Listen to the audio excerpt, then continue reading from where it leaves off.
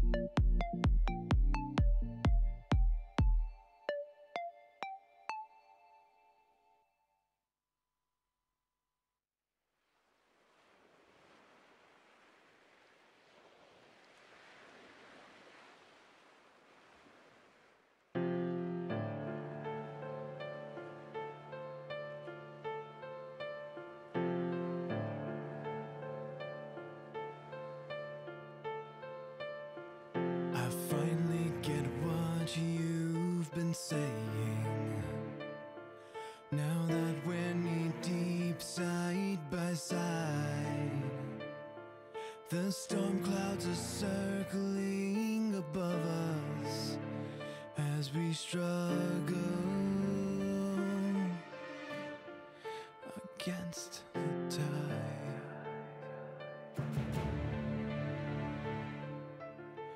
I feel your grip firm on my shoulder, but this fear in my head won't subside. They patiently circle around us as we hold out.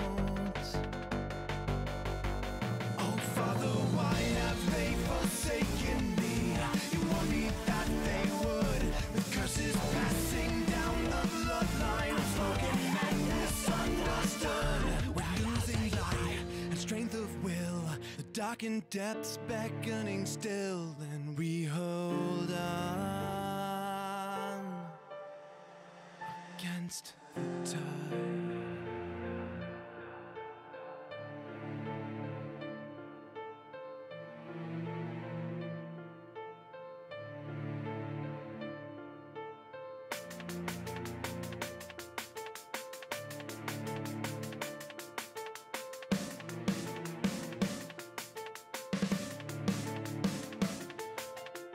The storm left to fight alone. Remember, son, you're reaping what you've sown. Under the waves and sinking like a stone. I'm sorry, son, you're reaping what you've sown.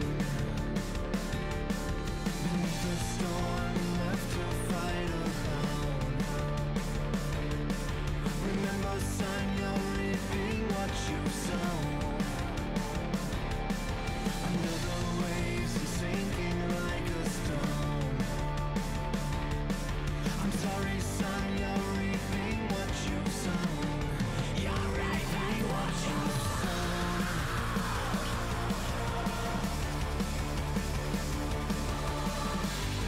You're reaping what you've sown.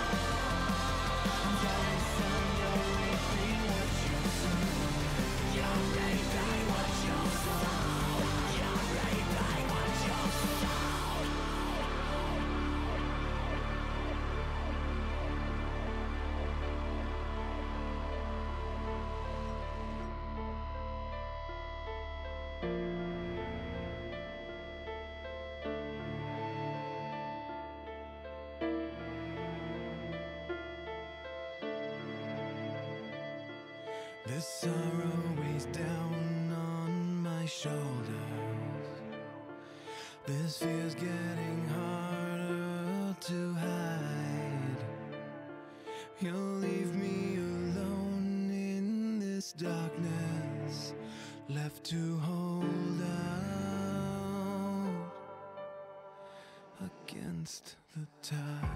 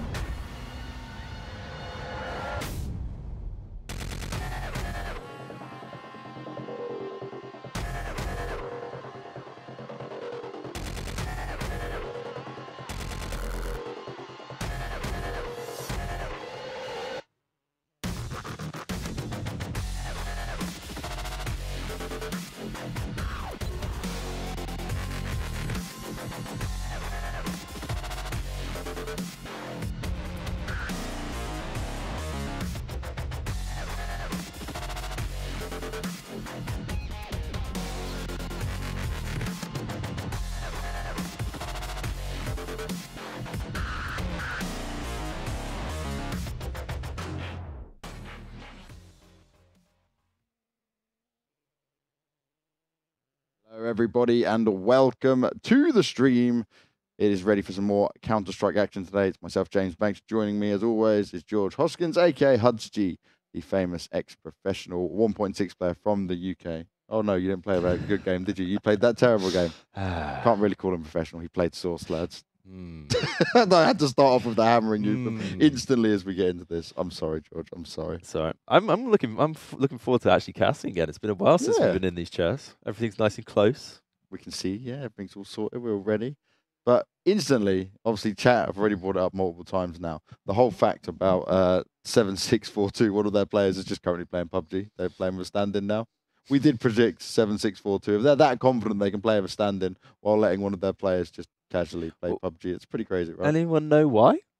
Just he fancies the night off, or yeah, like... I don't know. Maybe actually it could be like just potential look at a replacement for the team or something like that. But I'm assuming that this was all okayed with because he's legit just live on Twitch chilling. Well, that's the thing, like as well. And we've gone to train, and they beat Dreamscape on it yesterday, 16-13. So I still think 7642, but now you tell me they got a stand-in, I'm not feeling that great about my bets. It's always afterwards you're like, oh, damn it, wish I had this information before. But I think, end of the day, the Greyhound, they don't have the best record, right? Especially against this team. So 7642 are obviously that confident that they'll be able to deal with this. But it's a best of one. It's on train. Legit, anything can happen. That's the thing with CSGO. We saw it in the major, even in like the group stage. As soon as you get on best of one format, all it takes is to win back-to-back pistol rounds, and then you're 6-0 up, and you're already 10 rounds away from the win. So you need to. The important thing with best of one is just start early, get that early confidence. Don't wait till you're 9-0 down to crack out like double AWP setups. And really, I just think that Greyhound, ever since they've joined the organization, they haven't really had a string of great results recently. They're struggling in the ESEA Premier in Australia. Yeah. Things aren't looking up for them, and that loss to Signature yesterday was quite convincing as well. So I'm thinking that, given the fact that 7642 have beaten Signature 3-0 and everything's sorted, I just feel that if they start well, they should win this game. And we'll give you guys a lot of stuff to talk about here in terms of the actual event. So the Asia Pacific event in general, this is the closed qualifier. So you've got teams from Thailand, Korea, Australia, basically all the Asian teams outside of China, because obviously China had its own WCA that we covered as well. So first place here has a chance to get $22,000. Second place, $11,000. But there's only two of them. Two of them get spots to the WCA 2017 finals. And that's a big event in terms of actual competition, who they'll fight up against. And it's a big opportunity. Well, before the event even started, I would have had Boot Gaming literally qualifying, because they recently played the DreamHack Malmo qualifier, and they actually beat Tyloo 2-1 to qualify for Malmo. So that was a massive result for them. Obviously, like I said earlier, DSN is now coaching them. I believe he resides in Taipei. He used to go there for Fnatic tours, and now he lives there. Some of their sponsors out there, so Fnatic spent a lot of time around that area, especially back in the day. Yeah, so immediately the one team I think that should qualify is Boot Dreamscape, because they, like I said, they beat Tyloo recently, and we've seen Tyloo on that tier 1 stage, and they beat them 2-1. So, and then really it's a mix-up between any of the teams right now, because the results are so random within this scene. It could just go either way. We've seen 12-3 halves on T-side of Train get reversed in 13 rounds on Terrorists. It's like kind of unheard of halves you see in different regions. Yeah, we obviously we're saying this again, 7642, having to play with a stand-in. I still don't think this necessarily means that I would change the prediction. It's on Train, it is a best of one, but 7642, obviously very confident. Their recent results say that across the board. So if they're willing to do this early on, then I'm not too scared about them even losing this one, despite the stand-in situation. No, and they're already 2-0 in the league anyway, so that I believe... No, actually, I know that they were top of the league when I checked the rundown earlier today. So it's just, yeah, I would like to know the reason why he's playing PUBG, because yesterday I believe he played, and it's like strange for me that would happen. The only way I could see it is if they're using him maybe to test him out. Like, I don't know, they got to stand in for a reason of, oh, we're looking to replace a player soon or something like that, and we need to swap it up. Maybe he's seen the ESL, just tweeting about PUBG, and he's thought, right, I'm done. I'm getting on the bandwagon. I'm done, boys. I'm swapping games. But as always, we are waiting for that elusive knife round to start. It'd be really bad, yeah, if actually 7642, the reason there isn't a 5th on the server currently, is because they're waiting for him to finish his game of PUBG. That'd be the craziest reason that we've ever had a delay. That would be interesting to say the least. But bear in mind, I've been lost in PUBG a few times. It is one of my favorite games. Yeah, you do love some PUBG. Yeah, I think it's probably up there. It's tied with my favorite game. Obviously, CS being #1, PUBG being tied with it. Obviously, I will give a shout out to my favorite streamer, the Doc. You're obsessed. I love the Doc, man. We're gonna get him on the show one day, I believe. Despite his controversial choices.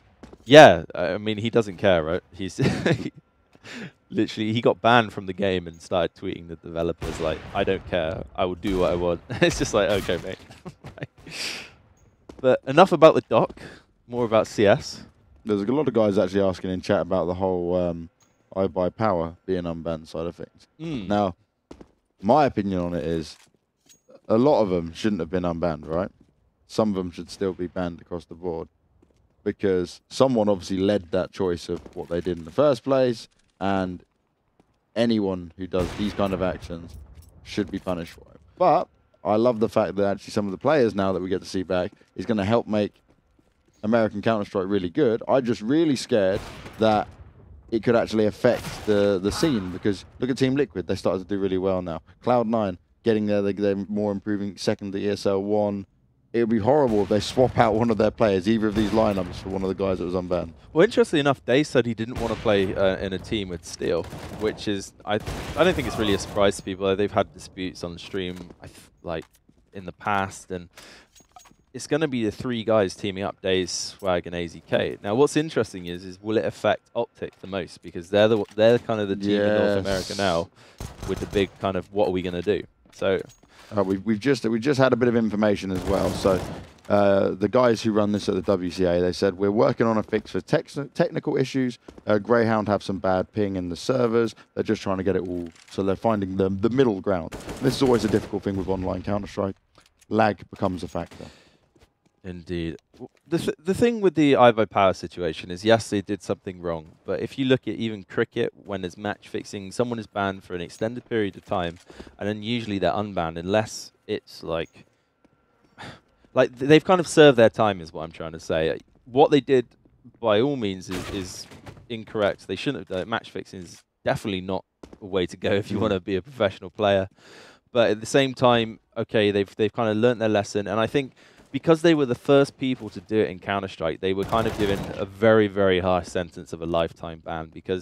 And it's because, quite simply, they were being made an example of because they were the first, right? Yeah, and that's the way it should go. And exactly. Obviously, the key thing that I want to know about this is, so they're banned from unbanned from ESL tournaments, yeah, which obviously covers ESEA, ESL. But what's DreamHack's stance on it? Obviously, they can't play in the Valve majors, but let's be honest, like, they can still, there's still a hell of a lot of other tournaments they can play in. I want to know what everyone else's stance is. How's it going to go across the board? So, and will Valve ever actually be, not kind, but give them another chance if everyone else is willing to? I don't think Valve will, because Valve are their own entity. They made the game, right? They can do whatever they want, and it shows by some of the Counter-Strike updates they've pushed out in the past. I don't think they'll unban I Buy Power. I think they will make them an example for eternity. In terms of other leagues, obviously they can attend all the IAMs. They can do everything within ESL and ESEA, so ESL Pro League, for example. Yeah. But DreamHack, again, they need to take a decision, which is Days released a vlog about it 5 hours ago, saying that DreamHack still needs to take a stance. And James Bardolph actually tweeted out that Face It League will also take a stance on it and release their opinion. Ooh.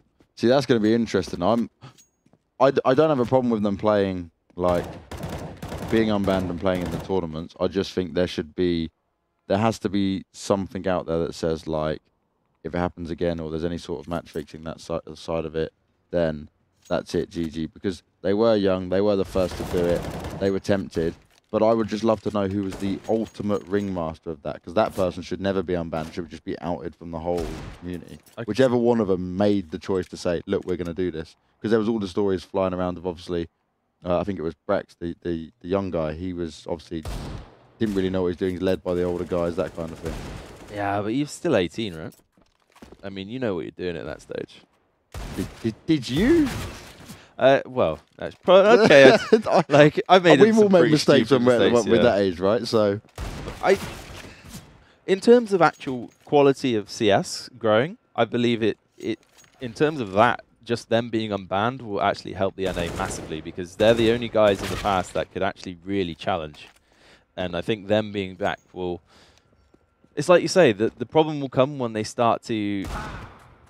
Like if they break up Optic, or this is where the issue's going to come. I think if DreamHack unban them and then Faceit League unban them, the only thing they can't attend is the major, and then it becomes profitable for an org to do it. Because if you've got an NA team basically on the tour, so to speak, smashing every league they go and they become the best NA team, then it kind of pressures Valve into kind of like, okay, we need to unban you now because you're winning everything in America, you're challenging these every other tournament, and Valve will be like, we kind of need this team on our tournaments. That's the only way I see that Valve actually banning them.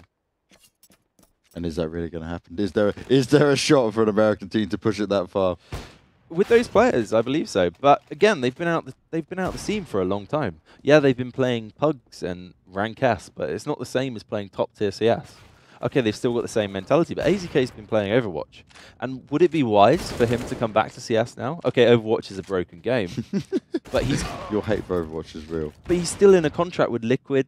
Yeah. They've just announced the Overwatch League. Everything is looking kind of good for him. Would he risk coming back to CS on the off chance that two tournaments still need to unban them? I don't know. No, probably not. And guys, just to reiterate what's going on, they're just trying to get the server ping sorted. Obviously, they're playing from, one team from Thailand, one team from Australia. So we're just waiting for them to get it all comfortable where all the players are happy to play the game, and then we will get straight into it. We're trying to get a little bit more information as well for you guys on the whole stand-in situation. Currently, it was one player stood it, having a stand-in for 7642.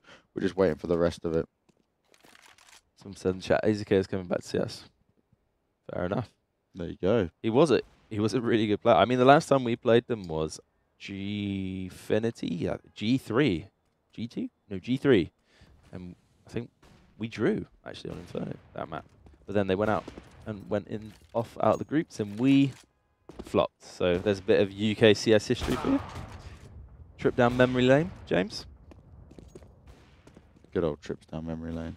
We spend our time doing that. Makes us seem really old, right? Yeah, well, we are. I mean, I'm 28 this year. Rest in peace. Okay. Just trying to check out, see if we get any more info on this stand-in side of things. I mean, I could talk about the next game. Pretty sure the Mongols are going to win that one, as they're currently 7-2 versus 7642.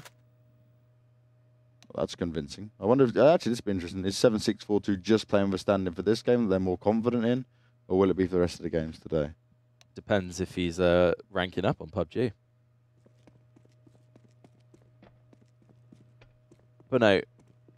So the reason I went with 7642, as I said earlier, it's just because they 3-0'd Signature in FPS Thailand, grand final on LAN, albeit.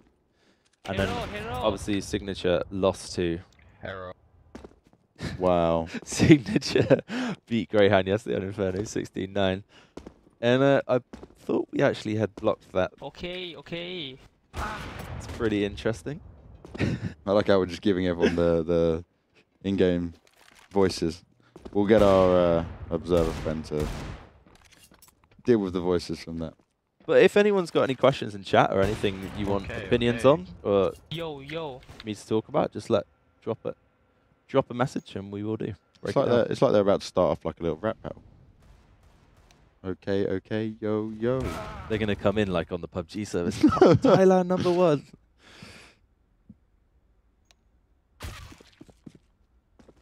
Okay, we're going to take a quick break, guys. We're going to see if we can find out exactly what's going on even further. Currently, we're just told that obviously they're messing around with the standings, they're changing that around, and then they're doing it, changing around the server because of ping. We'll come back as soon as we have more.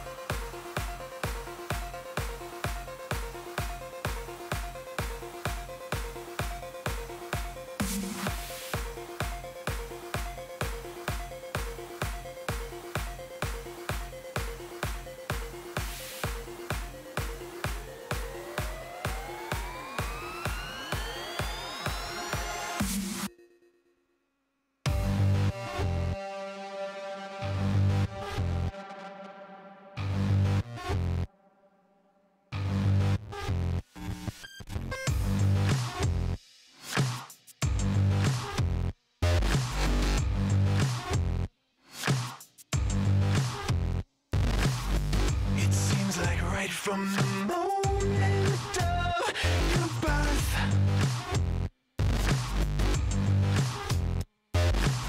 Someone's been needing to bring you down to earth.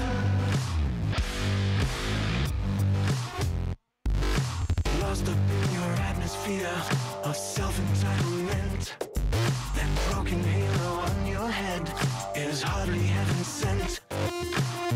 It's time for someone to bring you down to earth. You go on pretending that you own the universe, and we'll all be here watching as you're falling down to earth.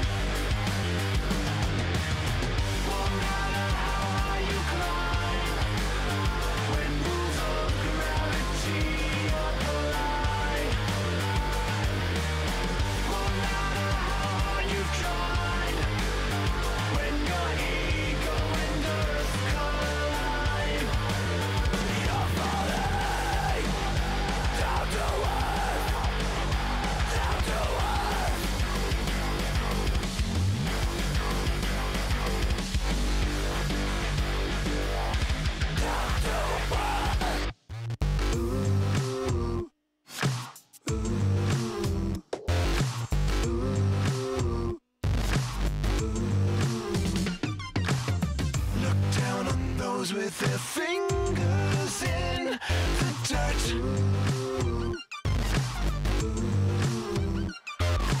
We look up and see that your own life is inert. Sidetracked by your self-important babble building schemes, but broken wings won't let you fly above all your broken dreams. It's time for someone to bring you down to earth. You go on pretending that you own the universe, and we'll all be here watching as you're falling down to earth.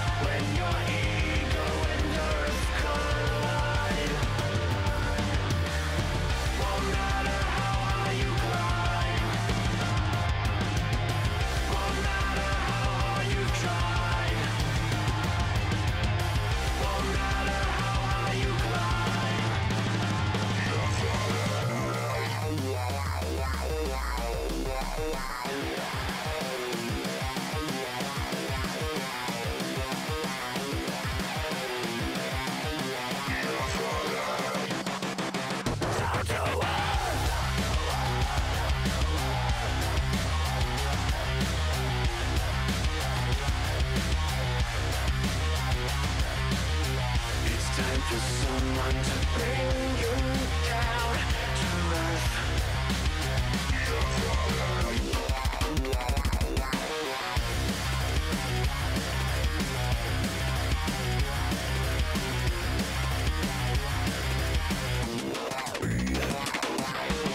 It's time for someone to bring you down to earth.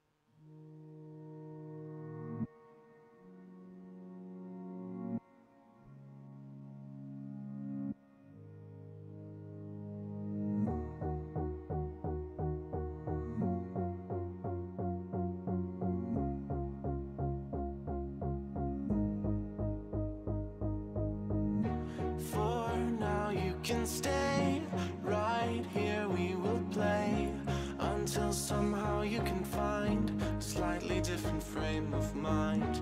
Right here in my arms, away from all harm, you'll be safe from all the flares, although I know you don't care.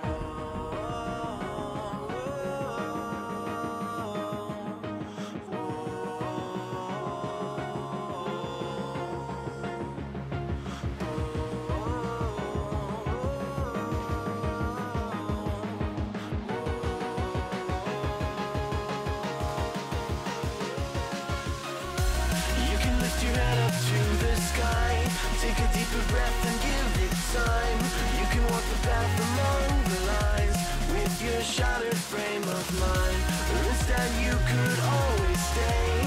We can wait right here and play until somehow you can find a slightly better frame of mind.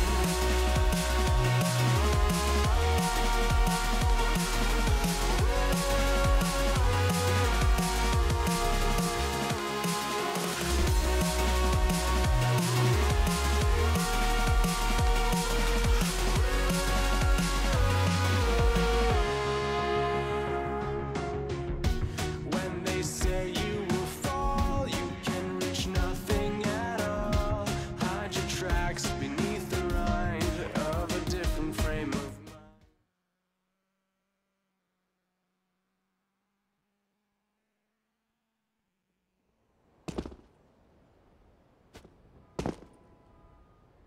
Ready, set, go. We're finally ready. The teams have found a server they're happy to play on. We're here on Train, and it's going to be Greyhound taking on 7642. Thailand taking on Australia. Sorry for the delay, guys, but we had to make sure all the players are happy. And one thing to note as well, like we spoke about before, 7642 do have a stand-in for them. It's going to be Pooh playing for them, or Pooh One Tap as it be. Do you like the name CL Stuff You Won? We need to look out in this game actually for if any AKs are aptly named. Usually the Asians have got fantastic AK-47 names. Yeah, their names for their weapon choices are unique, to say the least, right? Indeed. But it does look like 7642 are going to opt to start on the CT side. And they did have a good showing yesterday. So across the board already, you can just see that kind of standard setup. 2 towards inside, 3 outside. And just looking for the T side to execute. You can see straight away Greyhound looking to favour this inside bomb site. A good setup here from the CTs though. They are ready and waiting. CL STFU's got to be real careful, but the shots come raining in as he goes down straight away. And actually Greyhound, so they pick up the first kill, but they're not just going to rush into this. They're not risking it all yet. And that's a smart decision. Giving themselves a little time, but CBBK comes in with one huge shot there. CT's managed to pick up 2. The bomb does go down. They're dancing around the train. Nice shot comes in again. He's doing it, Burn. 2 kills. Nicely done there as well. Greyhound just sitting back, waiting for it to happen. It's all up to Daydreams. All on his own. Does get 1. Still got 2 more to find. He's got 13 HP. He does have a kit and a smoke, but they are going to be able to face him. Greyhound looking to pick up this pistol round. Nice work from Daydreams, but it's not going to be enough as he does go down, and Greyhounds will pick up the first round. Interesting choice from Greyhounds, though. They got the first kill early on, didn't want to rush into it, didn't risk it, but there wasn't a lot of utility usage. Well, the problem with that is that CL Safir had pushed up so far into the B halls that he's got first contact right on the upper area, but it needed another CT to be lower to actually take that first hit, because they're obviously going to check it, and he just got caught out, and then it's instantly a 5-on-4, and just normally you see the CTs hold further back and then grenade the bomb site instead of trying to hold so close up. So good start by Greyhound, but a bit of a sloppy one from 7642. Yeah, Greyhound here now. They've got to just wait around, don't risk anything off. Who's looking for someone to jump up and catch their head if they move around? And this is the problem. You've always got to worry when you're Greyhound in this situation. You've got all the guns in your hands now, but then powerful pistols being forced out. They've just got to take their time. Don't get too over-aggressive. Play it smart. You know how much I hate that force buy when it's not thought out. Oh, yes. Positioning here, though, from the CTs. That's exactly the same as how they played it on the pistol round. QQ up top. Just looking around. And Greyhound, they're not decided on exactly where they want to go yet. Bomb still towards their T-spawn. There we go, the smokes go for outside. Yeah, they are going to push into this outside bomb site. Nice use of the flash there from Burn. They move out onto the bomb. QQ does find one. And how is he not spotted out yet? They should know where he is. He's still up there alive. They've got to be careful. And this is where the pistols come in, all popping off one by one. And that is the problem. The setup, the pistols, the strength. I just didn't like that whole round from Greyhound. They just looked scared to even do an execute. They sat in the brown halls. They just sat there until 40 seconds on the round, then decide, okay, boys, we're just going to throw one sloppy smoke to connect to, and then execute outside. And the CTs were perfectly set up because they had all the information from lower ramp. No one had even taken inside presence. Wow. We didn't see the shot, but Urcast, he literally ran up towards B, shot one bullet with the Deagle, and instantly taken down. I just think Greyhounds need to be a little bit smarter with their choices. But as I say that, Mo C instantly, 7642 just giving away 2 cheap frags to the Deagles. So need to be careful not to get eco straight back here. Otherwise, they could be in trouble economically, as we know. Yeah, well, they're now in a 5v3. Deagles galore, 1P250 up on Prac M. But Greyhound, they're looking to turn this around. And this is what worries me, because last time, QQ was outside for them. He managed to just sit on top of that train, cause a hell of a lot of damage, and Greyhound didn't know what was going on. This time round, Greyhound, they're just pistol champions. Who finds one, but he is quickly taken down. Another kill found as well, but 7642 still in a 2v3. The numbers aren't in their favor, and Greyhound are going to look to get this bomb down. CVK can stop it though. Oh. Doesn't actually manage to connect the shot onto the bomb plant, and now he's been spotted out. So this is a good round here for Greyhound. Well, one UMP kill picked up. Can he make it a second? Gratis Facto's got himself in a good position, but he's opting to go down. He's got to be careful. There's only one more to find. He hasn't got much health, but he's going to be able to do it. No problem with that scout at all. And 2-1 now for Greyhound. They managed to do it with just the pistols. The strong Deagles coming into play. And 7642, maybe at this point is where they start to think, why did we allow the play of a standard? Indeed. Especially when you just force buy and you eco the team straight back. They are going to opt to go into this with UMP, 2 M4s, 1 scout. So this is a round they need to actually convert. And Greyhound, I just want to see them take more presence across the map. Don't be scared to do your default. Take inside control and then execute something. If you sit too far back round hall, you're going to get caught out. Well, STFU decided he was going to get up close and personal, but he does pay the price for it. And an interesting buy here for 7642. Already down 1 weapon. And Greyhound, they're fully stacked up, still opting to keep that scout, which makes sense. They don't want to invest too heavily into it, but I'm assuming they would have thought that 7642 would be on just pistols this time round. But there's not a lot for 7642 to work with. All the utilities in the favor of Greyhound. They're getting set up now to push into this B bomb site, and everyone pretty much is stuck towards A. We see Daydreams only just now moving back into position. C BBK is there backing him up as well. spray comes out, but he's sat on that molly. A little bit of damage done to him. Not too much. He's still got plenty of health. He spots one jumping out, but he's got to be careful. They're pushing around him. Bird's coming to the side, finds one, and gets the second. Beautiful spray. Tries to make it a third, and he manages to take down Pooh. Only QQ left alive, but he gets 1D. Can he find a second? He's checking every corner. He can hear where they are. He doesn't know exactly. Oh, and he spots out one. Oh, and he gets the second with a deagle, but it's not going to be enough as Gratisfacto comes in, kills him with the Galil. 3-1 Greyhound, and there was a small little bit of hope for just a few seconds there. And look at their economy now. It's completely in tatters, so they do need to take this eco. Maybe at this point, I'd even take the double and just try and run those double autos, because at the moment, Greyhound are just sitting back, and all they're doing is waiting until 40 seconds, then executing a tactic. So first that, a double auto setup's perfect, because you don't need to take any map control. You can just play your own game of CT and just let them execute into you. And Greyhounds again getting out early into this A bomb site. Who's sat there with Daydreams behind the box? Oh no, he's been spotted out. He tried to push around. They're all over him. Daydreams got himself behind the electric box. Could have tried to do something then, but it's not enough. And Pooh just missed so many shots with the USP. Shooting at the back of his member. Can't take him down. Urkus comes in with a Mac 10 kill. Money's being racked up, but they've got to be careful. A few of them are quite low. He's going to get closed out, though, towards Connector. He's not going to have a lot of hope here. The best thing you can do is try and grab a gun. This is the most, like, they're just playing completely random. Yeah, the thing with the CT setups here as well, all they need to do is just wait for the execute, and then just almost like an SKS retake on the CT side. You just need to sync your buys. I wouldn't have forced into this. Maybe get an ult rolling and just try. Like, Greyhounds aren't even taking fast pop dog control. They're not really sitting in T main connector. You can late push them later in the round, like Penta. We saw Penta do it in the major qualifiers. Use your utility late and then push Greyhounds back as they want to execute. Well, Gratisfacto this time doesn't have the scout, but he's got the big green gun, the AWP.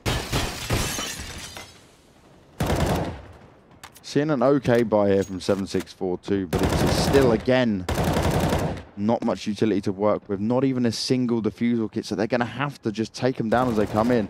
Urkas got himself in a good spot, but he's already eaten a fair bit of damage, and nicely done by Daydreams. Burn comes down into Pop Dog. Gets dominated instantly. Doesn't even have a chance to throw his smoke out. Kutap finds one as well, and it's very back and forth, but it's going in favor of the CTs. Urkas does manage to do a little bit of damage. Gets the second one as well. 2 headshots coming up from him. Can he make it a third? Gratisfacto's there to back him up. And how quickly the tables turn. But one grenade could finish off both of them at this point. 32 health up on Urkas and 17 up on Gratisfacto. Yeah, 7642 just doing what this kind of region always does. They overextend, they get the man advantage, and then they just overplay their hand. And Greyhound, okay, they've had a bad run recently, but they're not that stupid just to give away easy frags and miss them. So need to be careful. And 7642 actually need to convert this round as well. But they did the setup I said about, just playing towards that close pop dog area and just sitting in front of the smoke. So when Greyhound finally do execute, you're ahead of the execution, right? Whereas if you play really, really far back, when they execute, you're behind it. And as I say, that Urkas managed to work his way all the way around and the ground line and find out Daydream. So again, a round that should have been converted for 7642. It leaves CL Stuff You in a bit of a tricky situation here, 1-on-2. Finds the first one. Can he find the second? Urkas has only got 32 points of health, but he's going to stay hidden. He's checking that bomb. He knows he's not there. And oh, and lots of damage done. Can he finish it off? He does. And Greyhound pick up a round that looked like it would have been very difficult for them. Urkas picking up 4 kills. The man of the moment for Greyhound. And we're getting towards a situation now where 7642 will keep buying because they're almost at that round loss bonus. And as you can see, 5 UMPs across the board, full utility. In other versions of CS, I might have questioned it, but in this one, definitely not. More than often than not, UMPs are better than the actual rifles. So still a winnable round for 7642. They just need to be a bit more careful when they've got the advantage. Don't try and push it home too fast, and then they would have found themselves at 4-2. Yeah, current score 5-1 Greyhound. They've done well so far. Some close rounds for sure, but 7642 constantly just forcing their way round after round. They just want to try pick up that win. Again, they are having to play of a stand-in, which makes it a little bit more difficult for them. They're missing out on Cigarette, who's one of their star players. You see Greyhound now, again, not rushing into anything, taking all these rounds nice and slow. Burn spotted out one, sprays away, doesn't manage to pick anything. And what I'd love to see here from the CT side is just to go out and try to get some more information, because every time they're left completely blind. They've got no idea what's going on. Nice from Urcast, though, continuing his domination. Daydreams goes down, and that's literally 1 for 1. There's no option of a reply frag coming in there because no one's there to back him up. And that's the thing, when you play that far ahead, you do need to try and make the refrags. And at the moment, 7642 are just giving away the frags. Oh, firing off, but it's not going to be enough. They're trying to come from behind, but Greyhound are all over it. Moe comes in. A lot of damage eating up on Burn, though. He's only got 11 points of health. They're in a 2v1. Pooh does have a UMP, and he's got a flash. Molly goes out, and huge shot from Moe comes. Dominates the head of Pooh, and, well, it's another round up on the board for Greyhound. 7642, even when they get into a good position. Can't make it work. Isn't enough. And Moe's on 111 ping, by the way. Wow. Haven't seen that ping in a long, long time. Maybe the ISDN days, 56k, who knows? Yeah, the rest of his team are down on about 50 to, 55, 50 ping. Oh, I like this from Greyhound. Fast execute outside. No 7642, haven't got the utility to actually deal with this, so perfect read by them. And let's see what happens. It's all popping off. They're dancing through the smoke as it stands. 1-man advantage for the T side. And they're just replying out. QQ, though, comes in, and this is how you play it. This is how you do smart Counter-Strike. CBBK, though, he's going to be looking the wrong way. Gets shot in the back by the UMP. Urkus finds himself one. Only QQ left alive. They'll be able to pick up the weaponry. He's on the floor. Well, he doesn't opt to go get the M4. He's sticking to the UMP. Maybe he favors it. But the bomb will go down. And QQ's probably best decision here would be to save up. Yeah, he definitely should look to save. Maybe try and burn Urkas UMP, but I really like that execute from Greyhound. They knew that, okay, 7642, the round loss bonus, they could buy, they can keep buying, but it's going to be limited, and they're not going to have the utility to shut out a rush like that. And that rush is actually the very, very old G2 rush, where you run down the first track, you Molotov towards the stop sign and the backtrack, and then you push out with flashes, and it just catches anyone off guard playing close. And the key time to use it is when Greyhound did exactly there. They know that CT stuff, no utility to stop it, the Molotov couldn't come in, and they're just able to fully execute it. So QQ is able to hold on to that M4, so key held on for him. But again, look, okay, we can keep buying, but in this situation, we don't need a pause yet, because 7642, they kind of know what they need to do, but they just need to win this round and then take a pause. When it's the reset potential, that's when you need to pause and rethink what you're going to do. Yeah, it's getting a little bit scary now, because 7642, even on the CT side, can't seem to get anything working for them. But remember, they haven't really had one super buy. They haven't had full buy. We haven't seen any AWP plays come out of 7642. Greyhound have just had it all under control and constantly taking the slower plays. It was only last round that we first saw the fast play come out from them. And even then, it still worked massively in their favor. It's been getting down to these close 1v2, 2v2 situations. But 7642 just unable to close it out. They need to just maybe stop forcing up, take a break a little bit. Greyhound almost playing like Na'Vi. They're that slow. But the key difference is they're not really taking areas of the map very fast. So they're just waiting, looking for a mistake from 7642 and then capitalizing. And that's why when you play like that and you're known to play like that, that's when the fast rush just catches the team completely off guard. Because why would you do it? Well, we saw a little bit of action happening towards the inside. And once again, CL_SDFU was just right open in the area. He played that maybe 2 or 3 times, so he's going to be checked for. Luckily, he still managed to stay alive. And nice spot from Burn. QQ on top of that train, as always. He gets the second one as well. Pooh goes down. It's not looking good for 7642 as Prackham finds CBBK sat in the connector area. Now it's a 2 versus 5. The bomb's going to go down, and the CTs have nothing to work with. Well, the issue is that they're playing too far back now. Instead of trying to get some control late on in the round, okay, you can play defensive at the start and then use your utility. For example, Penta, major qualifiers, they held back and then they used their utility late in the round of CT to catch the terrorist off guard. And the other team were playing exactly as Greyhounds are doing. But the situation here is 7-6-4-2, they've got no utility in the bank. So what's actually happening? They're sitting all the way far back, and then they're just letting like Gratis Facto, all the AKs just walk out and take aim duels. And right now, they're losing everyone. Well, 7-6-4-2 need to start making something work. They're at the maximum loss bonus now.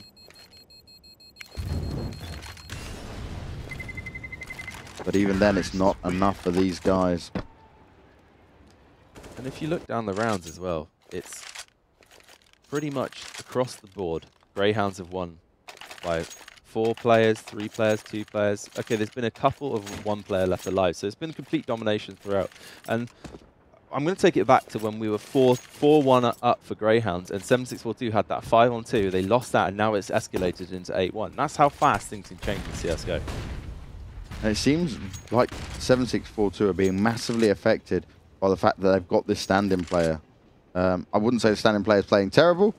it's not like he's not like he's like zero fragging, right? He's got some impact. Who's doing okay? But you've got to be honest. Something is just not right here. Well, a team that beat Dreamscape yesterday, 16-13 on this map, and that team in itself qualified over Tyloo for Malmo.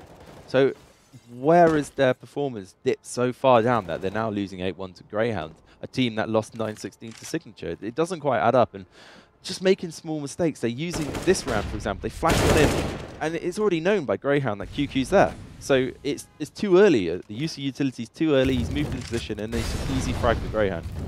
Yeah, I love that little molly as well, trying to spot someone out of electric box.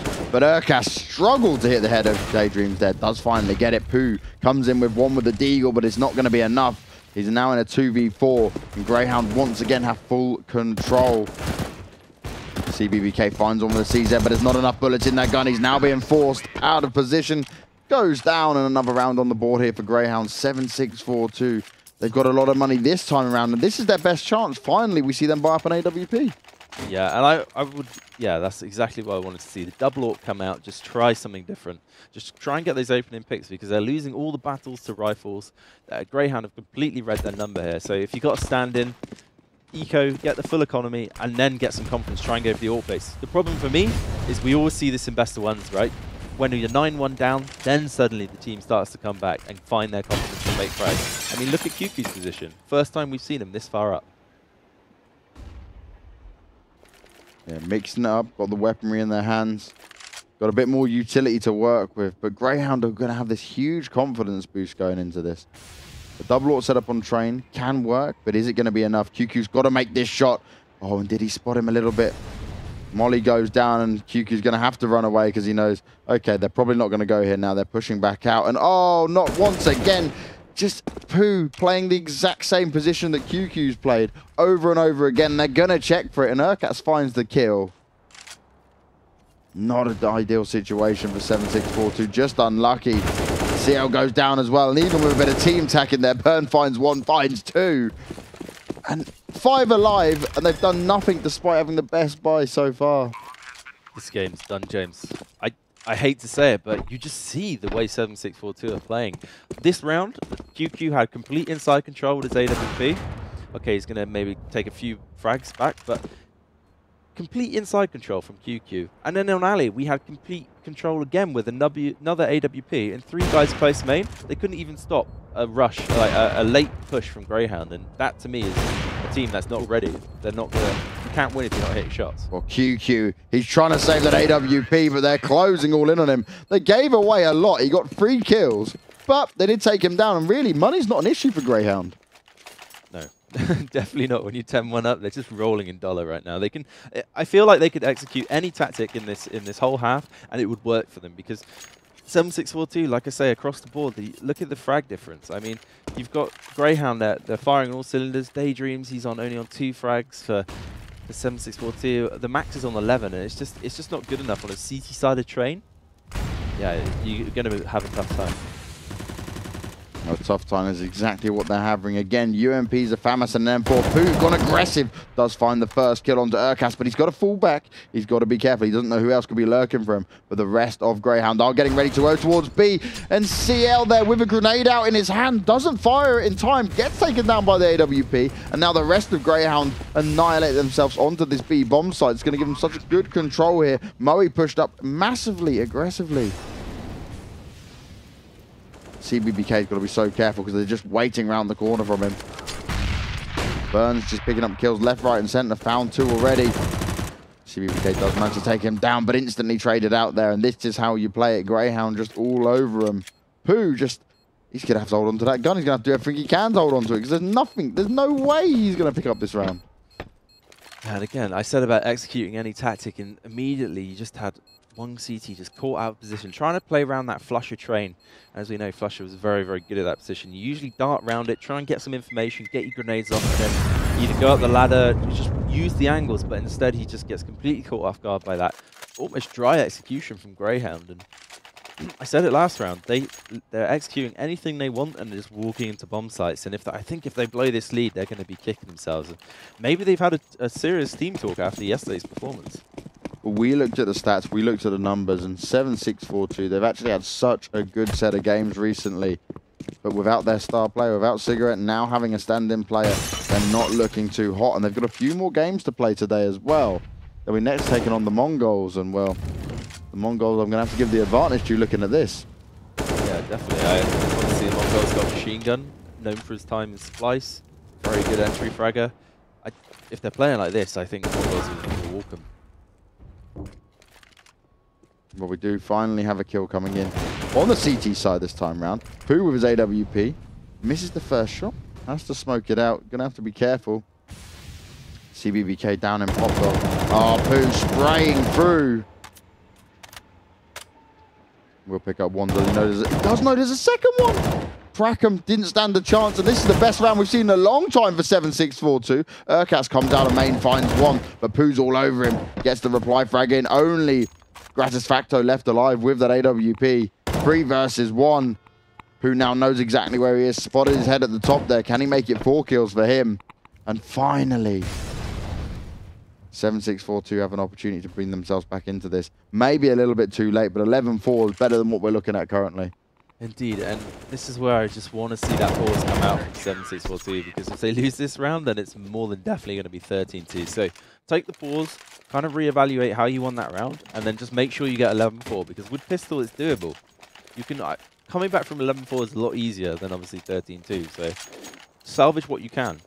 But as I say that, the HUD's P pause does not come out. The HUD's P, the HUD's pause, it's not working, and we see this all the time, especially online. Teams just don't bother with the pauses.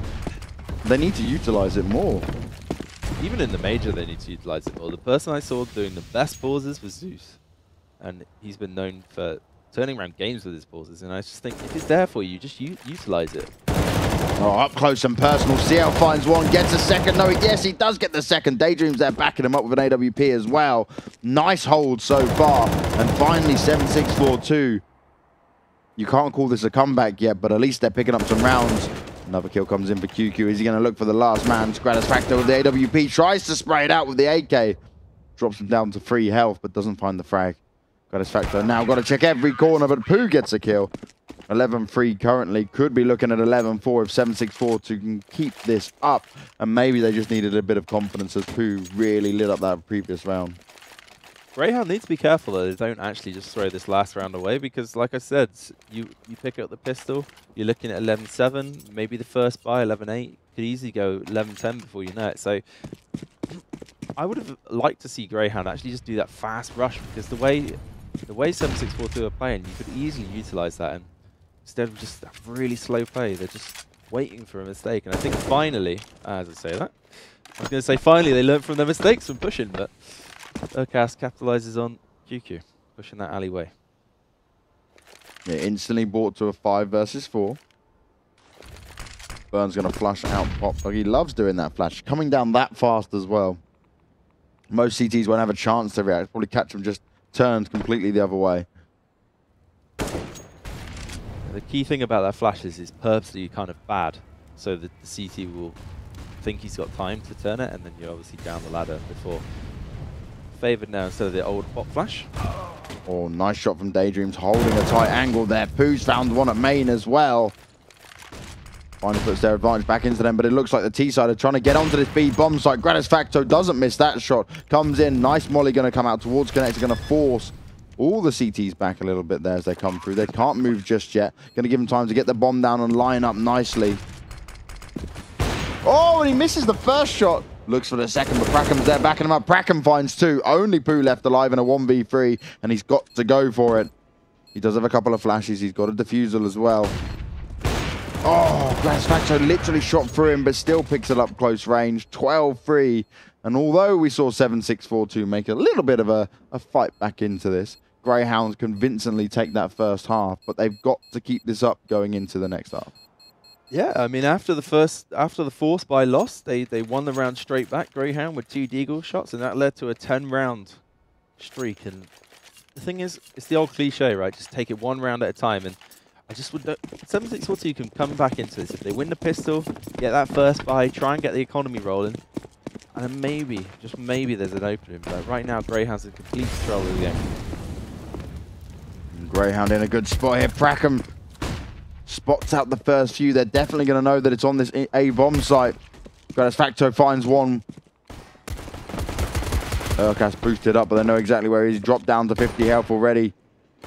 7-6-4-2 need to start making something work here. They have an idea of exactly where the CTs are. Prakham, oh, gets spotted out from CBBK. Does go down as well. Burn, nice shot comes in. Can't get the second though. Runs out of bullets, dances around, falls back. But he has put CBBK down on 8 health. He's got a USP, but he's in a 1v3, and I don't fancy his chances. So tell me, you rush outside. Everything's perfect for you. All the CTs are locked in connector. One guy alley side. And you don't plant the bomb? Questionable.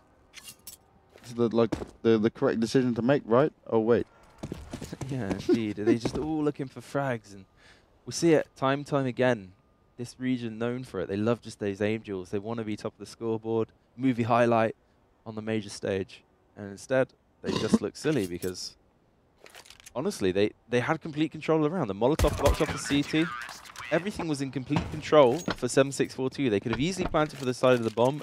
Had 5 Ts covering, 4 Ts covering, sorry. And instead, they all opt to challenge connector and just get picked off one by one. And at this point, okay, they might be able to win the force buy, but it's looking really bleak for 7-6-4-2. Yeah, 7-6-4-2 there, just having the most questionable decision making. There's definitely, obviously, I know they've got a stand-in, but wow, Gratisfacto ripped off that of CBK there.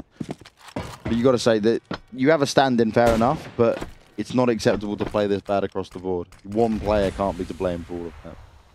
No, and bear in mind you're top of the league as well going into this game. You're 2-0, and Greyhound are actually 0-1. And there's a lot of money on the line here. $37,000, 2 spots at the WCA 2017 Grand Finals. Like I said before in the odds breaker, that very hard to predict which map it's actually going to come down to because the lack of stats on the map choices here. And obviously 7-6-4-2 felt confident on train because of their win yesterday, but Greyhound seemed prepared. Yeah, Greyhound just all on top of it. QQ tries to fire back with a deagle there, but he's going to be walked all over. UMP rips off his head, and well, we're at 14-3 and 7-6-4-2. It's going to take something incredibly special to turn this around. And even then, I think Greyhound could still squeeze out a couple of rounds when they're trying.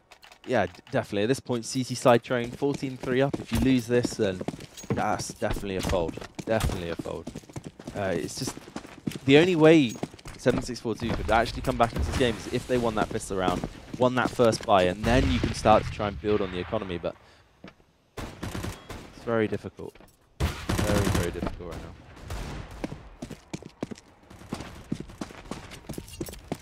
You can even see it, to be honest, in the play. If you look at 7-6-4-2, they just don't know what's happening. They're just all so far back. So far back. Just one by one. These force buys coming out. Just an easy round here from Greyhound. And if I was them, I would kind of be shaking myself down and getting ready for the Mongols, because this game, like I said, it looks pretty much done and dusted. Across the board, Burn, 18 frags, Moe, 17. And he's got 114 ping. Urcast, 17. And then if you look at 7642, 5 frags, 8 frags. Top with 14. So just not keeping up with the scoreboard, not hitting their first shots. And ultimately, I think it's going to be too much of an ask for them to come out. Oddly enough, some of the players have actually got the signature tag. I think that might be a Co.Ltd bug. No, that's just from their Steam account. So I'm Okay. guessing. I'm guessing just to add to the confusion of matters. You can see Mo, he's actually top fragging for Greyhound despite having 114 ping. The rest of them, not too bad across the ping side of things. We're already on match point and, well, 7642 just lost, confused, yeah, baffled. I like Urcast's name for his knife, Desperate House Knife. Desperate house knife. Definitely one of my favorite name skins of the day so far. No, Gratisfacto picks up the first kill. It's going to be an easy one for him.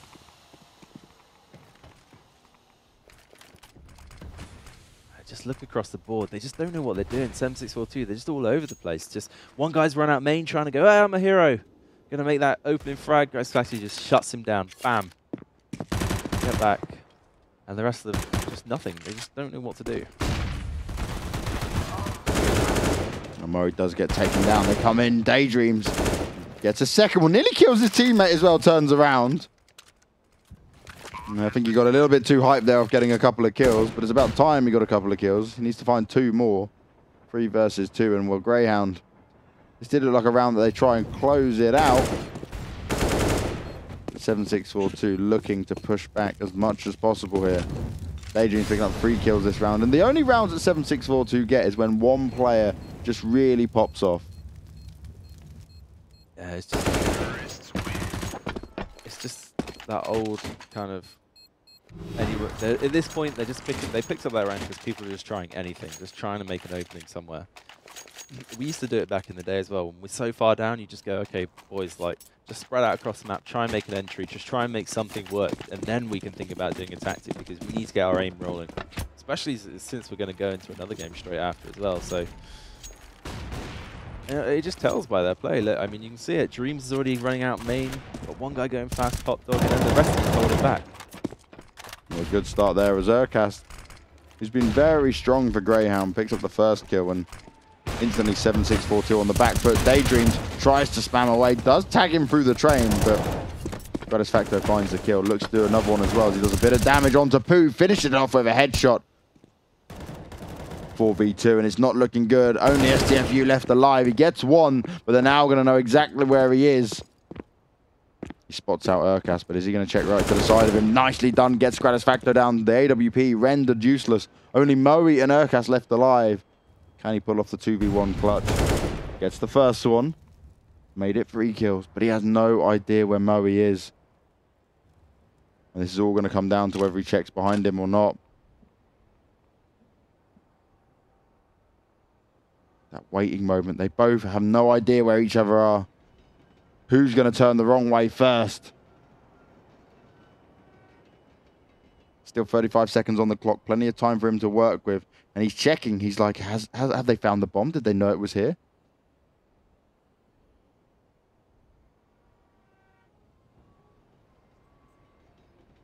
Oh, he spots him out, but he shoots too early. Does find the kill, and that was ever so close. Somehow 7642 still managed to pick up a round there. But again, it's only when they have massive individual performances. 1 on 4? Oh, I don't know how I feel about that. Greyhound just, again, this can be the danger, right? You're so far ahead. Mentally, you're looking, okay, boys, we got this in the bag. We're going to win. Opening frags come out, and then everyone just oversteps the mark, and then a clutch comes out, and before you know it, 7642, that might be the round they need to actually get back in the game. So I'll be careful. Okay, it's still looking like Greyhound should win, but be careful. Be careful indeed as they do push on that alleyway. STFU's on his own. He thinks there's only one at the moment, but there's 2 of them. Gratisfacto pushing up. The molly goes down. He's now getting backed up as well. And QQ spraying from that distance picks up 1. STFU gets Prackham down, but there's still 1 man waiting in the wings, but he loses his head as Urcast falls. 2 versus 5. They've only got pistols to work with. A nice attempt on Ali there, but lucky for 7642, they were pushed back quite nicely. Yeah, as soon as they got that first income, they should have failed that whole tactic. But okay, you're on PC50s, some USPs. There's nothing really to lose in this round. And in actual fact, the economy is not looking too bad for 7642. Get the bomb plant down. Oh, plant it at the same time the bomb goes down. All that extra money, you can't lose out on that. 15-6, we're still on match point, and Greyhound, they will buy up into this. Not going to go for a double eco. They feel confident with what they've got. And it's actually, to be fair, a respectable buy. The only thing I'm questioning here is, where's the defusal kits? Why do they do this to me? Whenever I see that there's no kit board, I always just, I can imagine the bomb ticking down, and they don't have enough time as it blows and everyone dies. Well, if you don't let them plant, as I always said. That is the way. That's the goal. But let's be honest, 7642. Wow, nade comes in. Kobe all the way down. Nice patience by Pooh there. Picks up one, but it's 2 versus 3. Got to be careful. CBBK finds Urcast. He's already lost a lot of health. 20 points remaining for him. They need to get this bomb down as well. And it's all the way back. They've left it all the way back towards T-Spawn. What is this? Doesn't make it like... You all decided you were going to push on to A, and you just decided to leave it all the way back there. Indeed. There's playing it safe, and there's playing it stupid, and this is playing it stupid. How often do we see it as well? Well, Murray found CBBK, and now it's a 1v2. Can Pooh clutch out again? He's already found 2 kills. But it's not going to be enough, and that's going to be good game as Greyhound take it 16-6 in a convincing fashion. We will try to get you guys some more information on the whole situation with 7642, as we were hearing some things about them potentially being disbanded, which is interesting, because obviously they've got the stand-in player. Cigarettes, their star player wasn't in it, and they paid the price for it, right? Disbanded. Hmm. That might make sense, actually, with on the HLTV, why they're all question marks. Exactly. But no, I thought 7642 would actually have a much better showing in this game. Yesterday, they beat Boot, who beat Tyloo to qualify for Malmo. You know, that's a massive result. They started off, like you said, they're top of the scoreboards at the moment, top of the groups even, and this was just lackluster and embarrassing, to say the least. The main problem was on CT is that Greyhound were playing so far back with like the Navi-esque style that no one was... It's like when you play so far back and a team just executes late in the round, and you're so far behind in economy, you've got nothing to actually stop that execution. So there's 2 ways you can either do it. You either need to eco till you've got utility to when they execute, you execute back on them, or you play close up so you're ahead of the execution. So all the smokes are behind you. But by that point, when they finally figured out what to do and pick up some rounds, they were 10 rounds down in a row. So I just outplayed, just not man for man. Every player was losing a duel. Yeah, there's not too much more to say about that, guys. But make sure you stay tuned. We're going to take literally like a 2-second break as we come into doing our odds breaker. Our odds breaker is what we do here before every game. We give you some stats, some information, and predictions on how we think the next game is going to go. And it's going to be Mongols taking on 7642. And if 7642's performance we just saw is anything to go by, it's probably going to go in favor of Mongols. But don't go anywhere. Make sure you drop a follow on the channel. And we'll be right back giving you our odds breaker.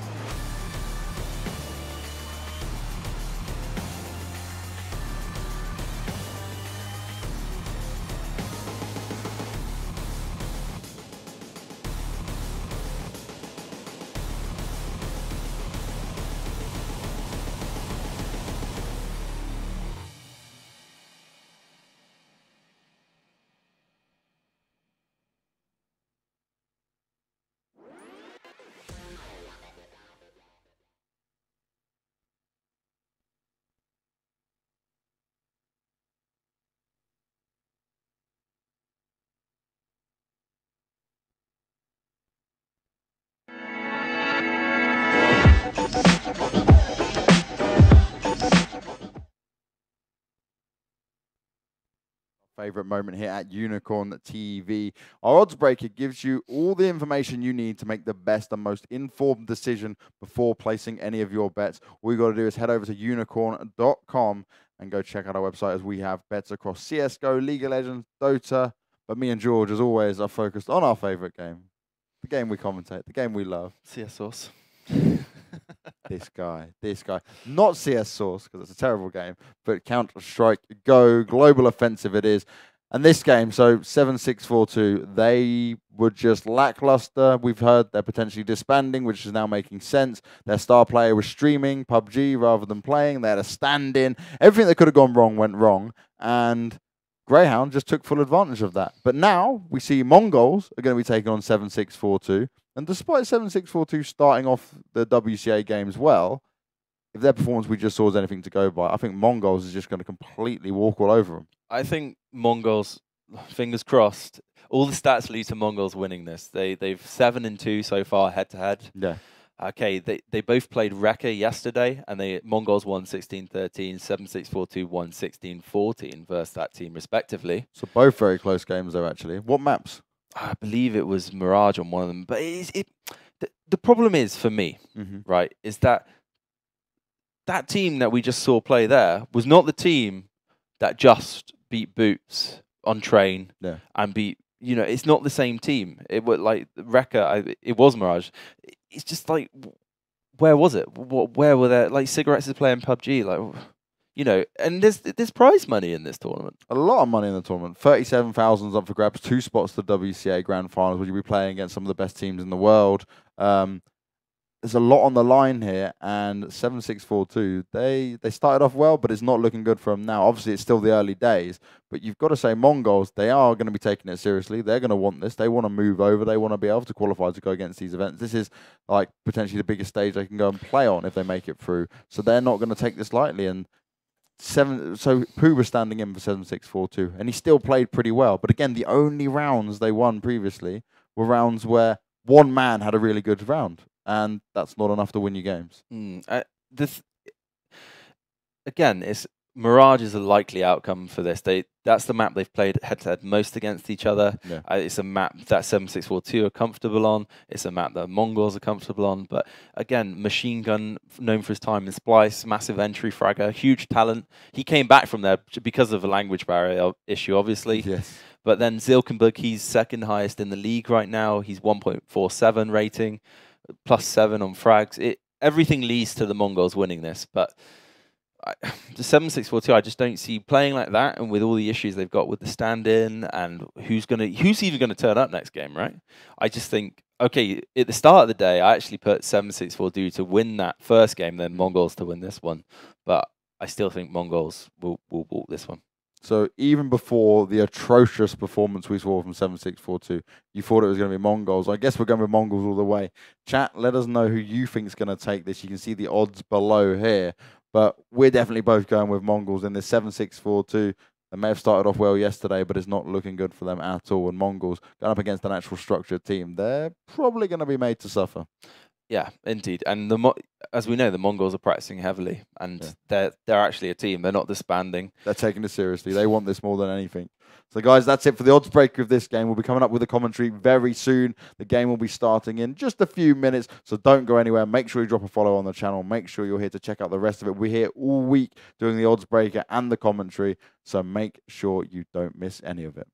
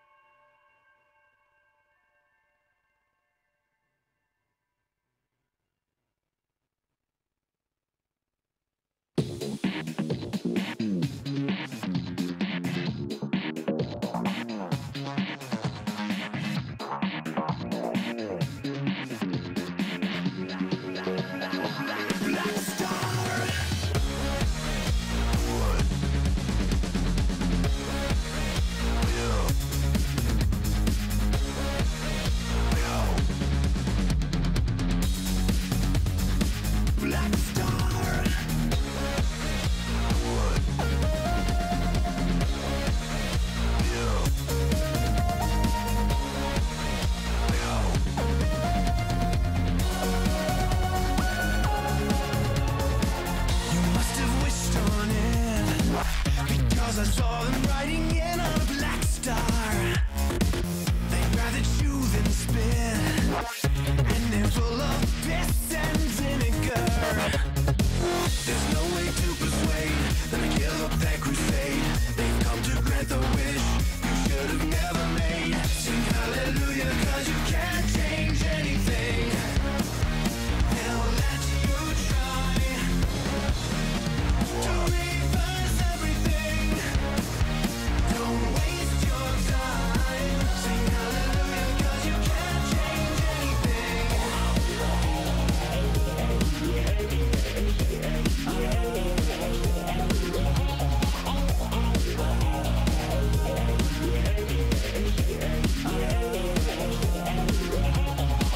They move without a sound, and their eyes will paralyze and gaze into.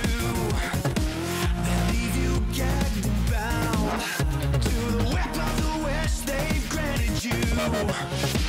There's no way to persuade them to give up that crusade. They've come to grant the wish you should have never made. Sing hallelujah, 'cause you can't change anything. They'll let you try to reverse everything. Don't waste your time. Sing hallelujah, 'cause you can't change anything. Hallelujah, hallelujah,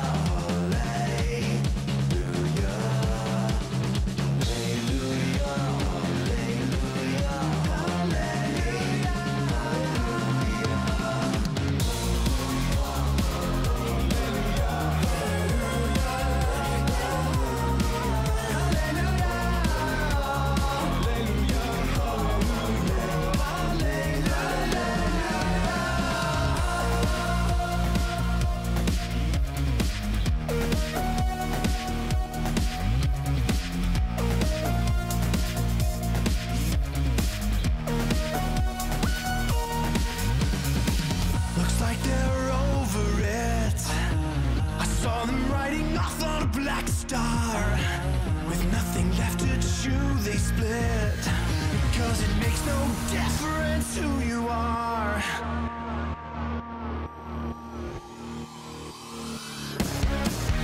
They'll let you try to reverse everything. Don't waste your time. Sing hallelujah, 'cause you can't change anything. They'll let you try to reverse everything. Don't waste your time. Sing hallelujah, 'cause you can't change anything. Sing hallelujah, 'cause you can't change anything. Sing hallelujah, 'cause you can't change anything.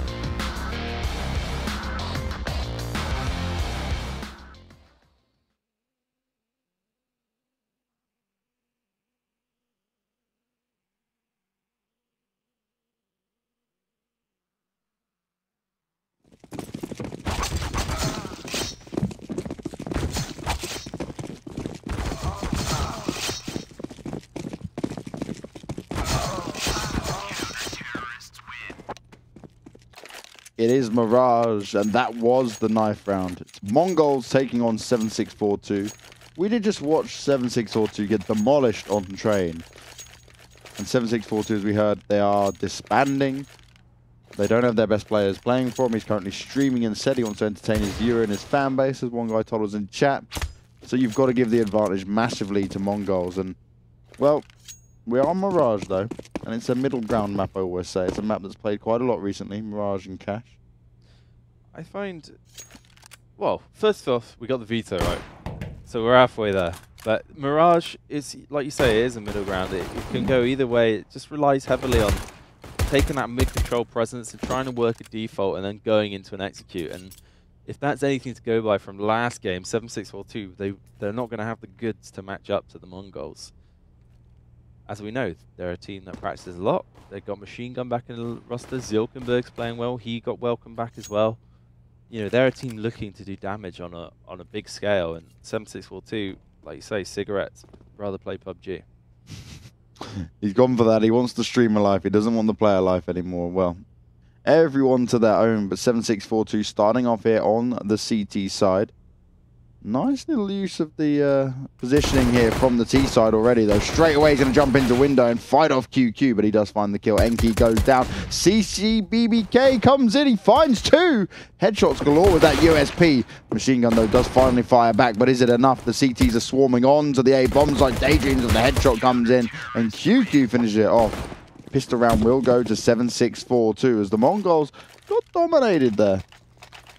And if they do turn out to just stomp this game, it's going to be very questionable after their train performance. But fair enough, picking up the pistol round, they were perfectly set up for that. It was actually... The guy boosted up going into the mid window from T side. He should have capitalized and got QQ, but instead whiffed his shots, didn't actually manage to pick up the frag, and that's what escalated the whole round there for the Mongols. QQ shouldn't have expected that. He was shooting down at someone on the bottom. He then has another T fly through the window at him, but did manage to pick it up. QQ trying to fire back there against Machine. Machine unable to do anything with his Tech 9 there. Does drop him down to 37 points of health, though, so damage has been done. And this is where you'd expect the T to now just try push into this A-bomb side, but they don't seem confident on it. They are falling back a little bit. Still plenty of time to work around with. But they're now all back towards T-Spawn. It's like we're starting the round from the beginning again.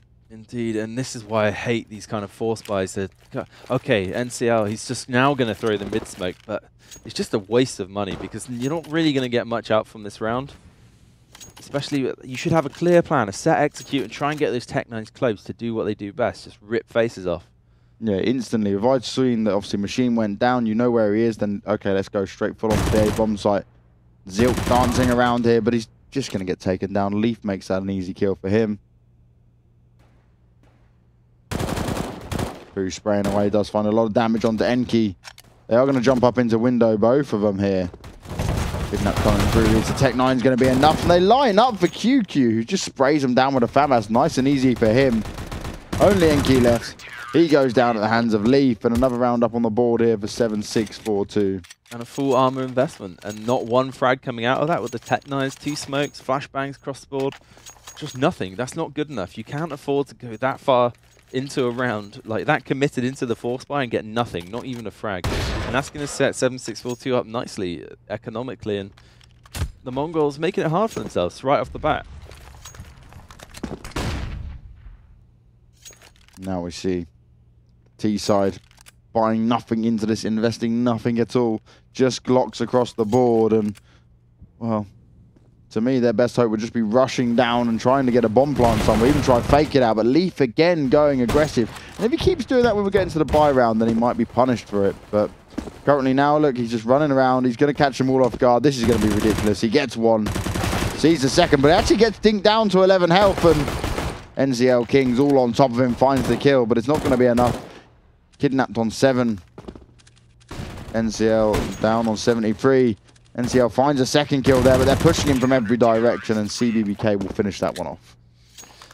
So, first buy round coming in. AKs, smokes, 1 HE grenade. We got a full execute that we can work with here. Let's see what the Mongols choose to do. Normally, we see that smoke go top middle, try and get that mid presence. And then what we want to see from 7-6-4-2 is that CT reaction. We want to see them try and take a different area of the map. Try and be dynamic. That's what Mirage is all about. You need a dynamic setup to CT, and as T, you need to put presence down across the map. Now, interesting enough here, George, we've got Daydreams only with a scout, not invested any heavier into this, and they're still stuck with a UMP and a FAMAS there. This could give the CT side a bit of an advantage to force their way back into it with the more powerful guns, but again, they don't have all the utility they need. Oh, and he does it with a scout. Doesn't need an AWP. I say, oh, he doesn't have an AWP. Trying to save up some money. Doesn't matter anyway. Pulls off the headshot onto Zilk. And again, a one-man advantage here for the CT side. 7-6-4-2, back trying to push their way back into this game. They're not happy with how they performed on Train. Maybe Train's just their worst map. And I just love the fact that they've kept the UMPs okay. NCL does get a frag onto QQ, going very aggressive through A, but I like the investment. Just look at the money across the board for 7642. Daydream's got 7,450, and then obviously QQ 59, and then CBBK 61. So that's the reason they've kept these guns. Machine Gun does find one. That's going to be the A site. Open up into, and look straight away. You're watching on the map. 7-6-4-2 are all running away from B. They're going towards A, and this is where it could get interesting because the bomb is still heavily towards the A bomb site, and actually B's clear. Will Enki find this out in time? Will he be able to give this information to his teammates before it's too late? Machine Gun finds a second. Can he make it a third? Kidnaps there doing the work as Leaf goes down, and Daydreams as well. The bomb didn't even need to really be planted there because they were right on top of it. And a very convincing round there for the Mongols. Now they've got the weaponry in their hands. Exactly, but we will get the full buy coming out to 7642. The AWP can come into play now for Daydream. So let's see if he can try and find those picks like Fallen does for SK. But that's why Machine Gun he's got an opening kill ratio of 1.27 across the board on HLTV, and that's what he's known to do, entering into these bomb sites, opening up the rounds for the Mongols, and just a great display of what he's capable of for that round. Daydreams, though, he did it with a scout last time now. Got an AWP up on 7642. There's a lot of money invested into this round for the CTs. Where Mongols, they are again down. Zilk, first man died last round, died this time as well. This time he was burnt to a crisp, and just got to wait and see how Mongols going to play it. They're very spread out at the moment.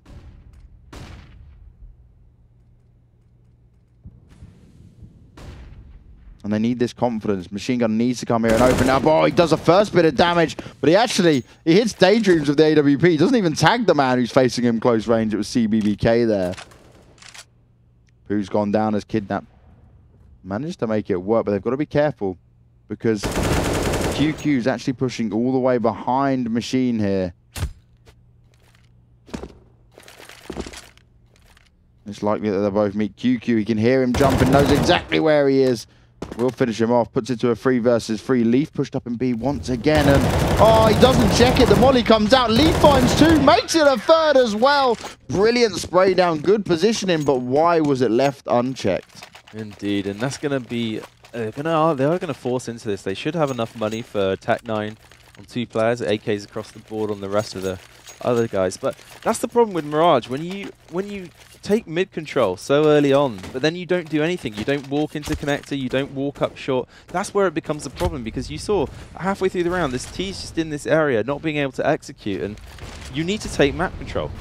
Yeah, especially on a map like Mirage, but Pooh starts off aggressively, pushes out from B, gets the first kill onto NCL, gives them a one-man advantage, and this is a forced buy here from the T side. Kidnapped just on the P250, rest of them got AKs, but not a lot to work with. And they're instantly down 1 man. But the CT side, they don't have the best buy ever. They managed to take a lot of guns from the previous round, but still, CBBK forced onto the MP9. And sorry, I was just going to say, I just find it amazing that the Mongols now finally want to take map control when they're on a kind of force. Again, it's showing that confidence thing. When you've got a full buy and you're the games are even pegging, it's so weird that teams just don't find the confidence when they're in that situation, only when they're down. Kidnap ducking around with that P250 up and connect. Enki finds Pooh. Can't get another kill though, as Signature. Leaf is sat there in the background waiting for him.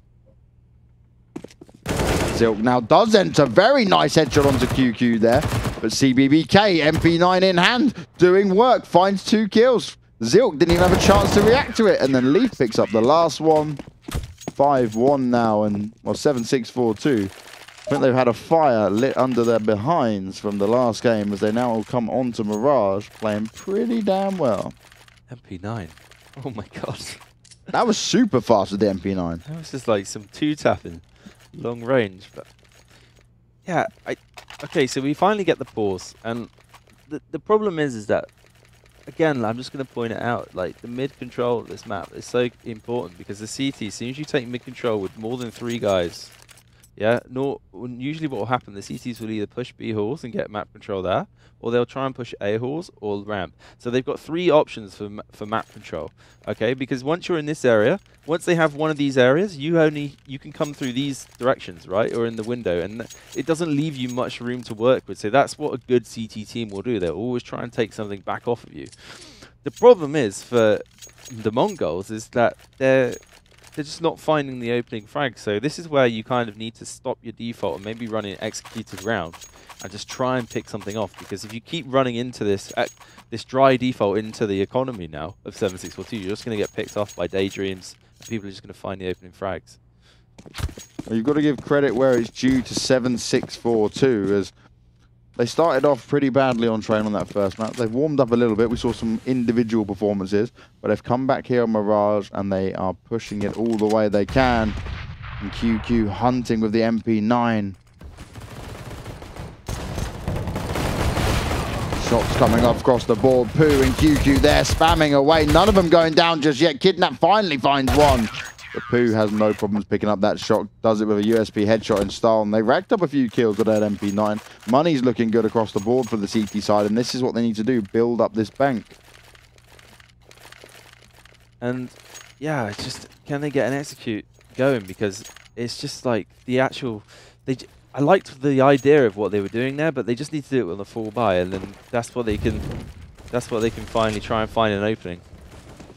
6-1 current score and 7-6-4-2. They've got control at the moment, but it's up for the Mongols to really push back here. AKs across the board in hand, a bit of utility to work with as well. But they've just got to go confidently as a team because there's too many 1-by-1s here. Now QQ put himself in a good position, but it's an obvious one. He flicks out the knife just at the wrong time. Didn't expect them to all be over him. There's 3 terrorists in connector. Leaf drops the Cedric grenade down, but it doesn't do anything as the smoke's already there. Kidnap finds 1, finds 2. He's already got 3 kills. Can he make it 4? He's going to go down and get that bomb plant. Daydreams with the AWP. Pooh with the M4. And you see the difference, James, in this round. They were already in connect by 1 minute 15, and that didn't allow the CTs to get any form of information, and then they're just finished on the bomb site. Well, the spray coming out there, looking to just not allow Daydreams to walk away with that. And if they can actually take the AWP from Daydreams, it's going to really cripple the economy of the CTs, because they did have a bit of a bank, but it's so heavy to buy into it, and they will be able to do it as Enki finds the kill. Should be. Interesting enough, QQ's got 1.9. So he must have been going all the way to the sweet shop and taking all the candies. But everyone else across the board is looking good for money. So another full buy coming in. Zilk finally with the AWP. See if he can open up the map. And that's the idea from the Mongols. Those kind of fast rounds. You want to be aiming to get map control by about 1 minute 15. Cut off the CTs and then go from there. Well, this will be the last buy for 7-6-4-2 unless they can bounce back and take this win.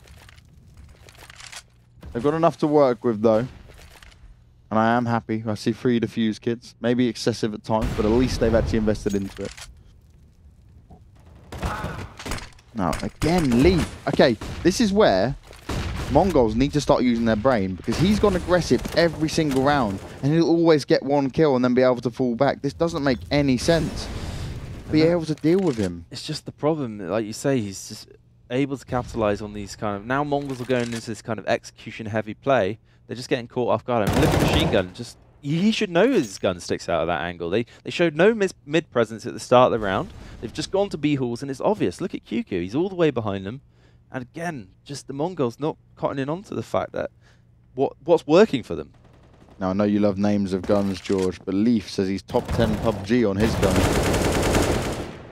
Ooh. I think you might have to challenge him to that.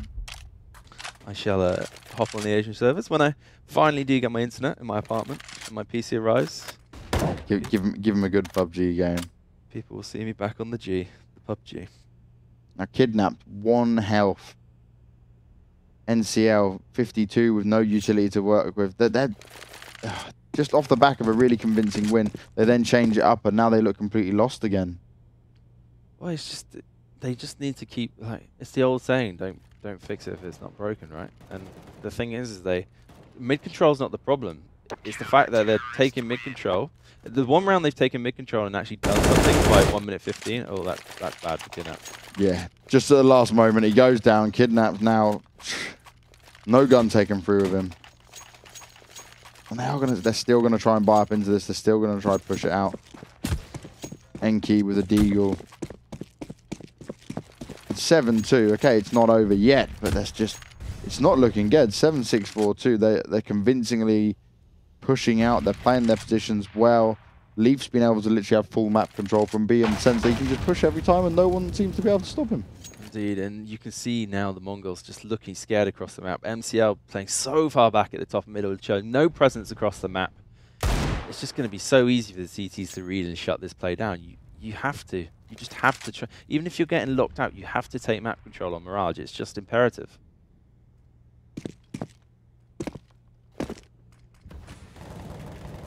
And now we sit in a situation where Mongols, they drop the bomb towards T-spawn. You've got 2 towards A, and well, they did have 2 more towards B, 1 at middle, but Daydreams has finished off Enki. He goes down. He did only have a deagle, so it's not a massive loss, but CBBK, great work from him. Fires off the shots there, spraying with the AK. Zilt goes down. Kidnap finds Poo in middle, but he did a lot of damage, and CBBK straight on top of it.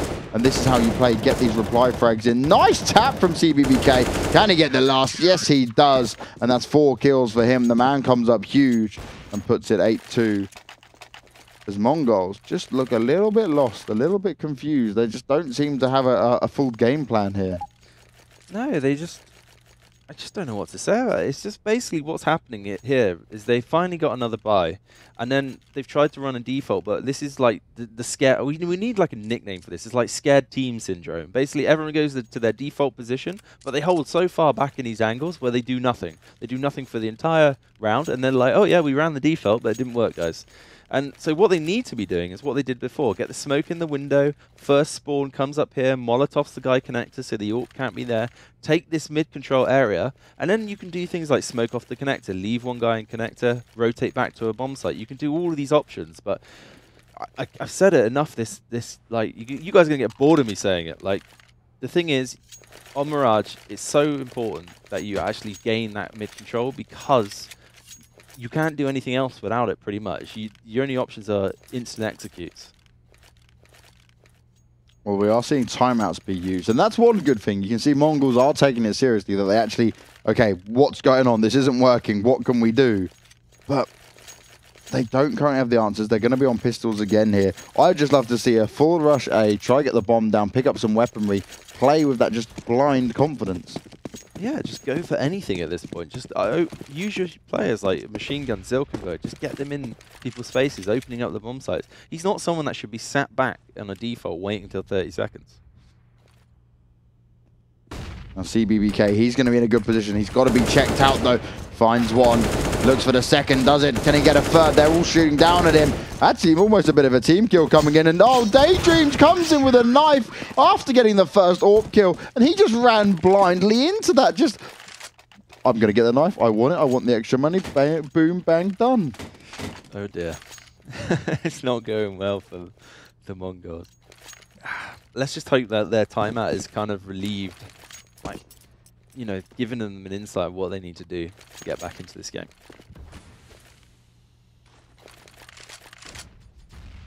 Well, 9-2 and 7-6-4-2. Still managing to pull off round after round here. And I almost feel like they're just playing for the safety on 7-6-4-2. Because again, we see QQ with the MP9. But he may have not read it correctly considering they all have AKs. And I know the money's good on 7-6-4-2.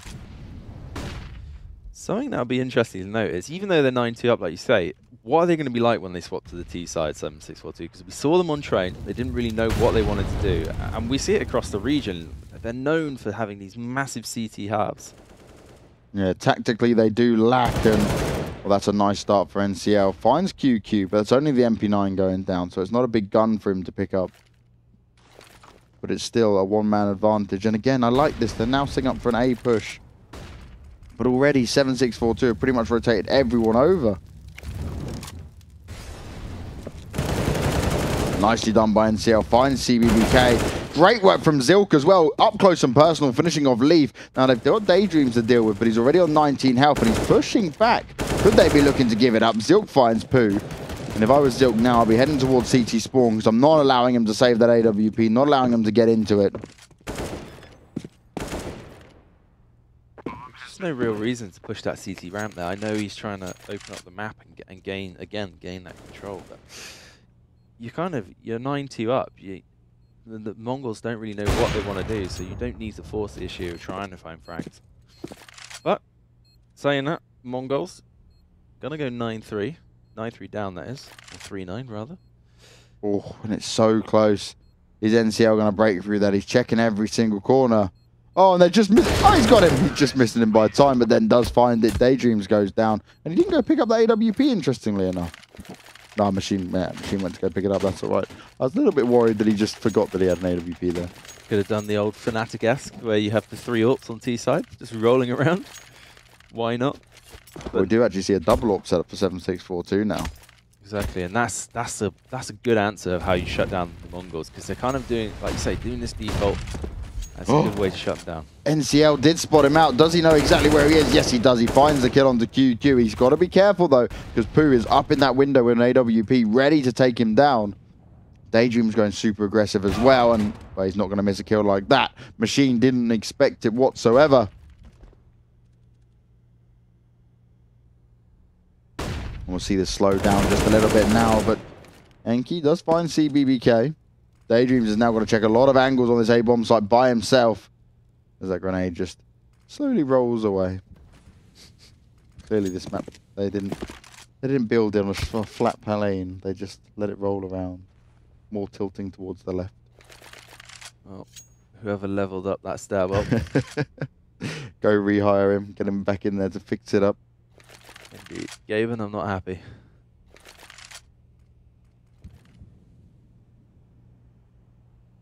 There's only Leaf to deal with on this B-bomb site. He's playing deep in the site. And it looks like Daydreams is already moving around to back him up. So slow. Yeah, they're not wanting to risk this at all. They know they need another round on the board here. If they could end this half 9-6. Oh, Leaf again. Up high. Manages to make it work. Gonna change position. Drops the smoke down.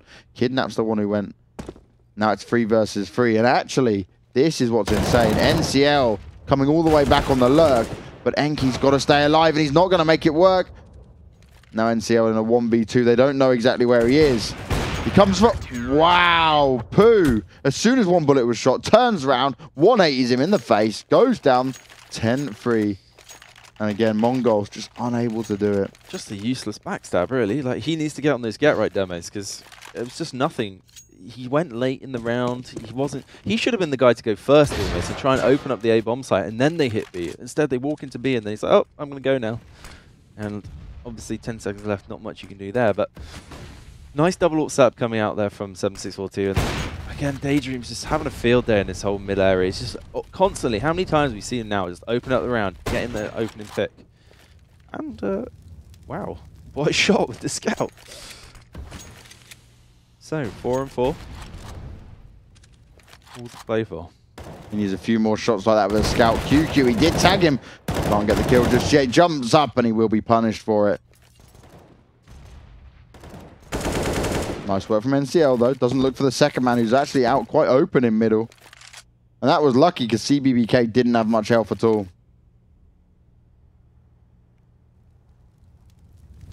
And just pointing out again how slow it is across the map. Often there's times of silence. They're just sat there looking at paint dry pretty much. And just again, an easy frag for Pooh, just walking into these positions 1v1, not really finding any kind of where they want to go. What do they want to do? They just look lost on the map. Yeah, Zilk and NCL looking to move towards B. Once again, Leaf, who's been so dominant for his team. Pushing at the right times, holding back. The communication's definitely up here on 7-6-4-2. massively more since what they managed to achieve on training. Or Zilk jumps out there. Daz can only spam away with the deagle. Hits him once. Pooh's there in the wings as well. They've got to be careful. Nicely done as well. Pooh doesn't give him a chance to move in with it. Lee stays alive. An 11-3. Could we see a 12-3 half? Or is Mongols going to be able to turn this around and at least fire back with some Tech 9s? Oh, we broke down the stats before the game. Everything led towards the Mongols being able to take this win. And just 7-6-4-2 on train. They looked lost. They didn't know what they were doing. And here, they're 11-3 up. They look rejuvenated. They're hitting their shots. Just, I can only presume Greyhound must have had a terrible day yesterday. Like, genuinely, because 7-6-4-2 don't look bad at all on this map. And the Mongols need, if they can pick up the 4th round here, then I wouldn't write it off yet. As we know, the CT side massive. And if they get the pistol round, then we've got a game on our hands. Nice use of the incendiary grenades. The T's are still going to push through it as they burn little by little. CBBK finds 2. Can he make it 3? Daydreams is there backing him up. The AWP shots come in and nicely done as he finishes it off. 12-3. And Mongols absolutely demolished on their T side. And your 2 heavy hitters that you want at the top of the scoreboard, only 4 frags. And you just, whoever's calling there for the Mongols, they just need to utilize Machine Gun and Zilkenberg better. Like, I would be sending those guys in first. Getting them to kind of initiate the defaults. Don't try and let them be lurkers, sit back. You know, Machine Gun's got fantastic aim. Just use him. Well, now, Mongols on the CT side, 7-6-4-2 on the T side. And, well, their tactics were lacking when we saw them on train across the board. But they've got a massive advantage. It'd be crazy for them to lose it. And again, it looks like they'll be taking it a little bit slower. That's a risky position there from NK. He's going to need to go big on this position and make sure they don't check it, because it's going to be very hard to hit jumping Glocks at you in that range when you've got the USB. Zilk's in a nice spot, spots one, but isn't able to tag him down. Giving them some information as the rest of the T's move on this A-bomb site. Daydream's going super fast there, catches Enki completely off guard. He wasn't ready for it. Machine Gun seen as well. Going to be dancing around, trying to get the early Glock shots in, finds his 2nd kill. Daydreams is just having an absolute wonder here, running around, confident, spamming them all down with the Glocks. And now Zilk, the only man left alive. What is he going to be able to do as he's being hunted here? They come from behind. He's now trying to dance, but yeah, Daydream finishes him off. 3 kills for him. Very convincing pistol round, and 7-6-4-2. They're looking strong, even off the back of that pistol round, because now if they pick up the next 2 rounds, that's going to put them on match point instantly. Silk did the classic, didn't he? He saw one guy, guys, they're rushing B. They're coming, they're B. And then they're all on A ramp. I've done a few of them in my time. And he actually lost his team in the round because he all started rotating off towards the B bomb site. And then, unfortunately for them, they were all on A. It was a ruse. Nice, 7-6-4-2 just looking complete control. CBBK finds the first frag on A. Again, easy frag again, going on to NK. Just across the board, they're just not really getting challenged. And it's the force buy. I mentioned it again, Jen. It's the force buy. Why? Don't force if you don't have a plan.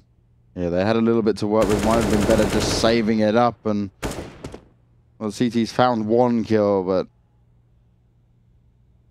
it's just lackluster across the board here from Mongols. This isn't how they normally play.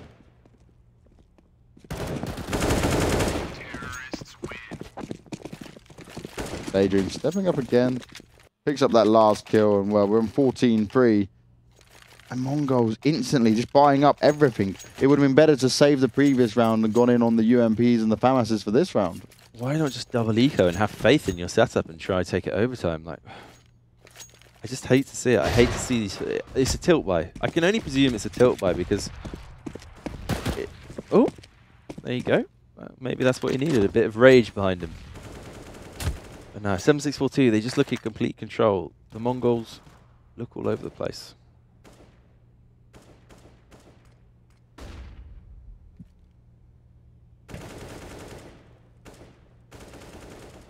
They can see they're waiting around once again. The T side, they don't need to push massively. They know how much of a lead they have. When Mongols, they have to make every single shot count. NCL is going to be the man they need to heavily rely on, having picked up that AK already.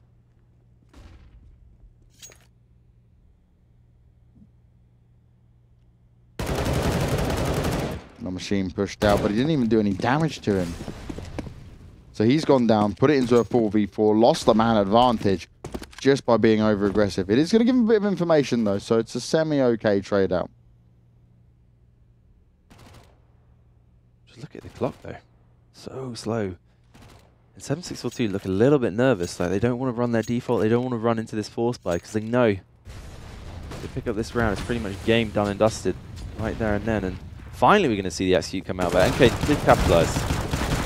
Nicely done there. Enki and Kidnap finding one each. NCL from the back with the AK. Reigns in with a headshot. Looks at the next one and he does it. Brilliant work from him. 3 kills. Picked up the AK. Took another 2. Brings it 14-4. And now, I'm not hyping this up like they can make a comeback. But if they play it smart, hold it back, get information like that, use it to their advantage, this is the best situation for them. Definitely doable, and that's the problem when you get a little bit nervous running the default when you're going into a force buy. That's why I used to like to run kind of set tactics, because as soon as you get the information where they are, it's just be better to just kind of face them all together rather than have the situation there where you go one by one, get picked off by the CZs, and then someone gets traded an AK.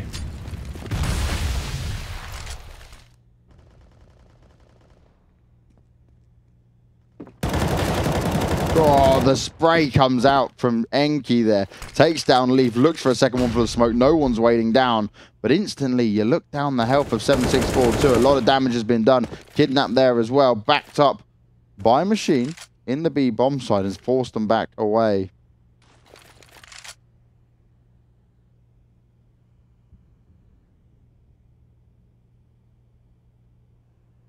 On the A bomb side, Enki's all alone. Got a little bit of backup coming in from NCL, but he's moving more towards connector, trying to see if they can find anything out in middle. And they're dancing around each other at the moment. CBBK is trying to work his way up connector. And he's just not going to be spotted. For him to be allowed into this position is crazy.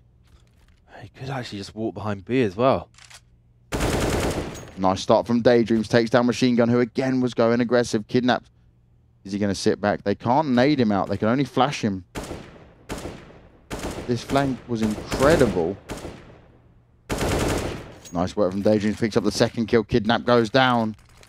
2 versus 3. And, well, it looked like it was going to go in favor of the CTs, but that amazing flank came in. And there was nothing to withstand them. Enki's got to decide if he's going to go for it or he's going to save it, and it looks like he's going to save it. Going to try and bring it out at 15-15, take it to overtime. Because it will be 15-4, and that's a hell of an advantage. Yeah, again, I said it last game when Greyhounds were just smashing 7642. This game, CBK, he's just able to work into those positions because the CTs aren't really playing the angles how they should. They're not really checking for information because they're so far down. No one wants to be the one who gives away that first frag.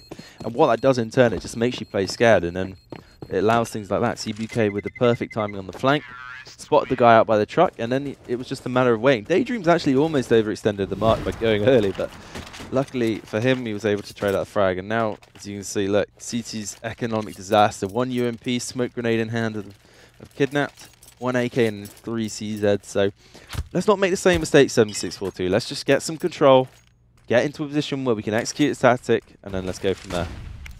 Now, my only question here is, where was this 7642 on Train? Clearly, Train is not going to be a favoured map for them. And QQ, again, starting off well. Leaf there, getting a second kill. Headshots flying as they already put this into it. Oh, Pooh. I thought he spotted him. Surely he would have seen him through the smoke there. Machine does take the better of him. Gets a backup there as well. He's got someone behind him. Leaf with a second kill. Leaf with a third kill. Headshots all over the place. Kidnap the last man left alive. UMP in hand. He's in a 1v3. The bomb hasn't gone down just yet, but it will be planted by CBBK. But it's not going to be enough. It's all a little bit too late as Daydreams picks up the final kill, and we go 16-4 in favor of 7642. And, well, again, Mongols dropping the ball. Crazy games. Crazy games. And you've just got to say, 7642. Okay, they didn't have their star player, but they just had a super strong first half, went into the T side. They relied on their aim CT side and made it look easy after that. It's just ridiculous. And on Train, that was a different team. Like people maybe Yeah. with 5 other players on their accounts. Like it's just so weird. Like how do you go from that train to that Mirage against a team that statistically you're stacked against anyway? And I gotta check my Unicoin account. Like I'm hoping I'm still good, but I really, to be honest, all the stats led to Mongols having this game. It came down to Mirage. Both teams played Mirage yesterday against Rekka. Both close games, and 7642 just blew the Mongols out of the water. They had no clear plan on terrorist side, and I actually think it's what DSN even said. Becoming a coach, he wanted to coach a team, same as Rambo. They both wanted to bring coaching into the Asian scene so they could have more team play and more terrorist Because side they've got tactics. the aim on lockdown. They just need that more strategical mindset put into them. Yeah, I don't know what it is. It's like, it's not the fact that they're not watching demos. It's just the understanding of a default. Like you see them throwing the smokes and they're trying to go into positions, but they're not. It's the timing. They're either waiting too long. They're not using the correct pop flashes. It's just you need to understand the game of when you take somewhere, the CC's most likely going to try and take something back. And it's like a game of chess. You need to understand how to work the default, which is why when you see teams form newly and they make a load of tactics and it's like new team syndrome, you often see them not even running the defaults. Well, now we're going to see 7642 taking on Signature, and well, I don't even want to begin to predict this. We're going to come back to you guys in just a few minutes with some stats and odds for the WCA games. We're bringing our famous odds breaker to you all to help you guys make a prediction. So don't go anywhere, and we will be right back.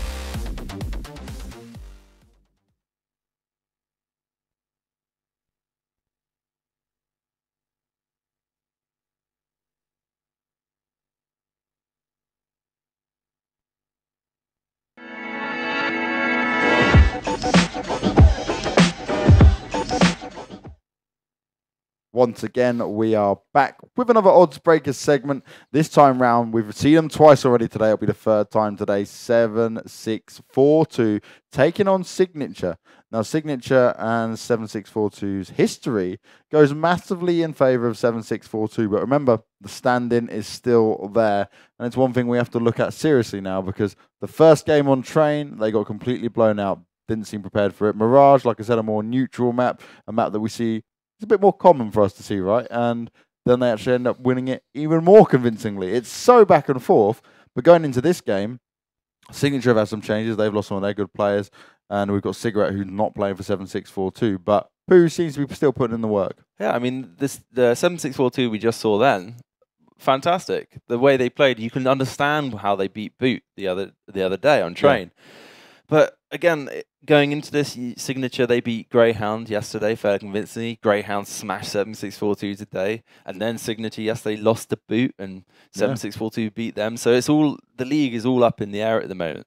The thing to go off here is the last time they met was in FPS Thailand in the grand final. And 7642 won 3-0 convincingly, a Cobble Cash Mirage. Now, the two previous encounters before that, Signature actually won 2-0, both of them. And that was in the MGA Thailand, Season 1, Season 2, respectively. So I'm going to go out on a whim here, and I'm going to actually back Signature because I think maybe it was the grand final nerves. And interesting. If they've beaten them twice before, I'm going to go, you know, my gut's saying Signature for this one. Okay. Sometimes it's good to go with your gut. Yeah, no, definitely so. But I'm still thinking like, okay, first game, 7642, they weren't so warmed up, they weren't ready. It was Train, which some people just, we know, some players and teams can't play whatsoever. Now we come on to this, and I'm thinking, actually, okay, we saw what they could do on Mirage. They've already beaten Signature before. Signature lost some of their key players. Now, only having one stand in there for 7642 isn't that big a deal, right? I think, like, Pooh's come in, he's obviously doesn't play badly. He's not like a player bringing their skill down, and he's pulling off the important shots when needed. They just won the previous game off the hype of that. Going on to this, I feel confident in choosing 7642. We did it for our first game, and they dropped the ball massively for us. Then we went against them again against Mongols, and they still managed to win. So maybe 7642 this time have still got a little bit of fight in them. But it just depends again what map it comes down to. I mean, will Signature let Mirage in after that performance they just saw? Don't think so. No, probably not. They'd be seeing that and going, yeah, we don't want to be manhandled on that. And it's the same in the reverse. I don't think 7642 will allow Inferno to creep in, especially after Signature manhandled Greyhound. So I'm still going to go, I'm going to back Signature for this one. Okay, well, we're split on this. The odds are below, and the odds are massively in favour of 7642 based on what stats and what information you know. If it goes down to Train, you've got to give it to Signature to take, and then if it goes down to any other map, I still feel pretty confident that 7642 could take it. Well, another reason for me backing Signature is because obviously we have the stats from before, and the odds actually are so like nice. I believe it was 3.20 for Signature. It's like it's almost worth throwing if you have a bit of extra coin, just throwing some onto them because they have beaten them twice before in 2 seasons respectively. Yep. Okay, they lost the last encounter, but when the odds are that good, that's why I'm going to go with Signature on this one.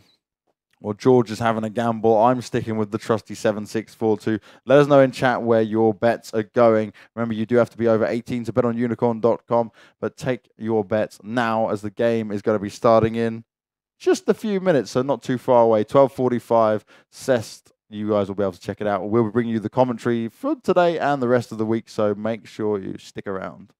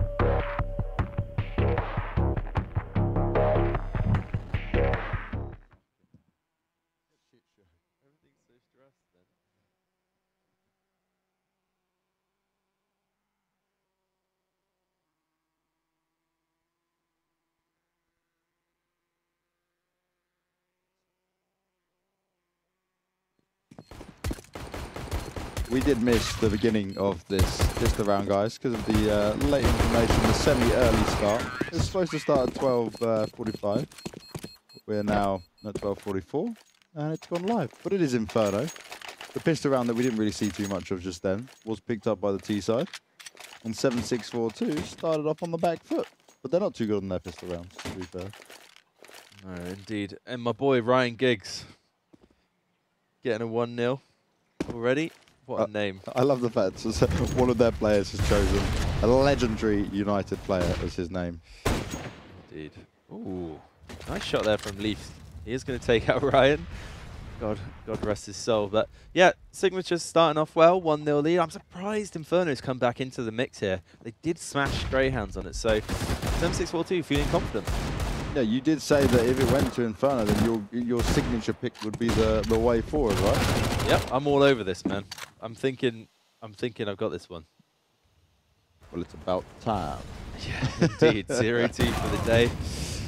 What can you do? They always say stats don't lie, but sometimes, apparently, they do. It is CSGO. Anything can happen, but 7642 here taking on Signature. We've updated our beautiful overlays. We've got things all sorted so the game looks pretty. But it is only one map, guys. It's all best of one here during the group stages.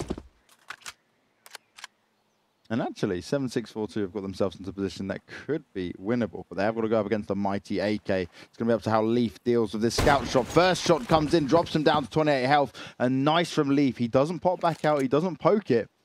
And this could be a huge read here. Gutor sat there in the background. Just not got any advantage coming through that smoke. And AK gets picked up as well. He trades it out for the scout. And the reply comes in from 7642. They will force up and win it. This region is like just amazing in their. Okay, they're amazingly bad in their force buys and amazingly good sometimes. Like they just hit these shots that just come out of nowhere. Leaf making the scout work in that round. Signature, they had the whole round wrapped up really. They just needed to just take some control together and just do anything together. But instead, 7642 coming out with the win. But again, look, QQ overextending instantly and Ryan Giggs capitalized. Yeah, Giggsy throwing back with the CZ75 and obviously doesn't have too much ammo, but close range there can be a lot of damage. Leaf straight away not allowing him to get that weapon. They saved the M4, which is actually a huge pick up there because keeping the M4 out the way of Signature is key. Yeah, Signature breaking the cardinal rule. Do not go apps on an anti-eco. Big error. But they are going to try and make it work. They got UMP, Tech 9 to handle, smoke, flash. Maybe we'll see some sort of execute from Gutor. It looks like they're going to want to do the one from apps where you just pop it over the chimney and then execute up. I believe, yeah, Gutor's going to flash them out of the apps here. So here we go. Flash goes in, jumping into the pit. Let's see what happens. Well, Rolex does find them with the spray down fest as the advantage sits with the CT side, and Gutor left alone on his own again. Doesn't have a weapon in hand, but there's plenty around in Big Pit, but he's going for Daydreams. He's dancing around him. You can see him out there. Shots come in. Daydreams unable to find him just yet. But Pooh, coming in from behind, manages to take him down and gives them a two-man advantage. But there's a lot of investment put in from the CT side there and a lot that just didn't get pulled through. They went down. It was very back and forth. Dude, and we just need to see this, the full eco come out here from Signature. And then, oh, here we go. It's back, guys. We cast it a few times in the Chinese League, but Pooh with that auto shotgun. auto shotgun is the new meta, and Signature going super aggressive. I say Signature because QQ just confuses me by putting his team name as that. Confusion across this whole scene, it seems. But 7642 start off well, going very aggressive. Mr. Chan tries to come in there, but Pooh makes it work. And I don't get where their love of this auto shot he comes in from. Well, I mean, if he's playing across towards the A apartments, he can be really, like, shotguns in this game can be so effective on that side. And because they were just rushing down mid as well, he wanted to stack that money, so they were just, I think it was just a bit of a throwaway weapon. As you can see, I don't like this setup though. In instant double AWPs, you have no idea how Signature are going to play, and it's dangerous. Yeah, they went something real fast. It'd be crazy, but QQ again going really aggressive, pokes out, manages to get the kill. Does get dropped to 20 health, but he's got that early advantage instantly for his team.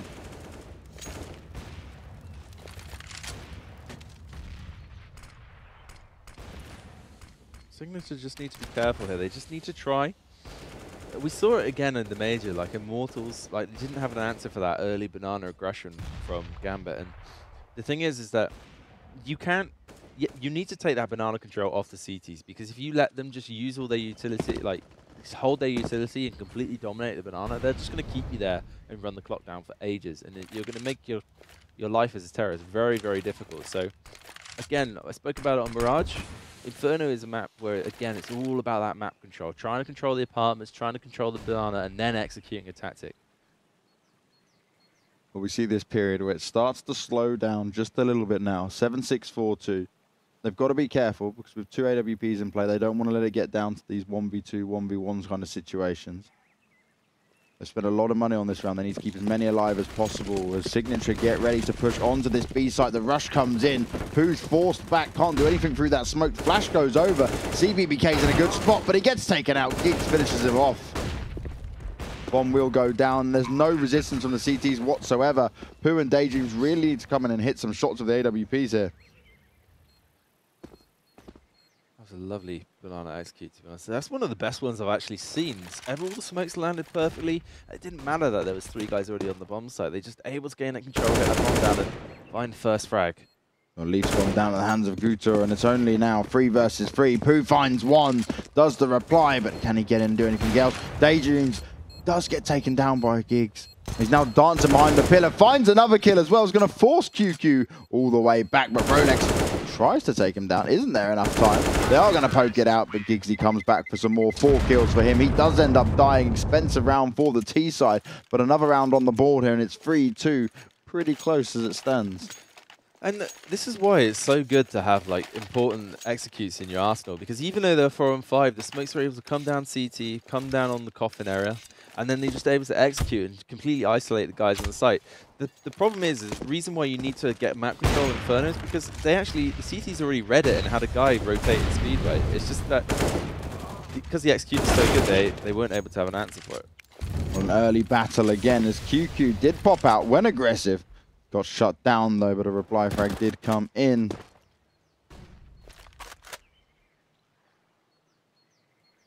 Now we see, this happens at the beginning of every round for these guys. One person goes out, pushes super aggressive, gets the first kill, then he's traded out, and then it slows down just a little bit. They wait it out. CBBK in a good spot though, boosted up. Spots the Rolex, gets the kill. Just no use of flashbangs to take a banana. CBBK goes down there. He's very out in the open. Pooh unable to do any damage there, really. Drops Giggs down to 26, but it's not going to be enough. Leaf does have his AWP, but he's been spotted already. Jova through that smoke. Guta will drop another one down. Keep it all covered. Make sure that AWP can't be utilized. And actually, Ryan Giggs, sorry, was actually lucky to get away with his life then. The CZ that fired off at least 4 bullets and wasn't able to connect the frag. Normally 9 times out of 10 that's a frag from that wall, especially when they just killed the first guy at Sandbags. They weren't expecting anyone there. He could have just let all 3 terrorists pass and potentially win the round there for 7-6-4-2. So a nice kind of comeback so far from Signature. They're getting banana control. I'd just like to see them use their utility a little bit better. Okay, they're waiting out the smoke, then just throw that pop flash, and then that boost position would be immobilized. But so far so good. This is the key difference. They've actually got some nice executes to fall back on, and that's what we lack a lot of the time when we spectate this region. We just don't really see that. So promising signs so far. Well, it's all even at 3-3, and CTs now, they do have the AWP they saved through, but they're not going to invest too much more into it. And it looks like, oh, very nice. Fall towards B, but Leaf went straight out on his own. Didn't even let someone go in front with a pistol. And now Pooh picks up the AWP. Has to fall back a little bit. He's got to be careful. But I'm surprised we're not seeing more nades come out from the T side all the way up Banana, because Pooh is still there waiting and ready, poised with his AWP in hand. And again, the early start comes in. Then it all slows down. QQ holding this A-bomb site all by himself. He's got to be careful, though, because there's one T sneaking around just a little bit, trying to find him. Going to come through apartments, but is he going to be spotted? Pooh's moved all the way over with the AWP, and actually the T's aren't fully deciding on where they want to go. You've got Guta, the only man up in apartments on his own.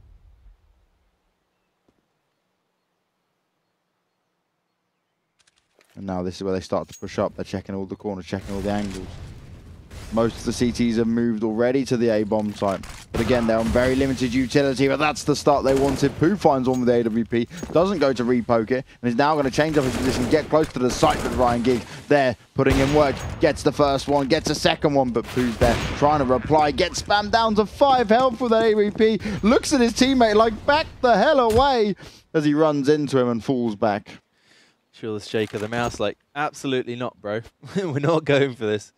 Let's save that AWP and see if we can get back into this game some other way. But this is the danger with Inferno. When the terrorists start to dominate banana control and you can't get any map control as a CT, that forces the early rotation from the arch side, and that's where it completely opens up the A-bomb site. And Signature had almost a big Starless kind of A execute there. They were just lacking the kind of smoke placement and Molotov. But so far so good again. Just a nice, well thought out execute. It's all because they're getting early banana control, forcing those rotates and just keeping 7642 guessing. So I'm liking what I'm seeing. I'm really liking what I'm seeing. A 4-3 current score. Signature do have a slight advantage now. They're building upon it. But now 7642 have AWPs in hand, M4s, Famises, and a lot of utility to work with, which is the best buy we've seen them have so far. This could be their time to get back into it. But what I want to see Pooh do is be careful, because Reality domed him last time. And this is better. They're doing the boost, playing smarter. Don't give it up too easy. How many times can you use one trick, though? Sooner or later, Signature should find out. But Guta just should be in a position to trade there. That frag, when you're running a default, you never want to take apps alone. And that's sloppy from him. But again, Pooh, now he could actually find a frag towards Banana if they forget to flash him out.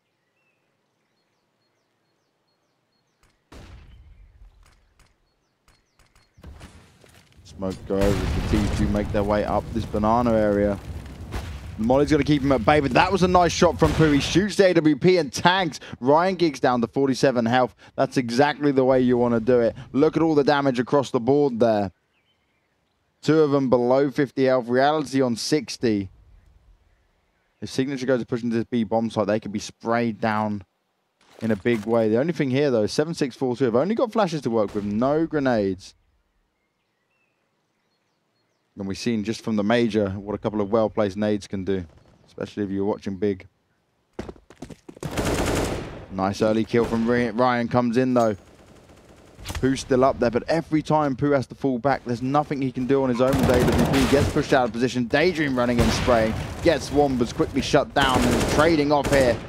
Rolex out in the open all by himself. Leaf's coming up there to try to take him down. Nice work from Leaf. Sprays it out, but that was still a pretty close kill. Flash goes over. No one else there waiting for him, and this is where they need to push in.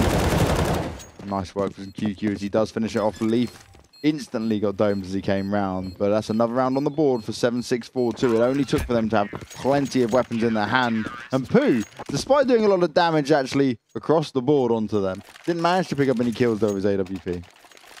No, just a little bit sloppy there. They got the first frag and they forced Pooh back into the ruins area, so no real reason to overface. And unfortunately they did, and then the retake came in. So nice round from 7642. But again, we see this double AWP on Inferno. I like it sometimes, but Oh. they're having enough trouble locking him out with one, and really, unless they're actively looking to find the opening frags, then I don't like how passive it is. But nevertheless, they're running it. And we saw Pooh try and go aggressive towards B. But the incendiary came down, or the Molotov even at his feet, forced him back. Luckily, he didn't step any further into it. Signature are loving this banana control as well.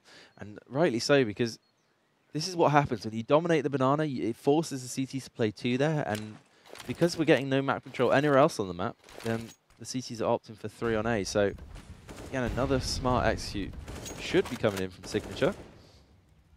Or will they sell the fake?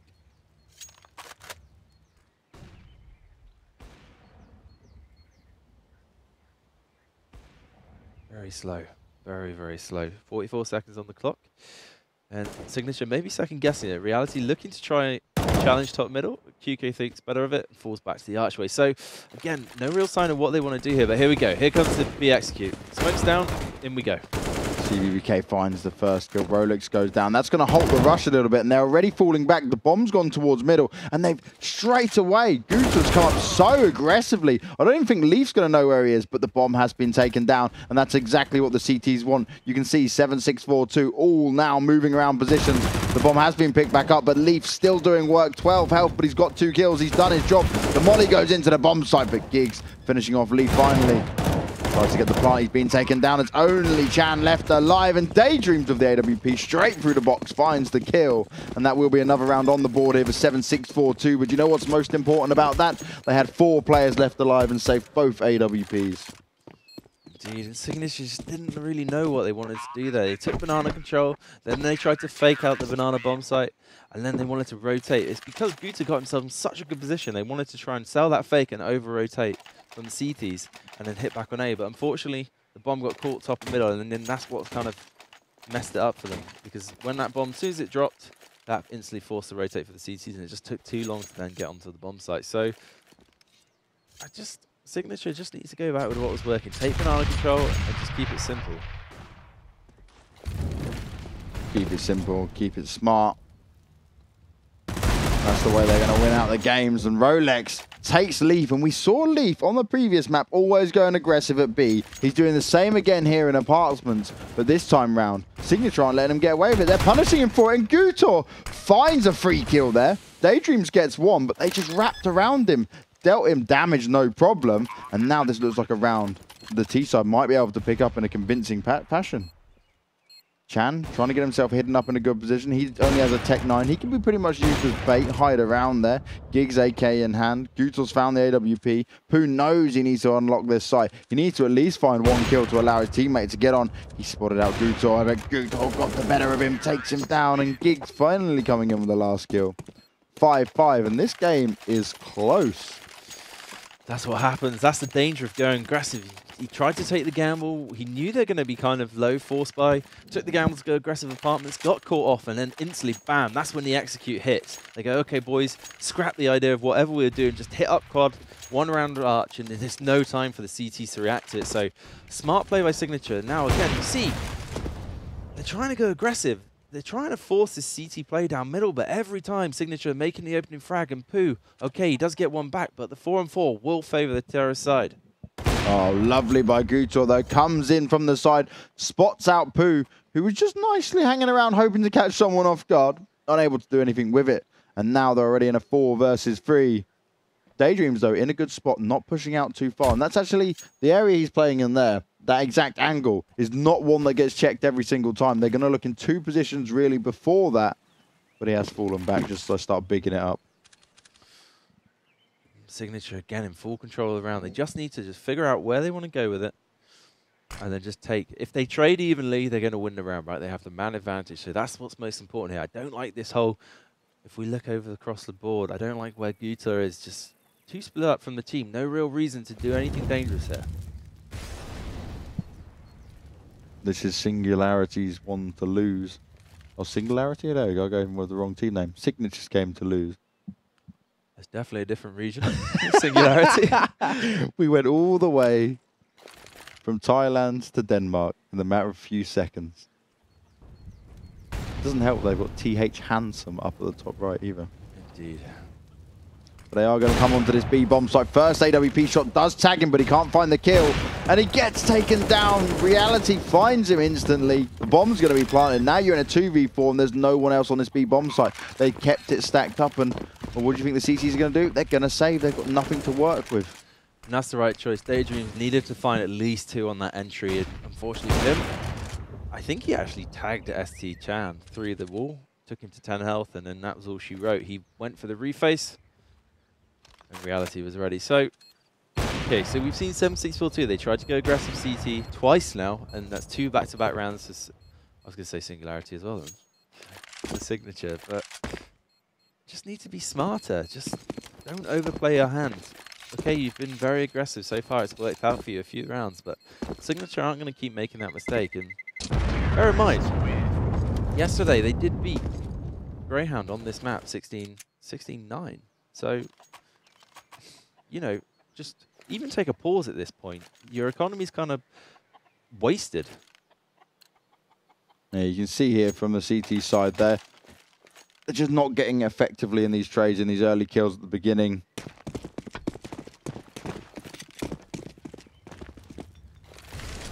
And the interesting thing here is obviously 7-6-4-2, they will be folding after this as well. And well, Gig's starting off well. There's got to play a factor in their minds going into this, as they do clear out the top of that B-bomb site. And look, how smart is this? So they got the first 2 early kills, and they thought, wait a second, that was very easy to get them kills. Do we push into this just yet? There's actually 2 players already waiting in the wings for him. This is where Guta should kind of just sell himself. Literally just go out, try and find, yes, any information, and then they can execute. Another kill comes up on the board there for Rolex. He's still got 2 more to find, though. It's 5 versus 2. Leaf and Pooh, the only guys remaining. And Pooh just tapping away with that Deagle.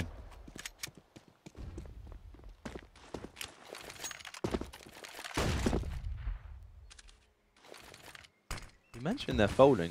I wonder if that's why some of their results, like they're performing better than they normally would, because there's that lack of pressure, no real expectation. Everyone wants to get back on PUBG as fast as possible. Could be a number of factors, but 7-6-4-2, they're not out of this yet. This is one of the most, to be honest, Freiburg mentioned it as well, I think it's one of the most balanced maps, and that's a nice pickup from Poo. Able to save the MVP, hopefully.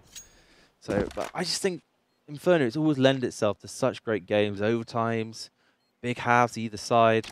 It's very balanced, and part of the reason is the way they've opened up that banana area now. It's so wide, it really requires a dynamic CT. Well, good in-game CT. Oh. Pooh finds one. I was hoping he'd be able to run away, but they just close in on him. And he's unable to save that weapon. There's enough money up on the CT side, but instantly, Daydreams picks up the AWP, goes glass cannon. I don't think that's a smart decision here. No, definitely not. Not with a team that's stacked full of utility. I mean, look across the board. We've got smokes on everyone, Molotovs on everyone, flashes on everyone. It's going to be very hard to find that open frag. As soon as he gets tagged, he's done for. And he's gone to the most obvious spot with it as well. Maybe look for a pick in apartments.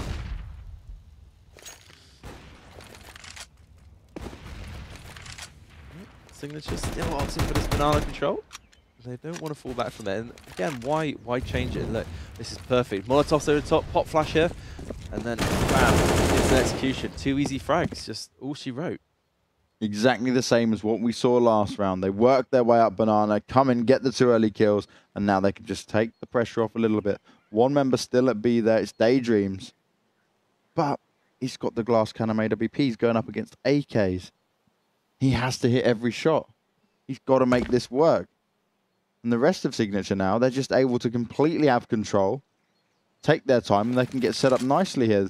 First couple of smokes go over, and they're doing it once again here, George. We saw how beautiful their execute was onto this B-bomb site. They're favouring it again. QQ looks like he's not sure if he wants to go there yet or not. He's thinking, oh, do I get back my teammate up? Do I fall for it? Or is it going to be a fake? Really methodical player from Signature. It's not something I usually see from teams in this region. It's very erratic, their T-sides. So far, it's been really nice to watch.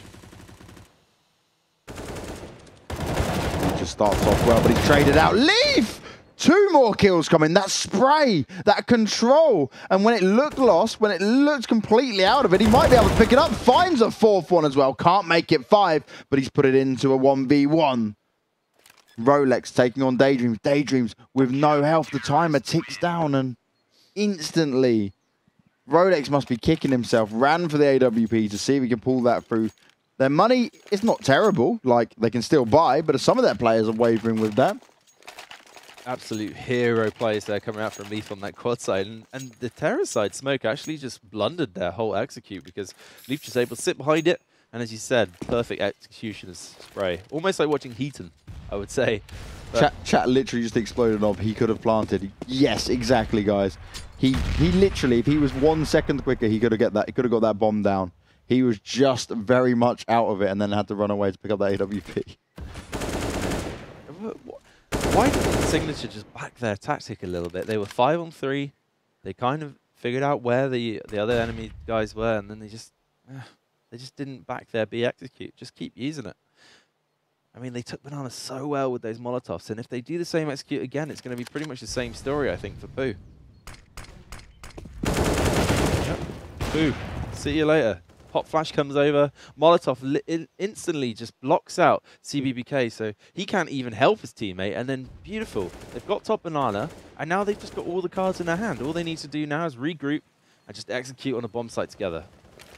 The thing that 7642 is lacking here is every time they come off with a win, they're unable to hold it. They either do something silly where they go over aggressive or they push out from a position when it's not needed. They're not holding back enough. Yeah, look, as you mentioned it, they did it again. CBBK going for that pop flash over the top, and Signature just ready for it every single time. And maybe now, Smoke's coming over top. Are they going to back their B execute? Nice work from CBBK, but he's got more to find, and they're all over him as his head gets ripped off. Daydreams again with the AWP, trying to back things up. Gets the first kill, moves out of position. Oh, and this is beautiful. Gutor's going to run straight into it. Daydreams picks up a second. QQ, and coming from behind as well. Will they expect this? If Daydreams can keep him busy, if he can keep him distracted, this could be a way for them to pick it up. Daydreams coming out, but he can't make it work. QQ finds on the kill.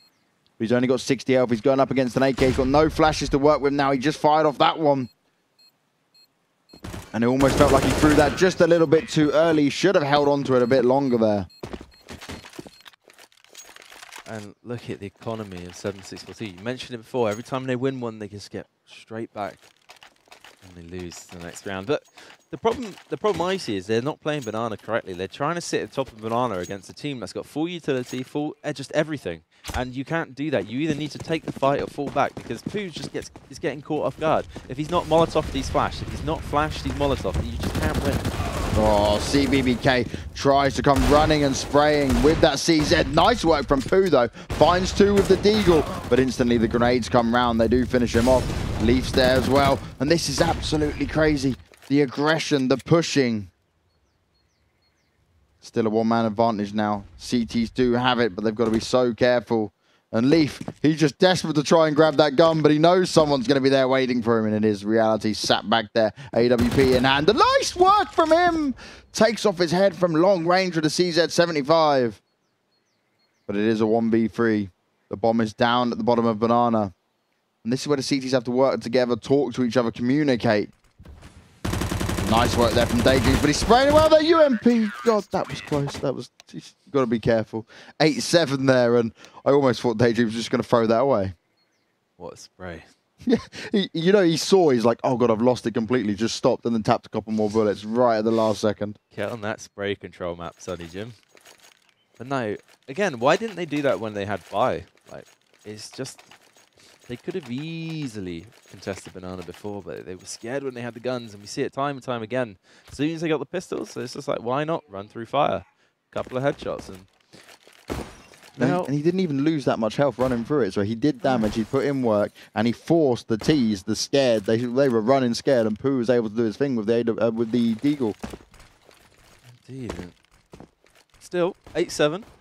We said it's a balanced map, and you couldn't get more of a balanced half. So all to play for in this pistol round. Interesting to see who actually picks it up, because I think whoever picks it up will gain that momentum and then try and push that forward to the W.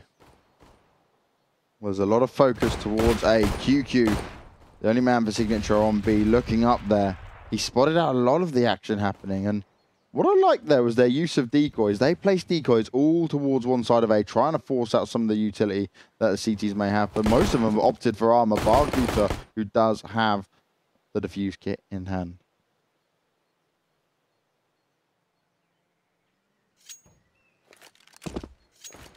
Well, the waiting game comes up. They do try push into the site. Chan's there to fire back, finds a second one. Reality's got one as well. Nice one from Chan. Gets Dink down to 7 health, still able to find the kill. CBBK knows exactly where Reality is on 1 health, but he's all alone. He can't get that bomb down. And Chan, if he comes out at the right time, might be able to catch him off guard completely here. 4 versus 1, but a lot of them have low health. Only Rolex there with 100. You've got to keep him busy. There's too many angles for CBBK to check. He's being so slow and careful. He's got no idea where to look or where they might come from. This is beautiful from Signature. They're just holding it back, and there we go. We watch him die. 7-6-4-2. Unable to do anything there on that pistol round. Very smart play from the CTs. And that's why you see Big, when they do a very similar execute on pistol round, they actually have the Molotov, because that back of pit position where Chan was, so powerful. So what do Big do? They buy a couple of smokes and molly, and they just get him out of there. Just get him out of there, make him work these close angles with a USP, and then he's in trouble against the Glocks. But 7-6-4-2 didn't have that in that arsenal, and Chan capitalized. But now, it's going to be a very, very tough road back. Again, we see that force with armor, but we don't see, okay, 2 flashbangs, but what are we going to do with this, boys? Are we going to go somewhere? Wow. Okay, I understand they're trying to flash out Banana, but what was the point of wasting it then? That was just utility dropped for no reason, the panic flash. Dude, look. You said the panic flash, and the CTs don't have to do anything. The T's just all bottom of Banana, 1 minute 13 on the clock. What are we going to do? Why did we buy this armor? Show me why we bought this armor, boys. That's what I want to see. Yeah, let's see if they can make it work, if they can get it ready. P250's in hands, and again, 7-6-4-2, that you can tell they're discussing it now, because they're like, okay, we got all the way up Banana. We didn't know what to do. We're a bit confused now. Let's go to B, because we're scared of pushing in. Yeah, the whole round, if we had a heat map of the round, it would go like Banana, back to mid, back to Banana. It's like the round the world tactic. And I was running that when I was about 13, so you need a bit more in your arsenal than that. Well, the molly goes down, and there's a bit of damage being done. CBBK does find one. Rolex had to P-force back there. Ran out of bullets, but the spray's going to come in. Reality finds one. Looks for the second. He knows exactly where Leaf is. And both players, 5 health between them, 1 and 4. Going to get traded out. CBBK found one, but it's not enough. And the bomb will be defused as we get to 10 rounds here for Signature. We did get a bomb tap down, so across the board, we could actually see an AK come out of CBBK and maybe a force, but at this point in the game, I wouldn't like to see that being risked. Never mind. Oh. Never mind, James.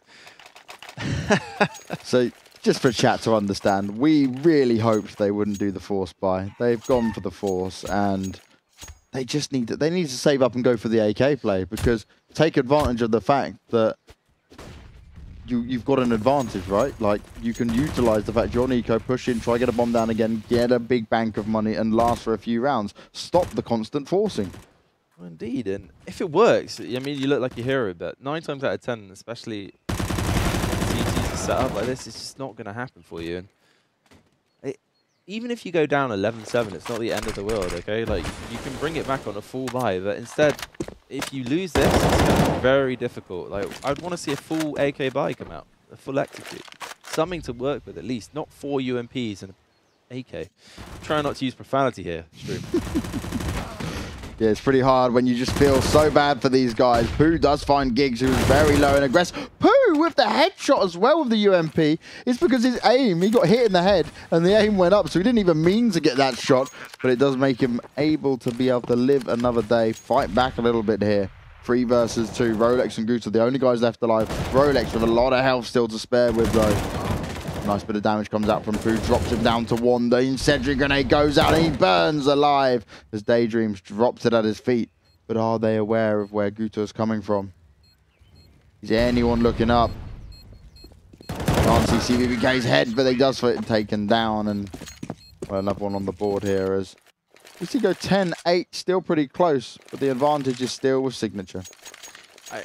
In this case, if I was CTs, I'd actually force this straight back.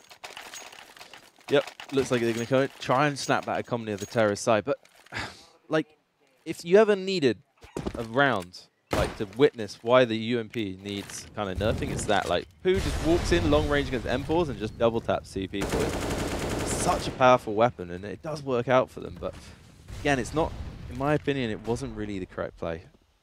But then, this worked for them, so what can you say about that? Well, 10-8 current score, 7-6-4-2. Did pick up the last one. They've got still a lot of work to do here. Weaponry in favor of them, though. And these teams, they do love a force. We always question it, but somehow they make it work. Leaf, though. He's got to be careful. He can hear it all happening. Oh, he drops Gigs down to 9 health in pit. Well, that's a good start. If you can get a nade in there to follow it up. Oh, Rolex! Whoa! CZ shots coming across the board. Gets close range with QQ. Picks up a third with the CZ as well. And he's falling back because he knows he's out of ammo. That was insane. That's sick. Absolutely sick. Just double tap through the smoke. See ya. Oh, man. It's because he walked like actually into him but hadn't come through the smoke yet. And then he pops it off, sprays back as he's running with the CZ. And now he's only got 6 bullets left. He's like, okay, I don't know how I just did that. I've still got 100 health. I'm going to pick up this M4, sit back and wait. Gigs, he just needs not to overface it. Don't get caught in the crossfire. Oh, the molly though. He's going to have to move out of position with that. Leaf takes him down with the UMP. But Chan comes from behind there with the M4. Here's the bomb going down. Bomb has been planted. 2v1. Pooh does have it. He's got a flash and a smoke to work. Throws the flash over, but Rolex, 4 kills for him. This man went huge. Started with a CZ, picked up 3 kills, and now does it and ends it with the AK in hand. There you go.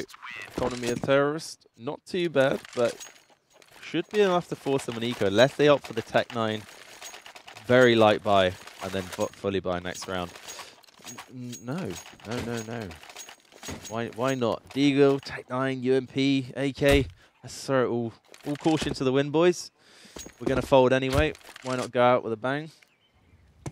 And again, I just don't like to see this. There's no real reason to force the game at this point. You could in this situation, right, instead of the AK, why not, let's just go and just buy like a couple of Tech 9s, maybe a tiny bit of utility, have a semi-force, try get the bomb down there, just go into the next round with a full buy. Because sooner or later, you can't just operate on these force buys to win out rounds. Yeah, there's times where forcing up is effective. This is not one of them. No, definitely not. Definitely not. It's 11-8 and 7-6-4-2, still trailing. And this makes me laugh, yeah, because you've got Leaf and QQ with the signature tag on. Are they trying to tell us something? We want to go and play for signature now, we're disbanding. Yeah, it keeps throwing me off as well, because I keep looking down and I see the signature, the tag, and I'm like, well, thinking like, who's on which side? But no, you can see, look, 42 seconds in the round, we've still got 3 flashbangs, 1 smoke, Molotov, sorry, on Rolex, and again, the T's just not really executing any form of tactic. This is all going to be on Chan. See how he can hold this. He spots out one. He hears the footsteps coming towards him. Dink down the 43 health. Reality, though, backing him up with the AWP. Gets the first kill. Nice work from Chan. Picks up a second. Changes his position. But it's all eyes on him. He's got to be careful. Reality's there to back him up. Nice work as Reality picks up a kill. Chan picks up one as well. Only Daydreams left alive. And it's all falling apart with just 7 seconds left. He needs to save it, and he can't afford to lose the weapon either. Oh, why face it so close? Like, my heart goes to these players. I'm like, I would have, with the time left, I would have just ran away and not even allowed him to hunt me down. He did get the kill, but still, the risk. Well, this is why you don't force, because we noticed it in the major. Big, they often get to the top and middle here, and then they execute a tactic on the A-bomb site. Smoke goes down here, Molotov goes here, completely forces the guy out of pit, and he has to rotate across. And this is why you don't force when you don't have utility in this situation, when the game's this close, because they did the same execute, except they had no smoke, no molly, and they couldn't do anything. And Chan just sat in the pit, full control. The full control is exactly what the CTs have. QQ tries to turn it around, but Kutor there to get the reply frag. Won't allow them to keep any weapons. Engaging into that saved AK.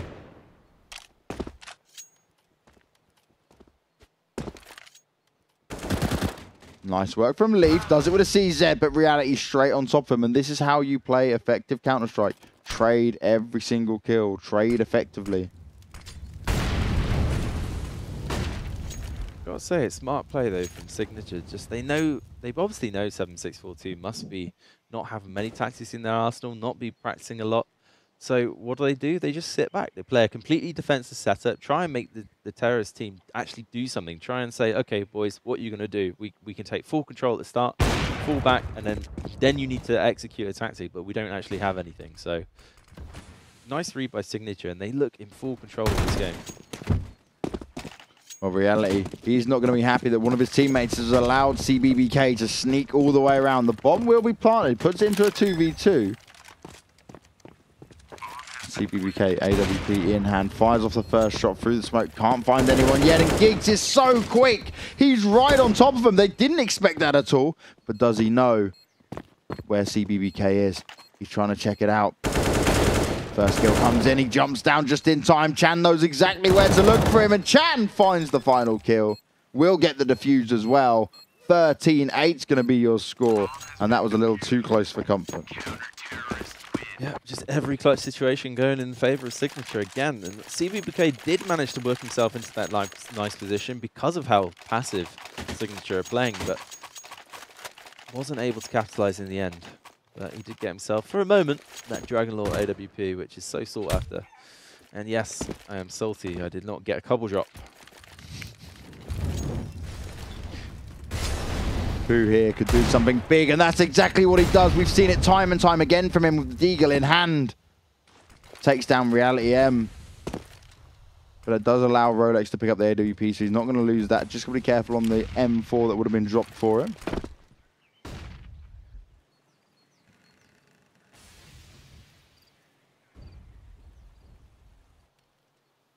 Now it's that slower timing, and great work from Leaf. Comes up as Gutor just sees him through the smoke. Rolex has found one, found a second, but he's down on 80 in health, but he does go down at the hands of CBBK. Leaf in a great spot now, does some more damage onto Giggs. Very crazy aim there in that spray. But he's found 2 kills, looking for the third. Only Chan left alive. And yeah, Chan's going to be running away. He knows he needs to save it. He can't afford to lose too much. Yeah, their money's not great across the board. Signature, some on 0 money, $150, not ideal. Signature just playing maybe too passive now. I commented that it was a good play. It is a good play, to be honest. They just need to be able to hold the angles a little bit better. Like, the Tech-9s obviously find the opening kills that round, but maybe mix it up. Maybe just try and go do a force buy, kind of rush down middle, the old kind of Molotov, nade, try and catch the CTs in the T ramp. Or just keep doing what you're doing and just be more lucky. It's so hard to fight the Tech-9s on these close angles on Inferno. Just such a powerful pistol. Well, finally, another round on the board here for 7-6-4-2. They've got a lot of work to be done. They're trailing by 4 rounds. But the money up for the CT side isn't that great. They've got the M4 they saved from the previous round, forcing up with a few pistols. And I love this again. 4 towards B, 1 towards A. And if this goes like it has the rest of the games, 7-6-4-2, always start getting aggressive at Banana to start off with. The nades come down, a bit of damage done. Nothing massive just yet. And actually, okay, so they went aggressive early on, but they didn't all have grenades, and now they're all falling back to A. Unique. I'm just liking the fact that we didn't see them just buy even though they should just eco, it's just nice to see them actually take that decision for once. Finally, an eco happens. They may be learning. I would even consider, if I was Signature here, just take the full eco, assess economy, and then maybe go for the double so we could rock the AWP, maybe the double AWP setup, and then I would even pause going into that when we know we're going to buy, pause and just have an evaluation of what we're going to do, how we're going to tackle 7642, because if I was the coach here, I'd be saying, well, we know they don't really have execute, so how do we tackle that in the best way?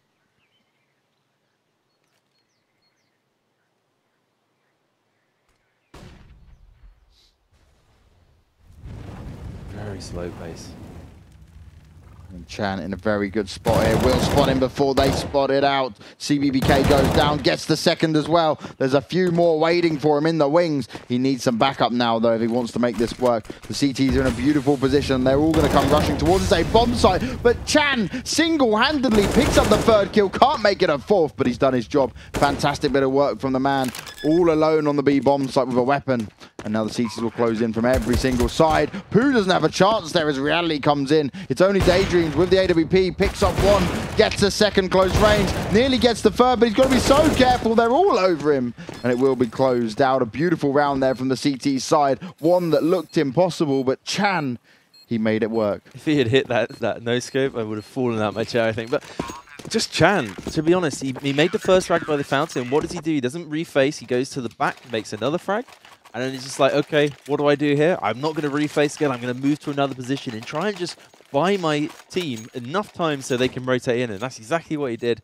Okay, he picks up the third frag. That's a bonus. That's not a guarantee. And at that point, the round's over. And I just think Signature, they're looking to close this out now. 7642, Deagle, Tech 9 in hand, 3 AKs. This is going to be all she wrote. If they lose this round, that's going to be game. Warp shot first comes in from reality. Doesn't manage to do much damage. Misses the first shot. And I saw this on Twitter recently about AWP players wasting their utility. They miss the first shot and they instantly just fire something away. It's just unnecessary at times. It's almost just like that scared play. That's why Paul is such a great author, because in times of need when Fallen, if you wanna learn how to AWP, just watch Fallen, because he's very smart with how he uses utility. He uses every piece to guarantee himself a frag, and that's what a good AWPer does, and he always moves around the map. And that's something we don't see often from these teams. Okay, again, I'm comparing major players to this region, but this is the kind of the skill level they're aiming for, right? So why not be like them? Be dynamic, move around the map, search those picks. The worst thing you can be as a static AWPer is on CT. And even Device, right, said that he watched all of Fallen's demos. Why he took him down so hard and gave Astralis to win at the major, but onto this game, and the CT's picking it up. It's round for round, trade for trade. Only Pooh left alive. He knows where Reality M is. Gets the kill, but Chan's there to put in the work. Gets the final one. 15-9. We are on match point, and Signature looking to close this out as the money for 7642 is down. And this is where Signature can just close out the game. Don't do anything silly. Don't go overly aggressive. Just ensure the win. You know the enemy team are just broken. They're going to be working with Tech 9s, Deagle, CZ, 1 AK. And look, they've got nothing to even execute on. So this is the last-ditch attempt to just try and make something happen. I say don't do anything stupid. Reality, unscope people in Banana. First kills up across the board there. Now in a 4 versus 3. Pistols galore left only for 7642. QQ is able to sneak straight up towards the top of mid, unspotted, undetected. Could catch Ryan off guard, but not from that distance. He fires off a ton of shots with his CZ, puts it down, but can't make it work.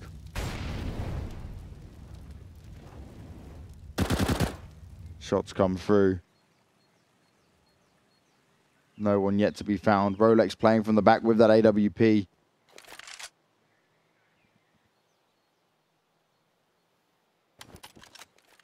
Nice trade over of the weapons. He didn't have much health. Makes sense. Give him a swap.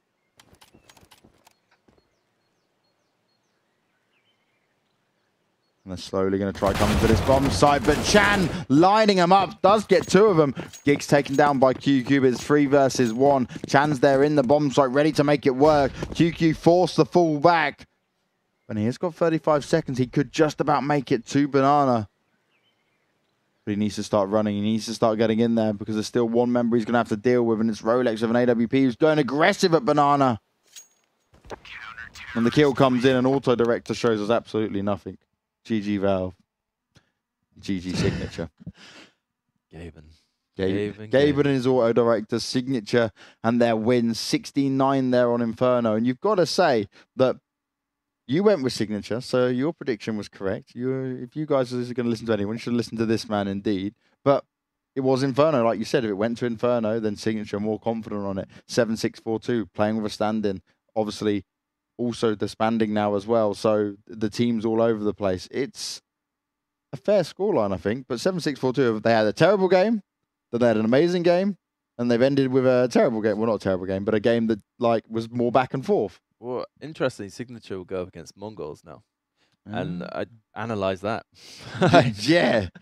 On paper, you'd put Mongols to win. They've played each other once. Mongols won 16-14. And then Signature got the default win because Mongols forfeited that second map somehow. But anyway, this game, what happened was basically they didn't have any kind of control on Banana.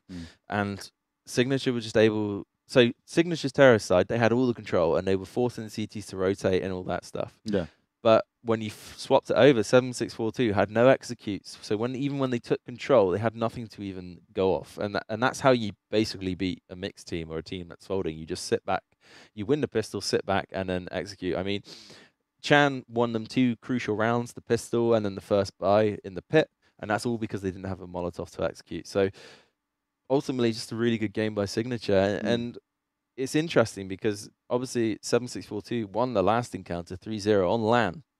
And it was fairly convincing. But now they're falling apart. Yeah, and the 2 previous encounters were obviously Signature's way. So this time kind of went with my gut, worked out. And I did swap. I swapped the fade knife for the fade spinner. So maybe I'll keep this one on the couch. Maybe there you go. That's going to bring you luck. Guys, we're going to go to a short couple of minutes break before getting into our next game. We'll be delivering you the Odds Breaker segment where we give you some stats, some information based on the next game coming up and give our predictions on where we think it's going to go to help you guys before placing your bets. So don't go anywhere. Stay tuned. Drop a follow on the channel because we'll be here all week covering the WCA games for you in this same style and fashion. We hope you enjoyed it, and we'll be right back in just a second.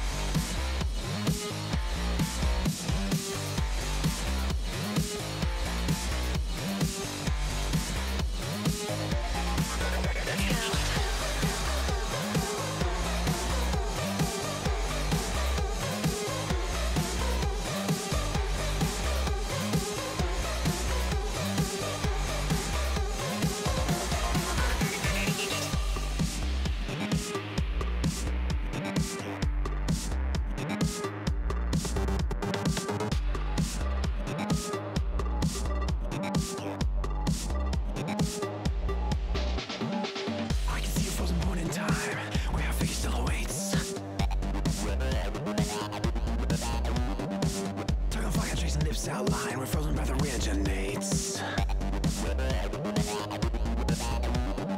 With one motion of a wanding eye, she strips everything away. This one moment is intensified, and the colors all fade to gray.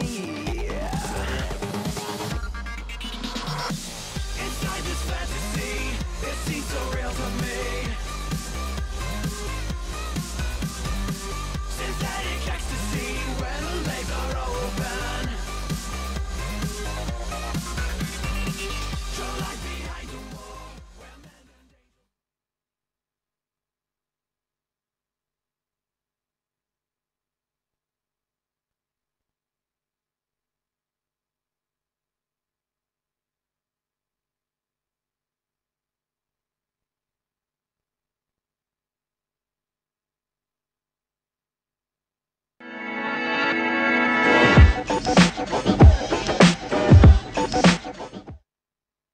It's odds breaker time once again as we crunch the numbers to give you guys the best information possible before you go and place your bets ahead of the game. It's going to be Mongols taking on Signature now, and Mongols, they had a lackluster game previously. Signature, we've just seen them win against 7-6, 4-2. So on paper, you would put that down as actually, okay, then Signature will come away with the win here. But there's a little bit more to it than that, right? Only a little. Only a little. I mean, the previous results, Mongols, they had one encounter. Mongols won 16-14 on train after actually Signature had a massive terrorist side lead. Yeah. And then the Mongols came back and countered that. I think it was 12 rounds in the bounce. So if you look deeper into that, Signature actually should have won that game out fairly convincingly, but they didn't. And then Mongols defaulted the second map to Signature. So take from that what you will. Good old defaults. If we go on base what we've seen today, Signature playing the better Counter-Strike. Yeah, we saw more like the executes. You point out they're really good execute onto the B site was actually solid compared to what we've seen from a lot of these teams. Yeah, and the Mongols on Mirage just had nothing. Like their default was terrible. They weren't working into angles. Their whole tactic base was just missed smokes, missed timings. So, you know, if I went with the gut, I'd probably say for today, Signature in my book. From what I've seen, 2 sets of Counter-Strike being played today, and from what we have stats-wise, Signature for me might have the edge today. Okay. Well, it looks like we'll be going with George's gut because it was right last time. But you look at the odds here, and you can see Signature actually, they're the least favoured team across the odds side of things. But in our eyes, we think they're the ones that are going to take it, right? Well, yeah, exactly. And look at last game as well, Signature 3.20, and you know I stuck some coins on there. A nice balance upgrade for me, but that's the thing. It's not always is like this is why we do the odds breaker, right? Because it's not always that clear cut. I mean, look at the Mongols game when they played 7-6-4-2. They were 7-2 in maps, and everything statistically said the Mongols were just going to smash them out the park, and then they lost 16-4. So you have to, with CSGO especially, it's one of these games where you have to look at what's in front of you on the day. And from what I've seen, okay, the map could be anything because if you look back the last 3 maps of stats, last 3 months of stats for maps, it's, you know, you can't really take too much. They've had like 5 games. It's nothing you can really pinpoint, in my opinion. So based on today, what we've seen from Signature's terrorist sides, what we saw from them on the stats from their last game versus Mongols, their terrorist side, I feel like Signature could or should take this game. Okay, well, you're going with Signature. I feel confident after watching Signature in the game we just saw that they should be able to take this. Unless Mongols have suddenly really stepped up and turned it around in a very short amount of time, I'm definitely going with Signature all the way. Let us know, guys, in chat what you think and who you think is going to win. We're going with Signature here. We're not divided this time, at least. And he had the better decision on the game before this. So let us know how you do. Let us know what odds and bets you are placing. Thank you for tuning in to the Odds Breaker. We'll be back in just a few minutes, I believe. It'll be starting in a couple of minutes while we go live with the commentary. Where I could stand and say, arithmetic begins here, now.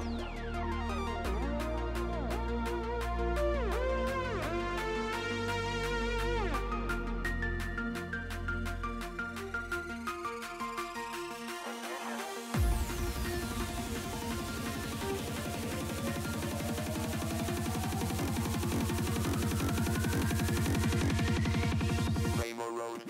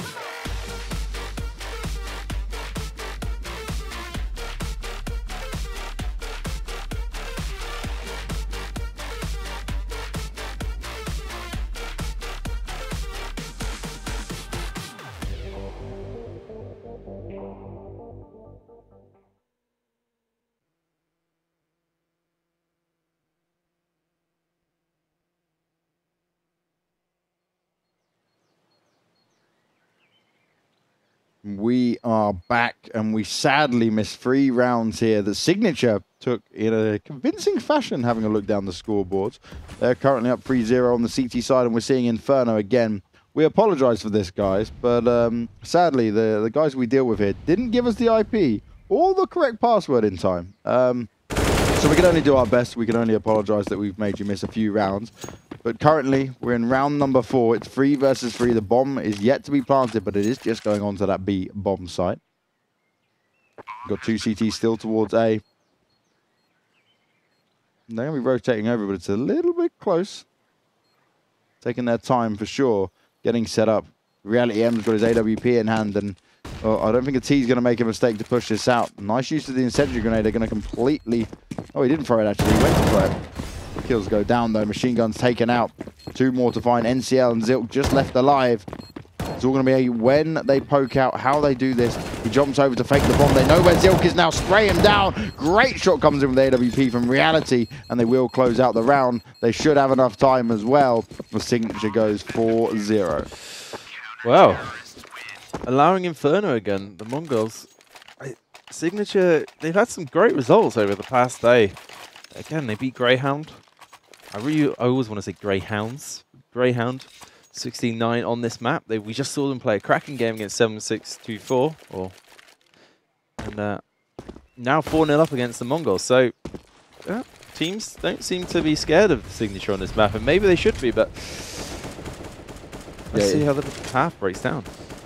As soon as I saw Inferno, and we'd already predicted Signature to take the win, you got to look at it and think, okay, Mongols, they definitely either have something really, really good planned, or they just haven't done their homework.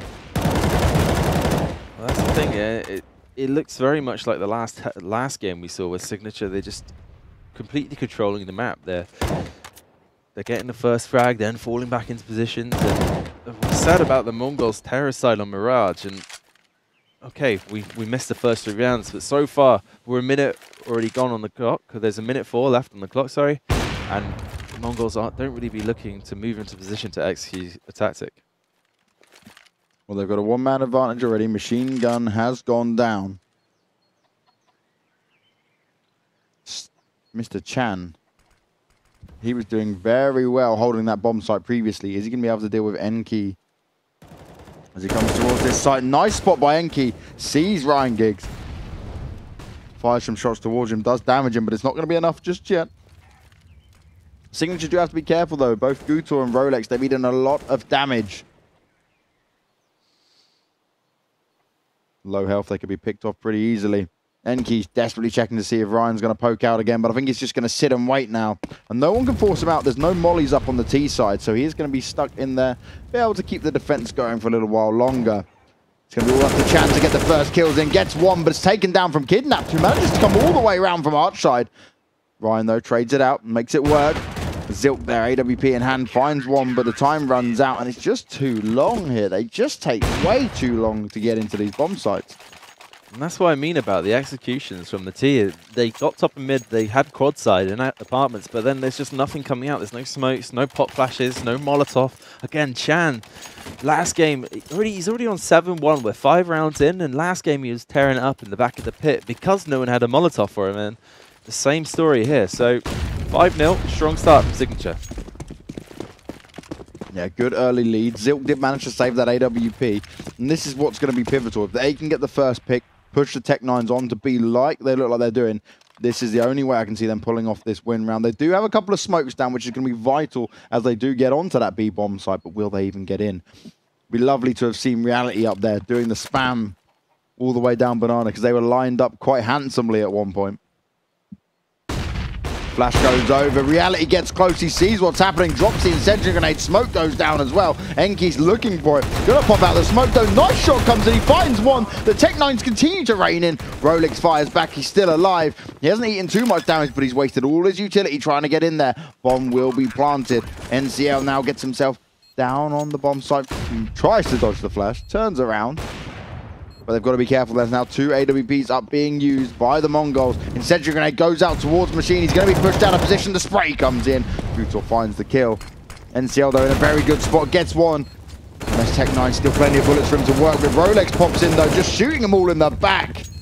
And that was a very well-executed retake by Signature, coming out all at the same time. 6-0 now, and they will pick up the AWPs, no problem whatsoever. So after Reality's mistake, he tried to go aggressive in this area with the AWP and try and hit the crazy unscope. But what was perfect is that Rolex got one from this area, and then he fell back and held ruin. So that means all of this here is controlled by the CTs, right? So it means that the Ts can only be across this line. So the retake is perfect then, because you only have to check what's in front of you. Smoke and Molotov came in, and just a perfect read and execution from Signature. Well, the dominance so far from Signature is real. 6-0, and it's still early days. Still lots to play for. And they've now picked themselves up double AWPs without even having to invest on that second one. A lot of utility being used early on from Signature, despite an actual lack of pressure from the Ts. The Mongols work their way up middle, completely bind. Reality finds Kidnapped. I think he was even jumping as well. Kidnapped was, he's not happy. He probably thought, that jump, I'm going to dodge it no matter what. Reality just throws the pop shot in, finds the kill. And look again, like one frag for Reality, he's fallen back. He's still got some, he doesn't have any utility, but we still got 2 flashes on Chan from the pit area, so he can assist if they do opt to try and execute. oh, Zilk. Nice angle from him. And Chan now has to be able to hold it down here. He's got gigs with him as well. Great work from Chan. Comes in, but doesn't look for a second one. That could have been really bad because Enki is here waiting to push up. They find each other, but Enki does get the better of him. Gives him the early man advantage. Giggs tries to get back into position. Hiding behind that box, just in between the pillars. Bit of damage done already, but not enough to get the kill. Dropped him down to 60 health. Enki now dancing around, trying to look, see if Ryan pops out of position, but Ryan's on top of him. Only NCL left alive now. Does have the bomb, working his way towards B. And this could be interesting, but the timer ticks down. I didn't even notice it because the timer, for some reason, isn't popped up on our screen. Oh, ball's coming in. Again, we saw Mongols do this on Mirage, and what can you say? Signature just put a really, really smart play on Inferno. Reality gets the opening frag on top of middle, then he falls back into position, and Chan, okay, he's in the apartments area, but the key thing there, he's got 2 flashbangs, and he can easily assist Reality. Okay, he was a little bit exposed from the apartment area. I give him that. Zilk found an amazing frag, but yeah, just really well thought out CT holds, to be honest. Nice timed aggression with the flashes. And so far, so good. In Mongols, much of the same as we saw in Inferno. Just nothing really kicking off for them on Terra's side. They get control early on, and then they've got no execution to fall back on afterwards. And I see a lot of people in chat complaining about the odds, but the odds make sense considering the scores so far. That's all they can go off of. That's why we do our lovely little odds breaker before each game, to give you all the information you need and our personal opinions from what we've seen during the games. 7-0 currently, and Mongols, maybe this timeout can do something for them. They've done it at the right time, just before they go into this big buy round. Gives them plenty of time to prepare and plan. But this is Inferno Signature's signature map. As Mongols now look to try and get their first round up on the board. Zilk with AWP in hand. No utility for him, but the rest of his team there backing it up. Great start though. Zilk takes down Gutor. And that's going to give him the early advantage towards Banana, but no one else is pushing to it. The rest of Mongols are confident going towards the T side, going towards A. And great thing here, actually, is the fact that Signature now, so they lost one person, they've rotated 2 over, so you've got 2 at A, 2 at B. And this can actually work massively in Mongols' favour. Yep, and that's what's so key on Inferno. You get that early frag, then just work the rotations. But I'm looking down the side of the Mongols, and we've only got 1 Molotov on NCL. So, okay, Reality, nice frag. That's perfect dynamic CT play, and this is the problem. Now we're on a 4-on-3, and we've got no Molotov to even get Chan out of the pit area. Easy frag for Reality. Yeah, this is crazy. Reality's just feeling very confident. You can see how he's playing with that AWP so fast. Can't get anything done against NCL up close and personal. NCL now in there with the bomb. Knows he needs to get it planted, but it's not going to happen as Ryan gets all over him with the M4 in hand. And 8-0 as Signature just continued to be ever dominant. The pause, the little pause that Mongols took just didn't do anything for him.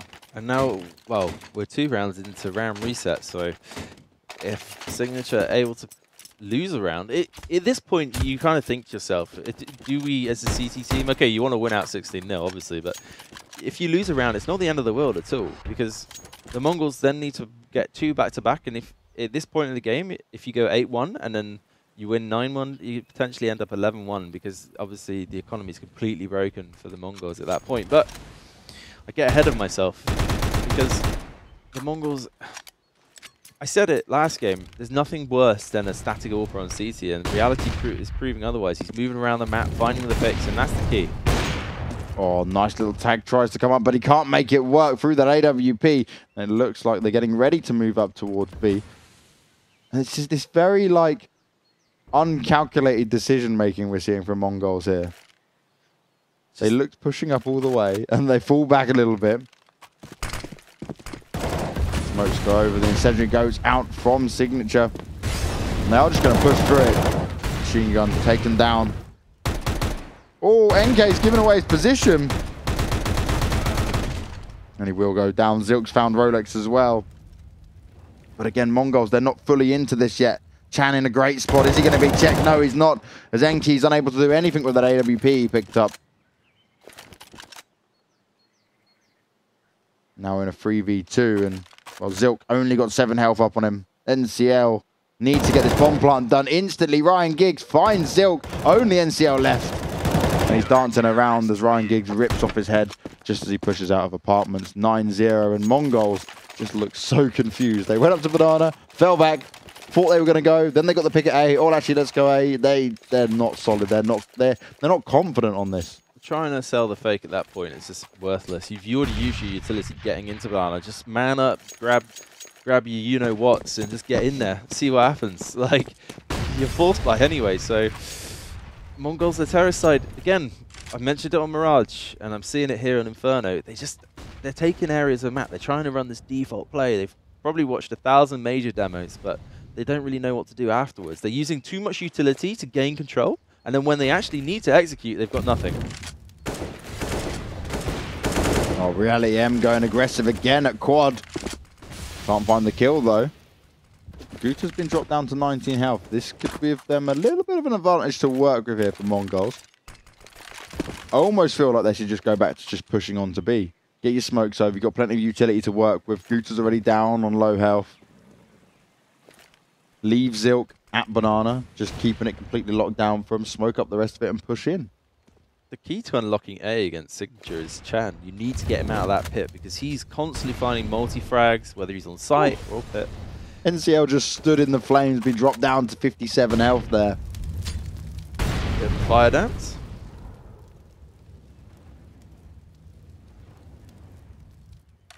But look Now at it's it. the waiting game, right? Yeah, it's just look at it. 2 smokes left. We've used all our utility. 30 seconds left. We're not Na'Vi with the Mongols, and we've got nothing to get Chan out of the position. Oh, Chan, what a great read. Just sees Zilk come up top in a perfect position behind the barrels. Now falls back into pit, and it's not looking good as NCL gets dropped. And Ryan Giggs picks it up with the last 2 kills there. He's not only good at football, he's also good at Counter-Strike as well. And the pause comes in again from Mongols, who are probably saying, how do we not, like, actually just quit the game right now because everything we do doesn't work? Like, what are they doing in these pauses? Toilet breaks? Like, do they have a coach? I mean, honestly, at this point, I'll get on a flight. If they pause it long enough, I'll go help them out because it's what I said before. They're doing a default, which is fine. It's all well and good, but they're using too much utility to take areas of the map. And then when they finally need to come in with a big style execute, there's nothing left. We've got smokes, and Chan's just able to sit behind his mollies in the pit, behind the smokes, and just work his M4 in the crossfires. And that's the issue. They're not really gaining control anywhere else. And something looks really seriously wrong with the Mongols. They just don't seem to be playing well at all. Yeah, something's throwing them off here. And it could be just the fact that they're playing against Signature On Inferno. I mean, it's 4 rounds in 2 games so far. If you think about that statistically, that's absolutely crazy. And players we're used to seeing only, like Machine Gun, he had his time on Splice. You know, he was hailed as one of the best players from the region. That's why Splice kind of hired him. Okay, the language barrier sent him back, but doesn't seem that sort of player anymore. Just seems completely in his shell. He went to NA and came back worse. That is a story, right? Yeah, well, yeah. I mean, oh dear. You can't make this stuff up. Mongols, they need to be able to pick a couple of rounds up here. They can't allow Signature to be this dominant. oh, I love this setup as well from Signature. Just mixing it up. They know they've been playing really defensive, working the AWP, but instead they're going to do the old tri-quad. Something from my playbook about 5,000 years ago. When I was a wee lad. But really smart play. Just mixing up CT play. And the Mongols, they haven't had an answer for the normal hold, let alone this. Oh, Gutor was in a brilliant position then. We just saw him, but he did pick up the machine kill. Nice one for Rally M as well. Zilk just walked up completely uncontested. And little does he know, there's a lot of CTs waiting for him. Ryan in an absolutely brilliant position as well. Gutor's found the second one. Reality, though, getting a little bit overconfident, a little aggressive, pushes out. Does lose his head to Enki. Enki tries to drop the smoke through, but isn't going to push any further into it.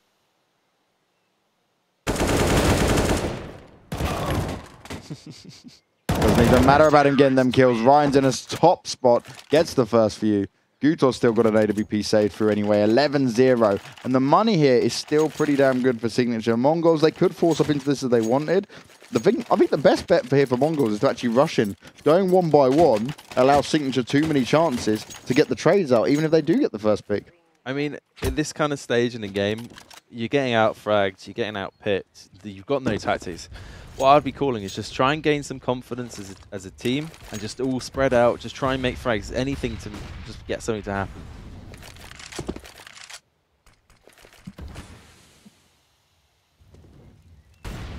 But I just don't know what to say to you guys. This could be the quickest game of the day. Signature's, their whole CT setup looks completely stacked. They got full utility across the board. I mean, even on this force buy, we've got a smoke and a flash in Tech 9s and armor.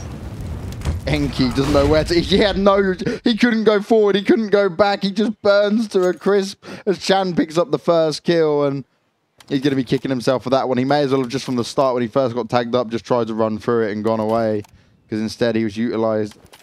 Well, he was rendered useless. He was just burnt to a crisp for no reason. I just saw in chat someone said Mongols picked Inferno. Wow. Wow. I guess it was maybe between that and Nuke or something. I'm not sure, but my God. Picking Inferno versus Signature. Seen it all. Well, we wait for them to push onto this B bomb site. Both the CTs are very ready for this. Flashes and smokes do go over, but is it going to be enough? Gutor's found the first kill onto Zilka's auto-director, takes us away from all of the action. Gutor finds a third. Can he get the fourth? He misses it out, but Rolex is there to back him up. And 12-0, as even then, when Mongols had Tech 9s in hand, they went 1 by 1 just to make it a little fragging show there for Gutor. Auto-director. Yeah, that's about it. Missed a beautiful 3K back of sight for a guy sat in pit. But what can you do, eh? Signature 12-0. Again, we see now finally a nice buy coming out from Mongols. Oh, sorry, George. I was just thinking like he just brought up all their weaponry and that AWP looked like it was perfectly going to get it. But he did manage to dodge it out. No, it's just, again, like, finally we see the full buy. We've got banana control, and now this is where we need to do some form of execute. We've got smokes, molotovs across the board. Let's see something, because that's what you need at this point. We're going up against double AWP setup. Running into that would be questionable at best. And this is where you just need to gain control, execute your tactic, and then move back. But again, you see they gain banana control, and then they just fall completely back. It's like, it doesn't make sense at this point, because, okay, you're keeping 2 on B, but then you're just going to send 3 through the apartments? Yeah. Need something a bit more than that. The key thing here is most teams still, even when you look at the major, haven't fully worked out what happens on Inferno. But Signature, they do. They know how good they can play on this map, and they know how to work the angles, and this is exactly what we're seeing again. Reality, Giggs, and Chan have this A-bomb site on complete lockdown. The only thing Mongols should be doing is rushing to B with a good set of smokes and flashes, to me, because A is not possible. You need that. I'm going to mention the big execute again, because that's the kind of execute you need to open up the O-bomb site, especially in a game where you're far behind. You need that smoke placement, the Molotovs to force out angles, and then force the CTs into the angles you can watch easily as a terrorist. And it was no different in Source or 1.6. Like, Inferno requires heavily, you need to get that opening pick and then force the CTs to over-rotate between B and A, and then you can work a tactic. Well, work of tactics, exactly what NCL now needs to tell his team to do as he picks up that first frag. Gutor quite out in the open, doesn't even manage to get a shot off on him. And that'll give him a one-man advantage. NCL makes it 2. Can he single-handedly win his team around here? Ryan's already rotated over, and he will put an end to that man. Instantly, look at that. He's there with the bomb, and he... Okay. Reality M comes in with the AWP shot, but... They had B on lockdown, the bomb was coming, and Ryan gets one kill, they fall back straight away. Gives Ryan plenty of time to rotate and move around, and now he's just picking up kill after kill. 3 for Ryan, a chance they had to get back into it. Zilk's the only man left alive now, and the rest of his team have died. And what's he doing? Oh, I'm just sitting at the bottom of Banana, lads. I've got this on my own. And now I'm probably going to die to Ryan again. Good old Giggsy. Look at him. Wow. 4 kills, 4 headshots, and Mongols just no clue what they're even trying to do. I mean, yeah, I told you, man. Like, I'm not going to jinx it, but that old gut of mine, I tell you, definitely worth it. I mean, look, we saw the Counter-Strike Mongols were playing today, and the Counter-Strike Signature have been playing. We kind of had a feeling this was the kind of scoreline we might be coming up against, because they're just losing every frag. See, Zilk pushed all the way up Banana, didn't use any flashes, smokes, or anything. Walked straight into an AWP, gets killed. Okay, you did a bit of damage onto Guto. You might have got a kill if you're lucky. But instantly, look, again, kidnapped on his own, pushes out, dies. Where is your teammates? Yes. Come together, back each other up. Be able to go, okay, he got killed there. I'm right behind him. Bam, bam. Turn it into a 4v4. Then try push the advantage in a site. Yeah, you need to trade frag, especially on Banana. You can't afford to just lose that pick instantly and then just have no refrag coming in from it. And I'm just going to go back to what I've been saying. Even with the opening frag, Mongols have got no set execute at the end. And what surprises me as well is that usually when it comes to a veto and it's not set maps, like years ago it used to be kind of, you go into a tournament and they pick the maps for you. Like that was how old school things used to get. But Mongols have chosen this map, which means you thought they would have had some form of game plan, right? Yeah, you would hope so, right? Going into this, there's $37,000 in this tournament. There's 2 spots to the WCA 2017 Grand Finals, where some of the best teams in the world are going to be. How on earth would you not be prepared for something like this? Especially with this is a pretty big event in your region. Exactly. Ooh. Ho, ho, ho, ho. That was a nice shot there. Sat there a couple of rounds in a row, Chan. Finally made to pay for it, but honestly, look, reality, he hasn't missed a shot, I don't think, this half. Ooh, 15-0. Reality M picks it up towards the end there. And, well, this is insane as Ryan Giggs went 23 for 3. Chan and Reality, them 3 together, just locked down the A-bomb site the whole way. And don't worry, guys, before the next game comes up, we'll be doing our odds breaker segment that we do here before every single game, giving you our gut feeling, which is, well, George's gut feeling, which basically gives you the correct score by the seams of it, because you didn't give us a gut feeling first 2, we didn't get them right. And now we've got the next 2 on a roll. Yeah, sometimes, like I said, sometimes the stats just, it's not all it's said to be on. On paper, it's... Sometimes with CS, it's on the day a lot of it. Oh, wow. Reality M started off already. They've gone aggressive at B, and it's going to be all over unless Enki can pick up another couple of frags here. He's spraying away. He's panicking with that USB, but he does get another one and a headshot onto Ryan Giggs, but it's not enough. He does get taken down, but he's done a fantastic bit of work there. Is it going to be able to hold him in? I love this bomb plant position from Reality M. And he shoots through the smoke, fires a couple of shots off. They know they need to do this. He's scared because he's running out of bullets there. He's got to be careful. Rolex with the Glock. Reality M with a USP, and NCL finds his head. They're dancing around. They know he's in construction. And NCL's on top of that bomb completely. Firing back, and Rolex, he manages to get one. He's running away, falling back. But is it going to be enough?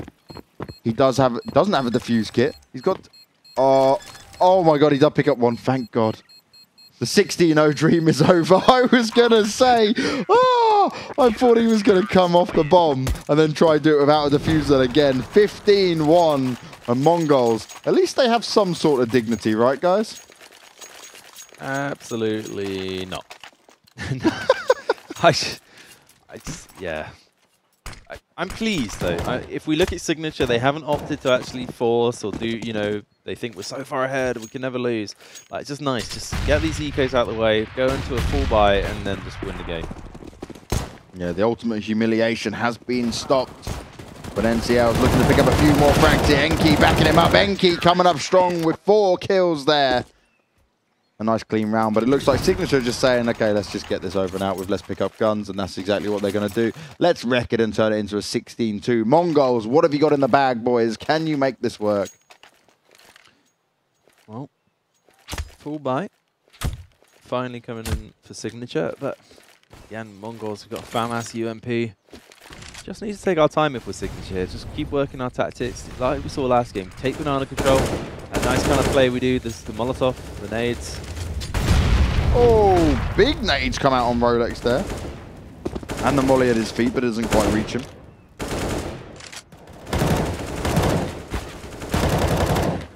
Rolex finds one. A little bit of damage done towards him as well. Chan up on 10. They know exactly where he is. He gets shot in the back, and the B bomb site's going to be emptied out. As it's a 4 versus 3, and oh, they're not going to push into it. Machine guns rotated over. Gutel's already in a good position, found himself down in the lower apartments. But is he going to be able to pick up a kill here? There's a couple on the right of him.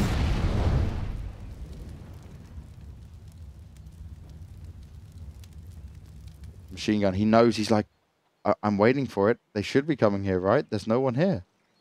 But he's been duped. He's been faked out. Signature, they're not fully confident that they want to push onto A just yet. They're looking to find if they can see any of the Mongols making a mistake here.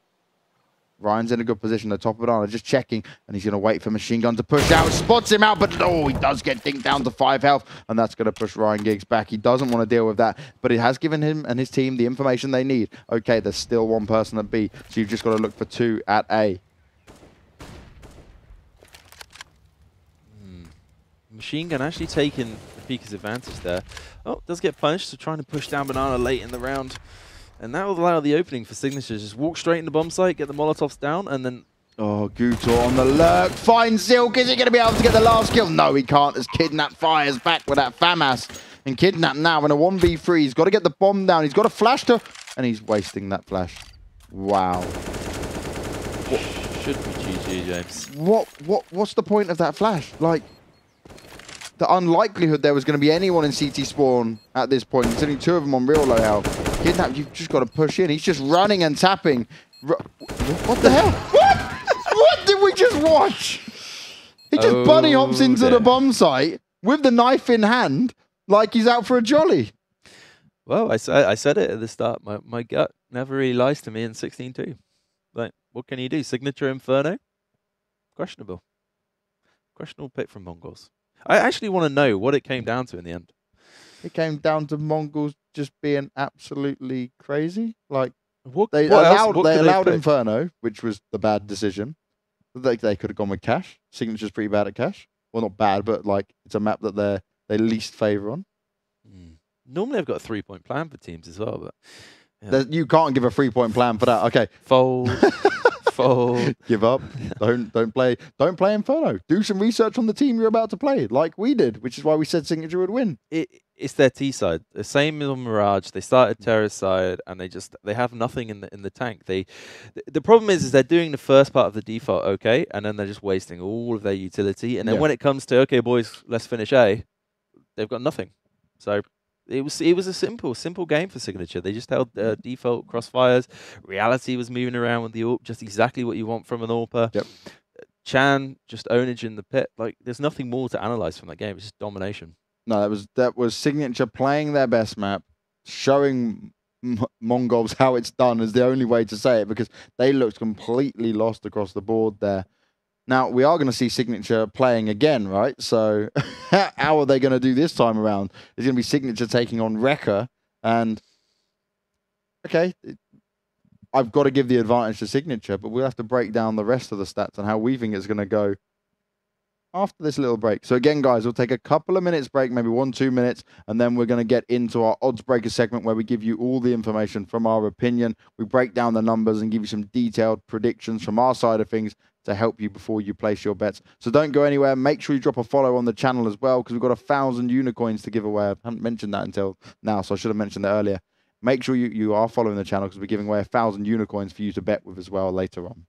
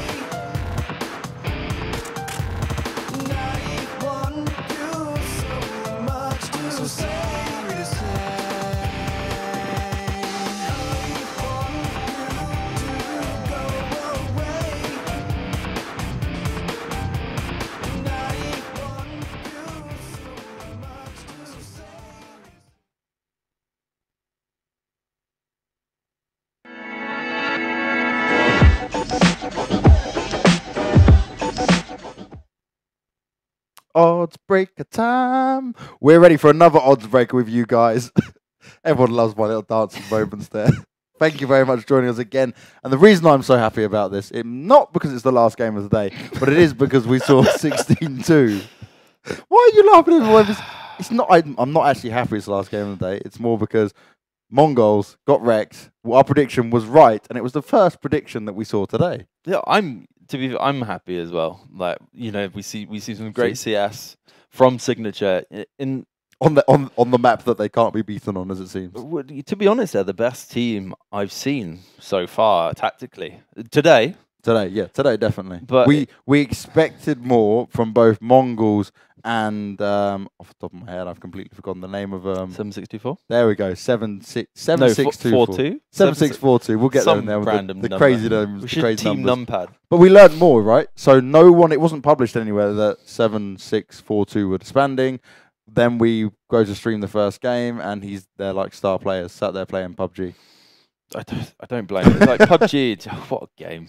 No, George, he should be giving us his full power and attention. But it was only announced yesterday that he is quitting the game. So that makes sense. They started off well yesterday. He obviously decided, actually, look, I want to be a streamer. I want to play. And he had a decent amount of viewers. Okay, it makes sense. Take it while you can. But it's given us more information to go into this and learn what we're doing across the board, right? Yeah, no, exactly. And it's not surprising that some of the old players are actually quitting playing professionally to stream. Like, look at Jason R. He had a chance in Optic. Optic, yeah, I remember us saying. And he was just like, nah, mate, I'd No, I rather wanna just stream. sit at home and stream. So, fair play. If that's what he wants to do, fair enough. We could have known 10 minutes before the game, not just log in. Oh, Yeah, log in and find out on the last minute. But this time around, we're seeing Signature again. And this is what's crazy. So Signature played one, played two. Now we're seeing them play a third one here. They're going up against Rekka, who we haven't seen today. But Rekka, I got to give again the edge to Signature straight away. But Rekka surely must have watched this and said, let's not play Inferno. Well, Rekka and Signature have played 4 times. Well, 2 best of 3s. And Rekka are 3-1 in map. Signature actually won Train. And then it was Cobble Mirage. Mirage twice, then Cobble. And it was quite easy for Rekka. 16-10, 16-10, 16-4. Interesting. So, statistically... Statistic compared to Gutsy. So everyone likes George's gut or his gut predictions. And the statistical predictions haven't served us just as well yet. What do you say? See? Statistically, Rekka should win this game. Mm-hmm. But the way Signature are playing, it's just like, again, like ridiculous CS. Crazy confidence. Obviously, Inferno is the map for them. And I think it's only Cash, right, that we're not too confident of seeing Signature on. Rest of their map pool, obviously, it leaves it quite wide open. I can't imagine any of these teams wanting to play Nuke. No, not really. Not with their tactics. The thing is, as well, is that what do you do now if you're Rekka? Just remove Inferno, because that's the map that Signature have got 3 wins on in this league. And then it's like, okay, Signature beat you on Train, so you got another veto, and then you're pretty comfortable on Mirage and Cobblestone. Now, if you look at the odds, obviously it's 3.20 again for Signature, and I'm almost tempted, the way they've been playing CS, if you've got some spare coin and you're not 100% in the Rekka win, then just throw some down, because the odds are so good. It's like, okay, if you lose, you obviously lose your coins, but if you win, you're going to get more of a return than you would from the Rekka. Saying that, I still think I will go with stats this time. Rekka, the wins across the board have been fairly confident. We haven't seen them play today. I think Rekka will probably win this game, though. So you're going with Rekka for this. I'm going to be the outside man again. I'm going to go for Signature. And the reason I think Signature is just the fact that they looked confident, they looked strong, they played well the last couple of games. Inferno, obviously, yes, is their map. But that you just come off a 16-2 win, yeah? That confidence, from playing games, if you have a win that high, you'll be like on top of the moon, right? Yeah, for sure. And it can go 2 ways. Either you're like sky high with confidence, you're just smashing everyone. You can run any tactic in the world, run backwards out of team main on Train. Anything can work. And when you're in that zone, nothing's stopping you. And I agree, Signature do look in that zone. It's just, I just feel that Rekka have got a little bit more in their tank. And we haven't seen Signature outside of Inferno, or at least I haven't. And if you look across the board on their other games, it favors Rekka. Okay, so the favourable decision is Rekka. My decision is going to be Signature. George's decision is going to be Rekka. We'll be commentating the game in literally about 5-10 minutes. It should go live. I'll tell that wrong. 10-15 minutes we'll go live, and then we'll bring you all the action once again from the commentary here on Unicorn TV. But make sure you don't go anywhere. Make sure you drop a follow on the channel, because we've got 1,000 unicorns to give away once again for you guys to place your bets with.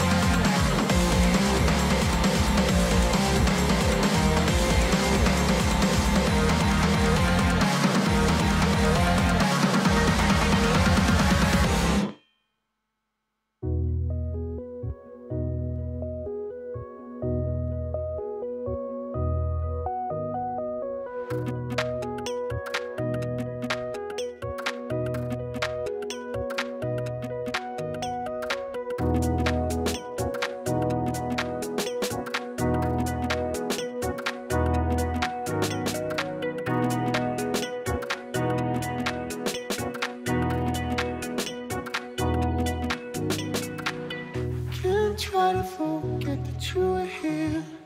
Some part of me wants to disappear with you. My soul and all that I could afford. It's only gonna fall into what you've explored.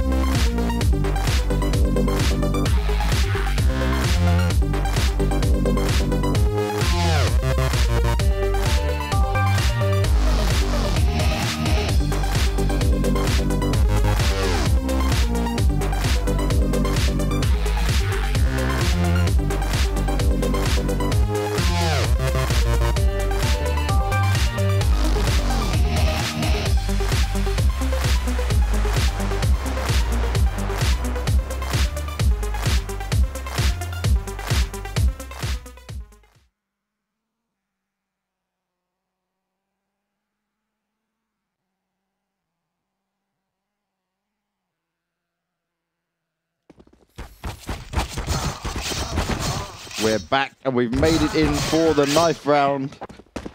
For some CSGO action, we made it in time.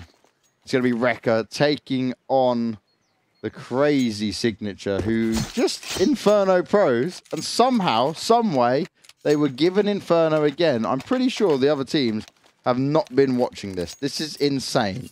I am baffled. So I'll go down this with you, George. Rekka banned Train, Signature banned Cobble, Rekka then banned Nuke, Signature banned Overpass. Rekka had another chance to ban Inferno, instead they banned Mirage. Then Signature banned Cash, because we said Signature hate paying cash. And now we end up on Inferno. How is this allowed? Why did they ban Mirage? They've won twice convincingly on it as well. Really strange. I'm baffled, but it's pistol round and well, it's starting off well straight away for Signature. 2 kills coming in. Sis has found 1, but is it going to be enough? Reality M, he's crouching and spraying with the USP, but he picks up kill after kill.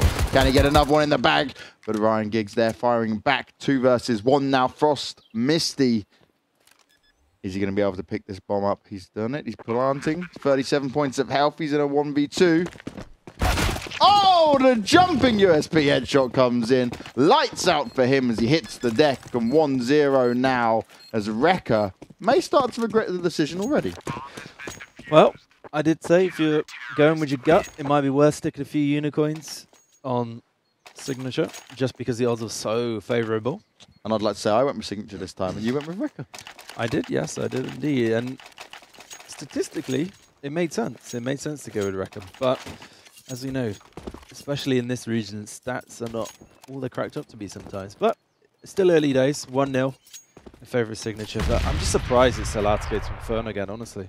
Yeah, I've got to say, anytime we see Signature now, if they are allowed to play Inferno again, then every other team has actually just lost their marbles. Because you can't keep giving them it. They're just so good on it. They're just their map control. The way they hold their bomb site, Reality, Ryan Giggs, Chan was just incredible. Yeah, and it's just... I do feel that Rekka should have an execute, though, for the A bomb site. Like, ready for Chan, because that's the reason he's able to dominate from the pit, because no one's actually executed with a full, like, tactic yet to actually force him out the pit, so he just gets free roam. Yeah, we are being pretty harsh here, because obviously it is only the first round, and, well, you can see the bug jump being used there by Rolex to see over the top. They won't see him, but he'll see them, and he's going to, he's got a lot of information now. They're not going to spot him out. The incendiary grenade goes down. He could have thrown that a little bit deeper, and I love how you guys in chat see the bug jump as well. It's not banned in official rules by Valve, but it is a bit of a corny strat to use. But maybe this is how they're winning on Inferno. I'm surprised he's using that, especially after the major, but there you go.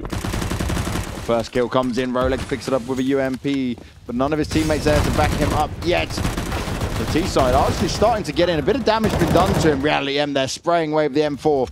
As Rolex does go down, he will lose his UMP. Sis has got it in hands. As now Exacurate. I don't even know how you would say that name. Reality M spraying through the smoke, picks up 1, puts Sis on 18 points of health, sees exactly where he goes. Docks down just in a nick of time and does find the final kill as Chang comes in to back him up. 2-0 now, and they didn't lose too much into it. No, so they got the bomb down in the first round, and then they're able to... Obviously, they had a little bit of a force. They saw the Galil come out, see what they could do. But if they fully look at this, they should get a fairly comfortable bye next round. So far, so good for Signature. They look pretty promising as they opt to... I think they're going straight down mid, James. Wow. This is an aggressive, confident strat coming out from Signature. Are they that sure of themselves as Ryan Giggs comes out picking up 2. Only Sis and Rosio left alive here, and Ryan Giggs come all the way around. Long range CZ tapping away. 3-0, and Signature just say, we're here to play Rekka. We don't care about your past results because we're going to shut you down. It doesn't matter what you do. Something to note as well is that Reality's only joined this team, I believe, on the 13th of July. So they had a few questionable results in recent times, but it seems like he's now fully settled into the team. So that could also be a reason why they're turning around these results and actually putting up these numbers. But first bye round, this will tell whether, in actual fact, Rekka have got some form of execute ready for Signature. Well, so I saw someone in chat say, why is that guy called Ryan Giggs? Did you not know that he's no longer anything to do with football and he's took up a career in CSGO after seeing the money in the major events? He still believes in it. He started off in Asia to give himself a little bit of an easier ride. I am trolling you guys massively, but still, it's a Classico name. Well, it feels like a double thing. Like we think we're trolling, but it's actually true, you know. It turns out it's the secret career of Ryan Giggs. But Signature super confident here. Wrecker is seen to be the team statistically who should be able to take this, but it is on Inferno again in reality. M starts off as he means to continue.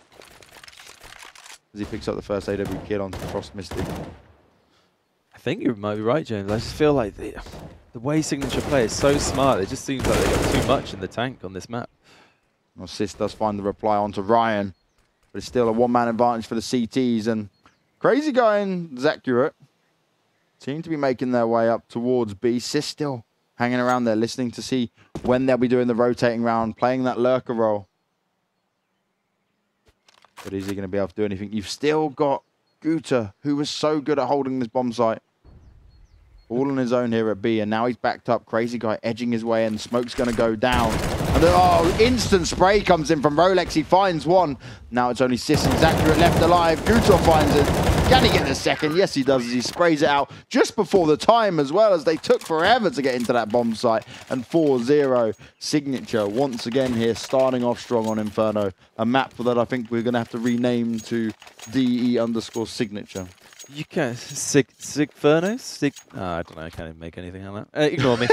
Like Signature Ferno? You just can't. You can't be taking top of mid with 35 seconds left and have no execute towards the pit. And the other thing is, they started walking into this area of the B bomb site with 12 seconds left. Like none of these teams really know what they're doing on these defaults. Like they're not taking map control and Signature just every time. They're holding back utility and just completely capitalizing on the fact that no one knows what to do against it. This is the thing, actually. You even see at the higher levels of CS that teams who aren't really confident on Inferno, it's either very much they know how to play Inferno or they drop the ball completely. Where you've got to look at Signature and they 100% know how to set up, especially CT side. Yeah, instantly perfect. Here again for Chan, sat in the big pit, deals with one of them, gets the second one, does get taken down, but he's backed up instantly by Guta there, picking up 2 more kills for himself. Only one left alive, and a very quick headshot comes in as we see 5-0. This is getting faster and faster. You just keep putting Signature in positions where they allow T's to just run at them, and they'll take them down no problems. Well, with the new Inferno, you need banana control. You can't let the CTs dominate that area of the map and hold back their utility. It's such a wide open entrance to the bomb site. CTs almost have to exclusively play kind of aggressive or pop flash and retake banana now. As a T, you want to be taking that back off them, and then you want to be going into some form of tactic. Your goal is to take banana, take top mid control, and then do something. So think of it in 2 stages. You need to force the CTs back, and then you need to execute. Maybe the T side will take it a little bit faster here. Try and catch them off guard, but still, we're 1 minute 30 into it. Spray comes out.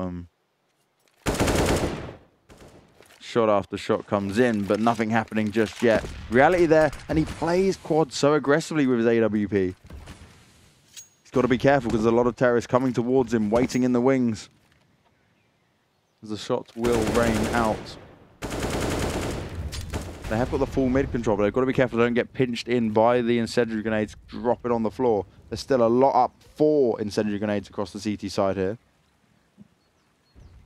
Again, look at the clock, look at the utility on the terrace side. Only one guy with a Molotov smoke and Crazy with another smoke. And look, we're already back at 41 seconds. They're just retrieving the bomb from second middle, and now they finally want to go back towards banana. But what have they really achieved? They've wasted all their utility to take the top and middle, and nothing's been gained. No picks, and they've only got 1 Molotov, 1 smoke, and a couple of flashes to execute on banana.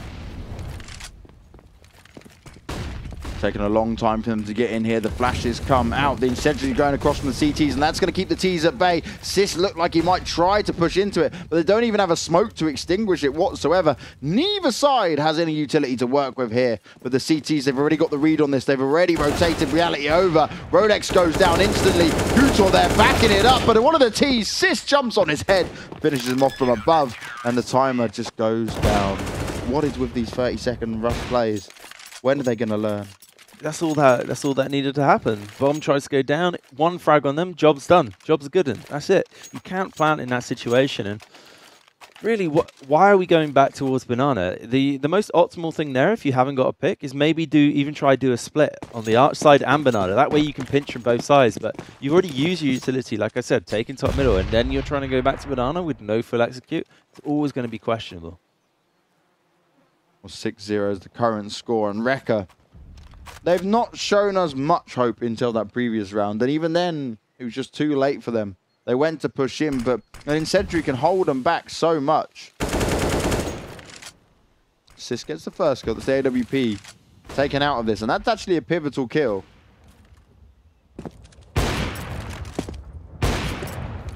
Key thing to note as well, we're at that 6-0 mark, so that round reset, even if Rekka pick up a round, they need to ensure the second one, and so far they haven't looked confident in any of these rounds, so it's a big ask now to get back into the game, but like you said, they found the first kill on reality. How are we going to go about it? What are we going to do here?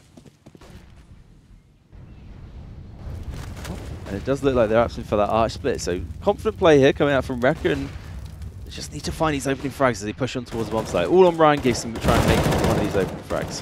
Well, he does it well. He gets the first one. Chan there backing him up as well. And again, these guys holding down the A bomb site. But Exacurate comes in to try and deal with it, and it gets a lovely headshot onto Chan as well. Puts it into a 1v2. They're going to get the bomb down just now, and instantly Exacurate finds Rolex, gets the kill, and there's a bomb plant after it as well to give them the money that they much well needed. Rekka finally find the round here. And they only survive with 2 guys left, so we are going to have to rebuy on 3 players.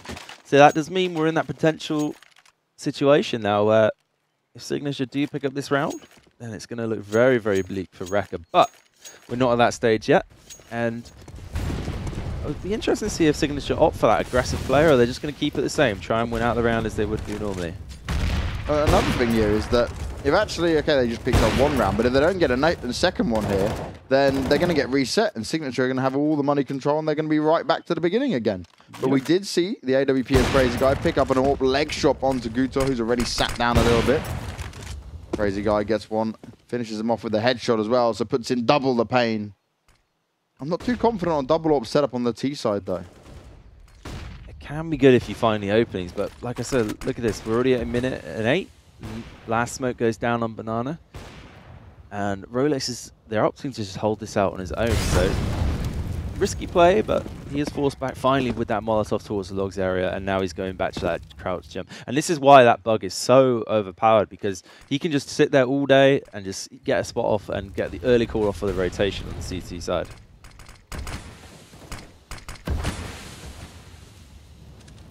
Reality's got himself in a good spot there. He is on the bomb site, gets the double! 3 AWP kills come in, and that should never be allowed to happen. They stack up and give him a free set of kills.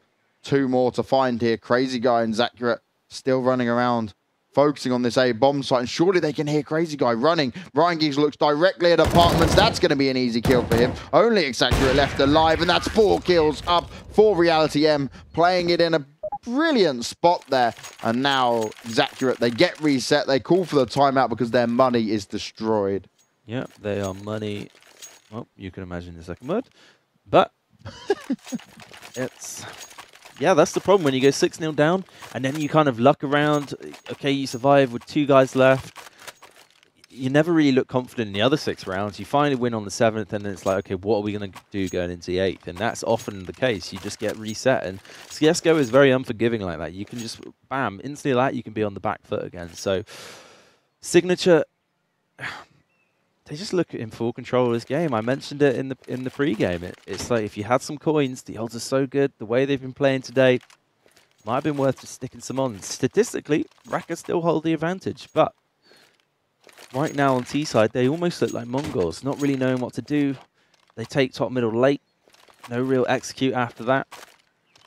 And even look at Rosie? I don't know how you say it. Roseo is how I said it. Roseo, 0 frags, no impact there for his team. And the highest person would be Crazy Guy on 6 and 6, so not looking great. Well, you've got to be honest here that Rekka, this isn't how we're used to seeing them play. They usually play smarter CS than this. But it's on Inferno, a map they should have never allowed to get through. Maybe they've just underestimated what can be done here, but that's a nice start for Exacura. He finds the kill onto Gutor, finds himself an AWP, but he's only got 6 health. Drop it to one of your teammates, because you're going, whoa, okay, you still go, oh my god, Reality M's there backing him up. Is he going to be able to do anything else? Finds a USP shot, burns Sis alive. What is this? What are we even seeing here? Reality M doing the unthinkable, pushing back there. Ryan Giggs gets the kill onto Frost. He's only one more to find, and another sweet 4 kill for Reality M as he picks up the round for his team in a very convincing fashion. Just pumped out his mind, isn't he? Like, it's almost, yeah. I thought he was going to get the bomber before the bomb planted there. You saw it, the flash came out, he spammed it back. But, oh, just Reality M, just them AWP kills, just one of them things you just love seeing, right?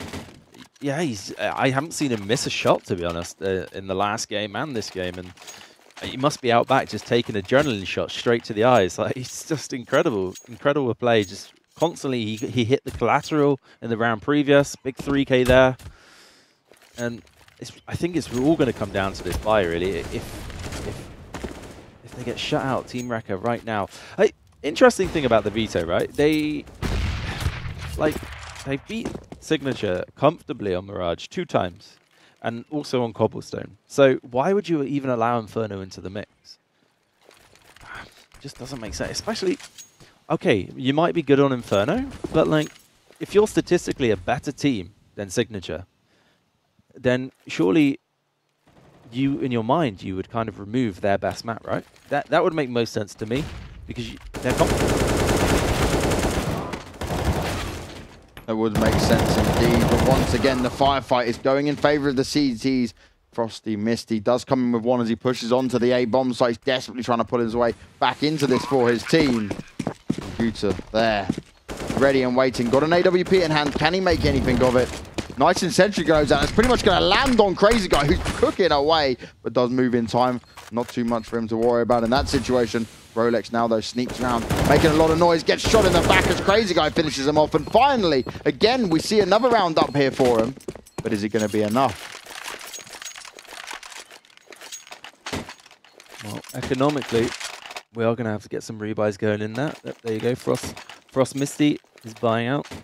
Sis as well, Crazy Guy, Roseo, 0-10 on the Galil, looking for his first frag on the server, trying to make an impact for his team. And the full eco from Signature will be coming out. Well, this is what happens when you're on that more expensive CT side, right? And they're still doing it with pistols in their hands. The confidence comes in. One more goes down. Sis trying to pick them all up, but he eats so much damage from Rolex there. It's a 2v2, and the money damage being done to Rekka here is just insane. Indeed, and this is kind of what people allude to when they say about the economy on CSGO. It's like Signature, they win the first 6 rounds, they lose one, then they win the next 2 and lose one, and instantly they're forced on this kind of forced by eco, and it's just like the economy doesn't really stack up. You can be so far ahead, yet instantly screwed. I would like to see some changes to the economic system, but again, a discussion for another day. I digress. Well, guys, if you're enjoying the stream, you're enjoying the commentary today, do drop a follow on the channel. We're giving away 1,000 unicorns to one lucky follower at the end of this game. We'll be covering all the WCA games for the rest of this week, all the Asia-Pacific games, and seeing how the rest of this turns out. But so far, Signature are proving that they want to be a dominant team here. But we'd love to see what the rest of their map pool's like, because so far it's Inferno all the way for them. Well, if they pick up this, that would put them 3-0 for the day. No, yeah, 3-0 for the day. So, all in all, it would be a good day at the office. Mongols actually went 0-2, so not great from them. And we're still yet to see MVP projects. And Chiefs, I believe they'll be coming on another day. But we'll look at the table alone. Rekka's currently at the bottom, Signature at the very top. This is first team versus the worst team. But it is early days. There's only day 2 here of the WCA Asia Pacific closed qualifier. 9 teams battling out for $37,000. 2 spots left for the WCA 2017 finals, going up against the best teams in the world. We'll bring you all the action from Monday to Friday for this. 3 more days ahead. The giveaway will be done at the end of the day for 1,000 unicorns. All you got to do is drop a follow. We'll be giving you betting predictions and odds before every single game in our fantastically popular odds breaker. And you get to hear what George's gut feeling is going to be, which has been right so far. But you did bet on Rekka this time round, while I went for Signature. I did, and actually... Starting to regret it, right? To be honest, yeah. I mean, the Signature just looked crazy on Inferno, and especially when I realized the Mongols actually did beat Rekka 16-13. So... Oh, this is the A play. They are so well set up for anything that happens in A. They've got about 3 or 4 different setups that you see in A. Some pushed out more towards the middle area where they've done the boost up top. Then you've got one boosted up for the apartment side of things as well. Then you've got others where they're playing 2 in pit, 1 in site. Then you've got 1 who sits on art. They're so ready for this. On Inferno, you need to have executes. It's as simple as that. Throughout history, maybe not so much 1.6 because the mid area was so much more open, right? But in Source and in this game, you need to be able to take top middle with as little used as possible, and then you need some form of executes, whether it's an arch split, a quad go, you want to go a banana split, anything you want to do. Everything requires an execute at the end, pretty much, unless you do the old kind of contact up middle and hope to catch the early guy on arch, right? But more often than not now, CTs know that they can play one angle, take a pick, fall back, and instantly play this setup. And unless you've got Molotovs to actually force people out of positions, everything favors the CTs. Even smokes, they can sit behind them, work in them, make a frag through them. You need those Molotovs to push people out, like Chan in the back of the pit. You need flashes for Ryan Giggs. Oh, sounds weird me saying that, but Ryan Giggs on like the moto area towards library. You need these things to enable you to breach the bomb sites. Well, there's a pause coming in, just coming towards the end of it. 9-3, currently an advantage of the CT side of Signature. Very strong here on Inferno, but it's still a lot of rounds to play with here. Rekka, they've got to do what they can, and the early grenade going out from Chan does huge amounts of damage. Accurate dropped the 32 health. Not the way he wanted, and they're burning alive. Roseo burnt to 44 health. They all stacked up at the bottom of Banana there. They've had no option other than to fall back, and they've got to be careful because Guta comes out spraying and crouching. Headshot goes down. Will he be able to make anything else of it? His teammates backing him up from behind as well. Nice work from Guta, finds a second kill, not going to push any further in.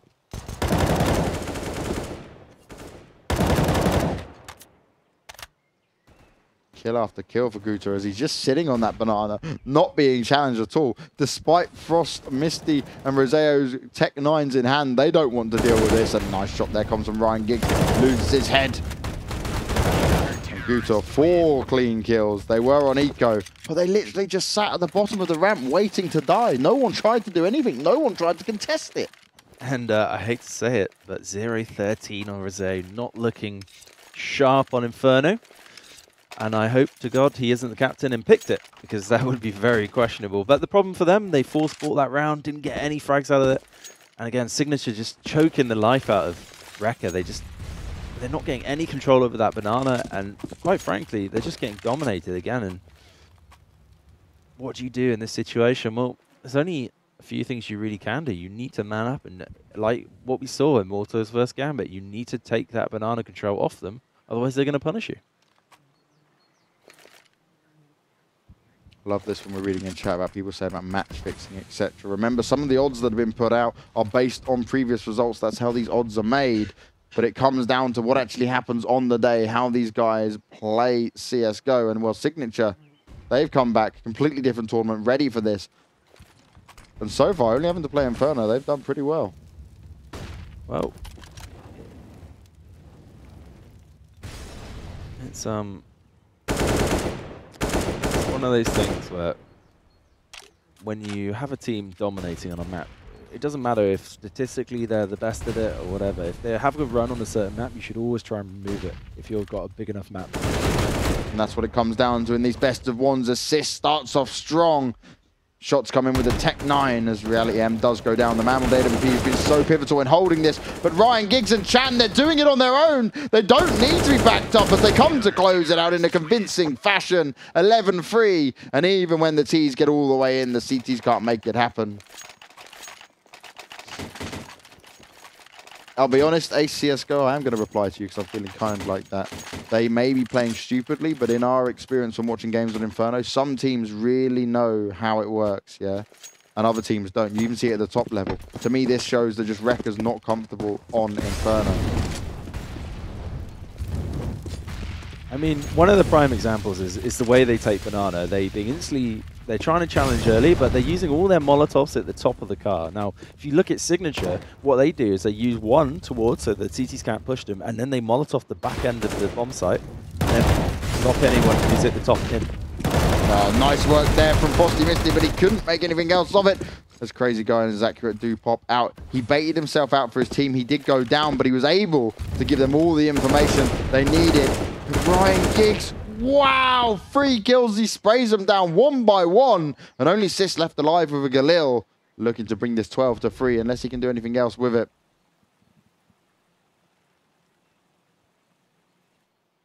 Sis, though, if they don't. Oh, there's one waiting for him. Mr. Chan's there in the background. He didn't spot him. He actually saw him, but it was a little bit too late. It goes 12-3. 0-15. Whoa.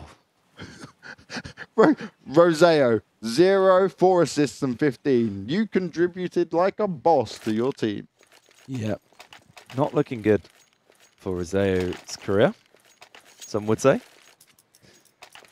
But how do you... Not really much to say about that half, honestly. Signature just dominated it from start to finish. They had full control on the CT side. And yeah, they just looked like a really, really well thought out, calculated team on Inferno. Yeah, it looked like it was over from the moment they rushed down. Did you know when they went to that full push down and that confidence play? Yeah, they're just hitting all the shots. They get the refrags in. Everyone's just so confident on this map. Now it's up to Crazy Guy here to do something big, and he gets 2 headshots. Can he make it a third? Shots firing. Exactly what's coming through to back him up, and they are going to be able to take down Guto. The bomb has only just gone down on them. Headshots of the USP. Absolutely huge. And Wrecker may have a glimpse of hope to come back into this as they pick up the pistol round. Crazy Guy and Exacurate dropping heads all over the place. So they just need to win out these 2 ecos. So for some reason my voice is absolutely messed up. I have no idea. Recently just recovered from a cold, as I shall inform everyone. But no, Wrecker, they need to not lose this force buy. And obviously, smart choice coming out from Signature. No force buy. Full eco, bomb down. Going to get the AK-47. And it's looking good for Wrecker in this round. But saying that, Signature... They still have all the cards. If they can pick up the first fight, it's looking good for them. Yeah, Signature have got a lot of rounds to play with here. They're not going to be too scared at this point. But this is Wrecker's chance to come back into it, build up some momentum, build up some confidence. Maybe their CT side is just as good. We know, guys, from general Asian Counter-Strike, that their aim and their CT positioning is brilliant. The T side, the tactical side, sometimes lacks a bit. As my co-commentator dies by the side of me, but I'll keep it flowing. I'll keep it going as he breathes some life back into him.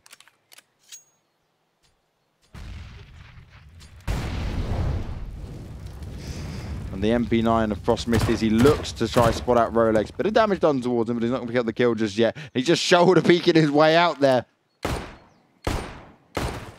I like the try. I like the test. But he's not going to force him to push down yet. He's just keeping them busy. Signature, they're not fully confident of where they want to go. Oh, this could be big for Roseo. Roseo could pick up a kill here, and yes, he does. Finally getting some kills on the board. That's 2 for him. That's 3. And he's done better already in 1 half than he did on this half. Yeah. Again, I don't know whether it's just...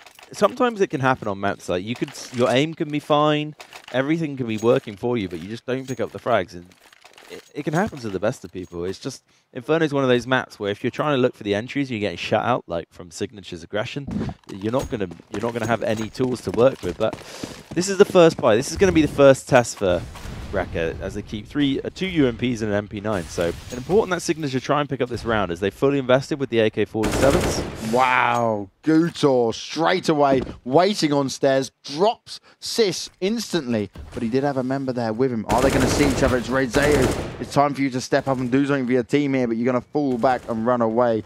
Not willing to give anything up just yet. The AK shot spraying in there through the smoke, and Frost Misty's in a good position. Crazy Guy there can spam away, take the pressure on him, and they might not check it. But the rest of the T side here, they know they've got the advantage. They can take their time. First kill comes out from Crazy Guy as Rolex does go down. I think he will grab himself an AK for that, and that's something they desperately need because their weaponry is nowhere near as strong. The key thing to note about Signature's T side is, okay, they're playing very slow, but they do actually have those executes to fall back on. So wherever they go, expect smokes to come over, pop flashes, and use their utilities correctly.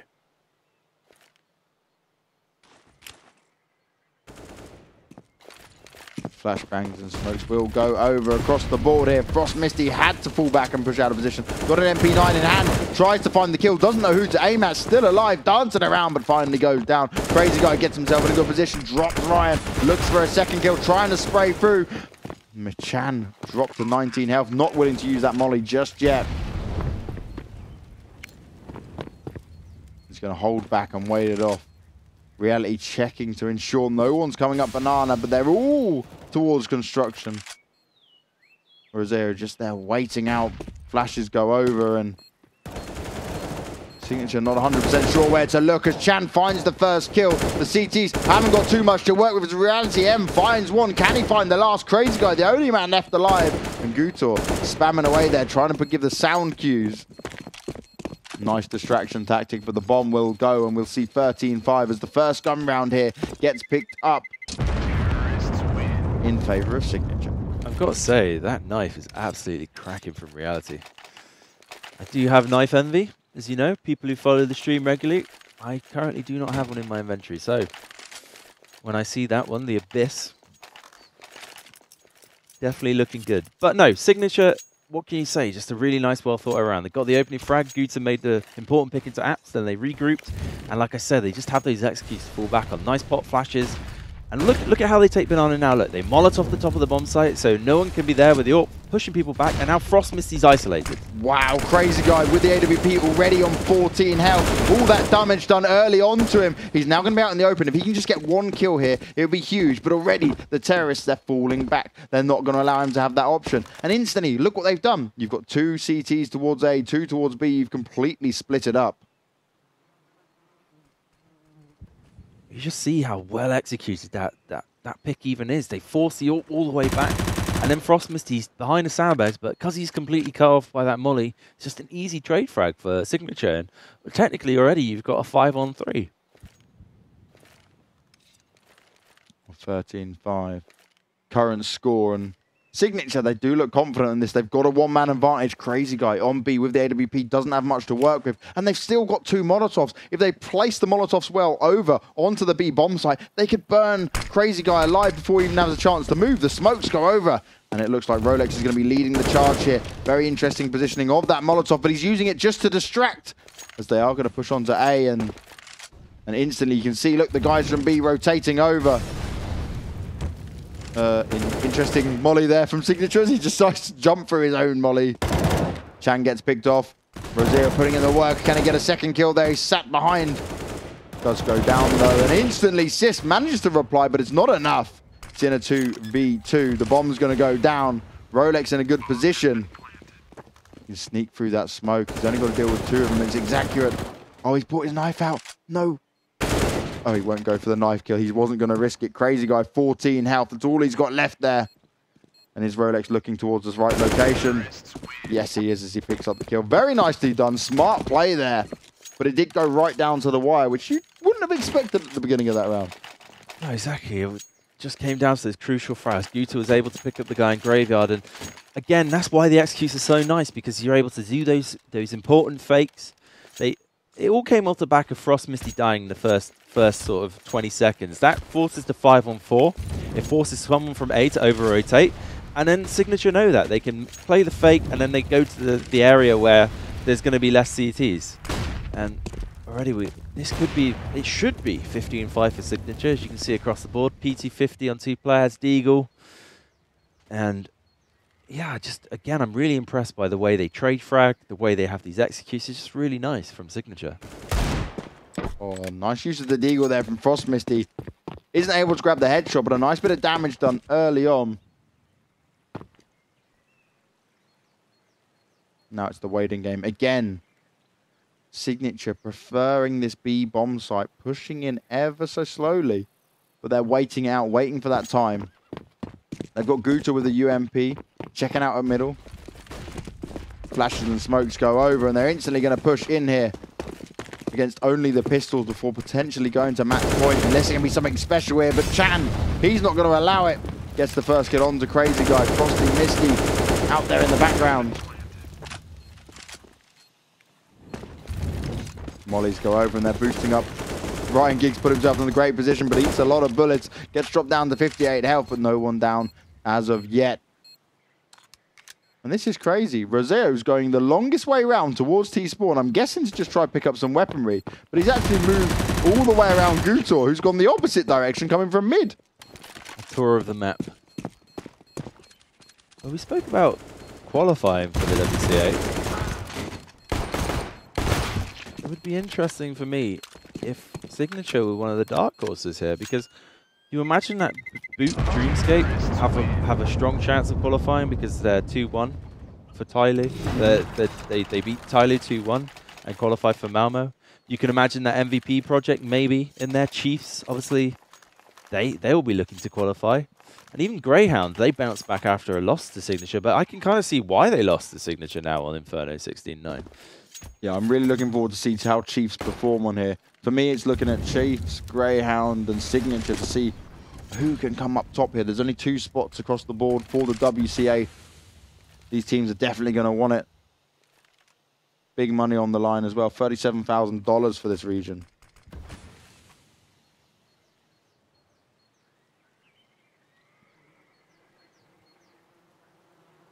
Now the waiting game takes place as the CTs do have the weaponry in their hand. They've got to do this, though. They're playing for this overtime. They've got to make it 15-15, 10 rounds needed. Rolex straight away rushes onto the bomb site, but he's being destroyed there. Exaccure and Roseo all over him. Only Rolex left alive. He's the only one that actually made it into the pit. And he goes down as that was the cleanest round we've seen from Rekka. Nice hold. Very nice hold from Rekka. Opting for the 2 quad, one on top the little roof. And unfortunately for Signature, they decided to play that old contact apartments, and that's probably the worst setup you can run into because you're looking the wrong way anyway. You've got so many angles to check. And in CSGO, I don't really favor that play because you've got to check pit, graveyard, site, and then obviously quad. So better when someone goes up middle and takes that contact from quad at the first part if you're going to run a tactic like that. And one thing to note for all the guys talking about match fixing, WC actually banned one team from the Chinese when they found out, so they do their investigations, don't they? They put their time in to make sure that this is legitimate. So if there isn't any match fixing going on, WCA will be ensured that they will fish it out and deal with it appropriately. It was good to actually see an organizer take them steps and do what's necessary to combat this stuff. I mean, like you said, it got punished. It happened. It got punished. I mean, it happens in every sport. But you can't think just because you lose a bet that is always going to be the case. I mean, everything today, the way Signature have played on this map especially, I just think they're playing better CS. I don't think the other teams are throwing. You can't say to me that 3 teams suddenly decided to throw these games. That would be really absurd and probably one of the biggest scandals of all time, I think, if that happens. So, yeah, game after game as well. And to be fair, this is Signature's maps, their choices. They like Inferno. Let's see how or if Signature can do this on other maps later on in this tournament that we'll be doing for the rest of this week. And don't remember, guys, drop a follow on the channel because we're giving away 1,000 unicorns for you to bet with at unicorn.com. You've got to be over 18. You've got to be following the channel. And once again, the rush comes out, but these rounds are being very confident here. And Gutor is going to allow his team to get a bomb plant, and he's got 13 health, but the bomb plant's all he needs. Rosero's not going to be able to stop it. And nice flash there. Great work from him, but it's not going to be enough. Another round on the board here for Rekka. 15-7 we will go to. But now it's going to get difficult as the buy round will come out from the T side of Signature.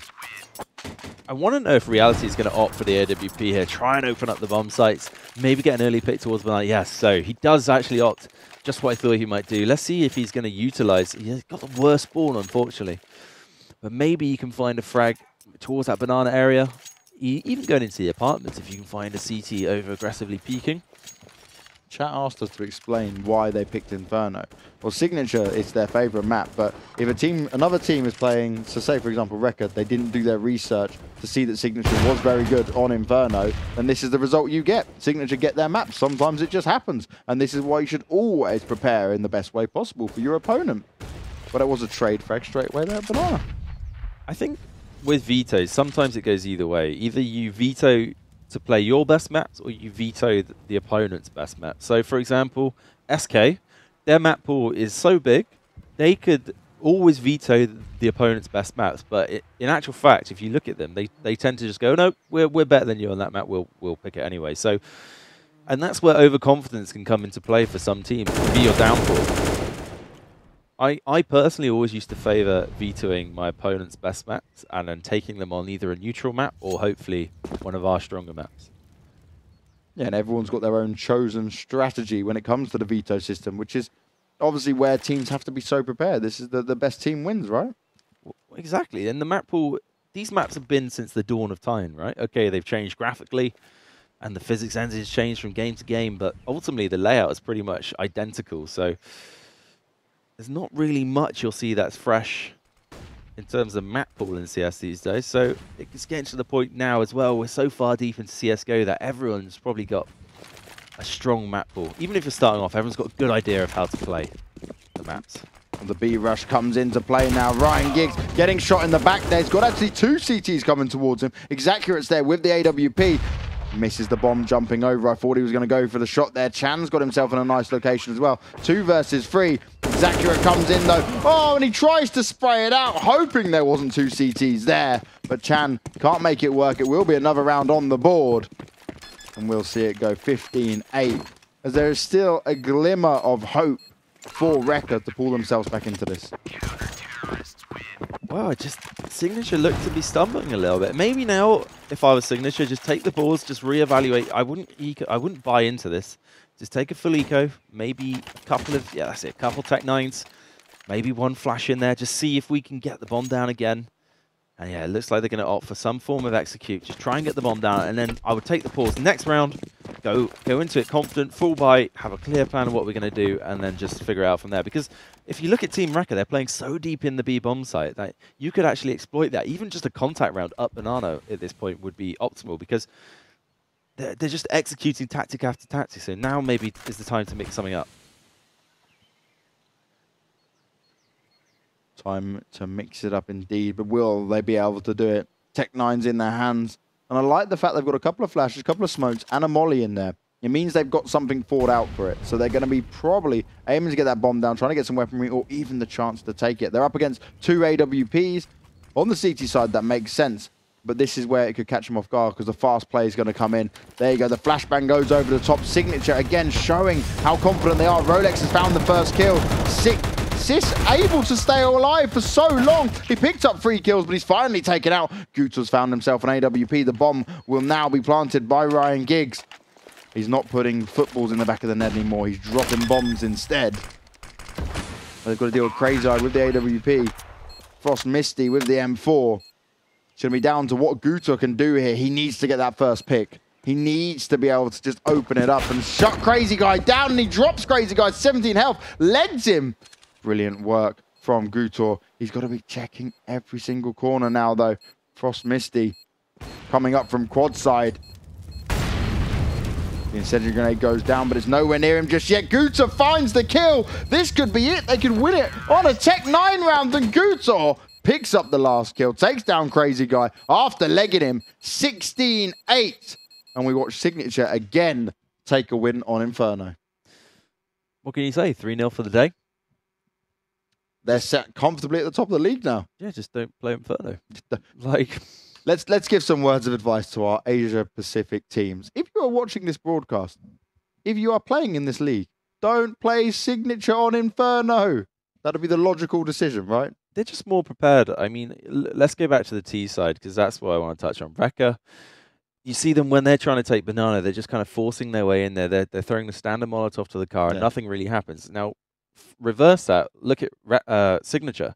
They Molotov the top of car, and then they go, okay, we're going to Molotov the back of the bomb site, and then anyone who's in that kind of car / sandbags area is isolated. Then we're one pop flash, and we're going to execute and then make the frag. And that allows for no refrag from the CTs, and it's just at that point it's a free round, not a free round, a free kill for Signature. And then off that you can do anything on Inferno, because that forces a guy from A to rotate towards B, and then you can throw the fakes, go back, etc., etc. So for me, they're just really good on Inferno. Their CT setup work. They know that these teams don't have an execute ready for them.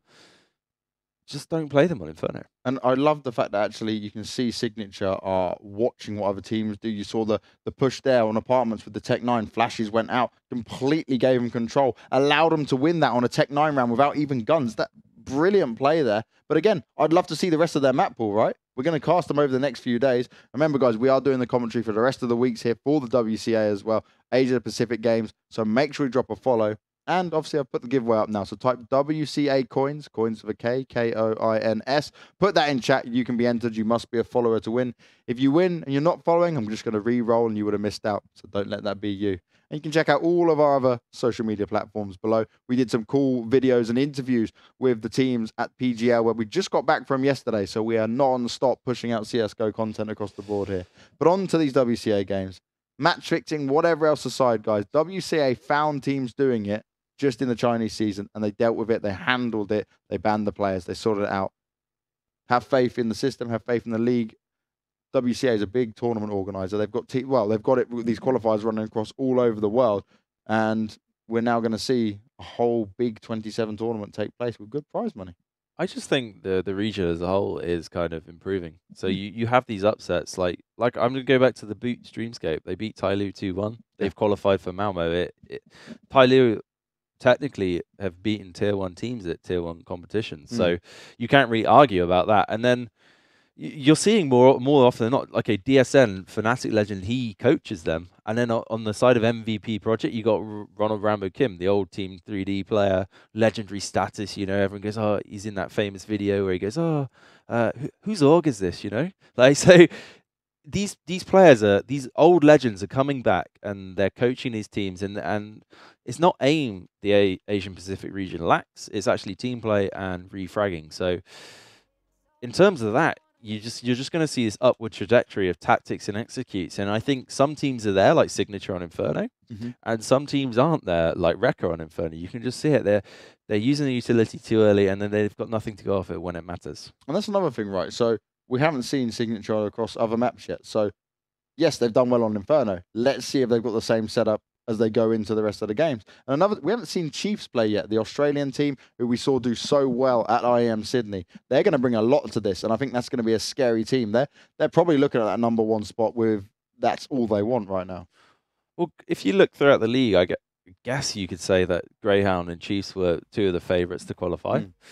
But for me, the dark horses might be Signature and definitely Boot Dreamscape. I think they're within the chance of doing it. Okay, they've had, where do they sit in the league right now? I guess mid-table. They lost yesterday on Train. So, but there's still time for them to come back. The Mongols, I think they're out of it. I don't think they're... We'd hoped for good play from the Mongols. It didn't happen. But actually, MVP, the Korean team, Korean AIM is insane. MVP is a very prestigious organization. I'm pretty sure they're going to have a strong team. I'm looking forward to seeing how they play in this as well. This is where, because it's Asia Pacific, it's not just like China, which we had for WCA, where obviously WCA is a Chinese organization, so they have it exclusively for China. We get to see this real battle of the greats of this area. Yeah, and MVP, touching on them, we've seen them at one tournament where Rambo was coaching. They put up some fairly decent results there, nothing really groundbreaking, but now he's had some more time with them. Let's just see what they produce in this tournament. It'll be really interesting if you see MVP play off against Boot Dreamscape, because you've got two legendary 1.6 players of different... Well, technically, Rambo, you could even class as 1.5, like going way, way back. So it'll be interesting to see how those two different coaches react to each other and what kind of tactics they've built up for their teams. Well, I'm going to roll for the winner, get someone in on this. We've got a lot of people entered across the board. The roll is going to take place.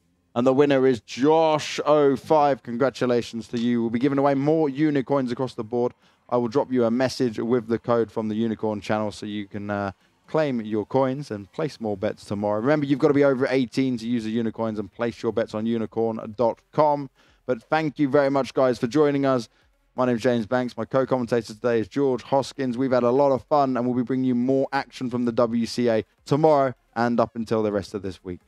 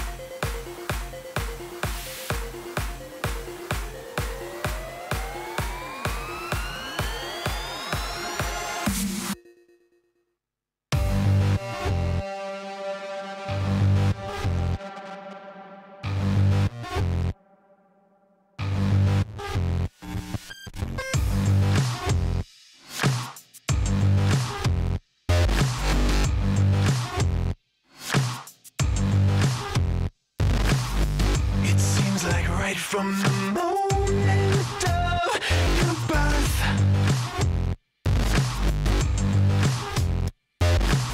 someone's been needing to bring you down to earth.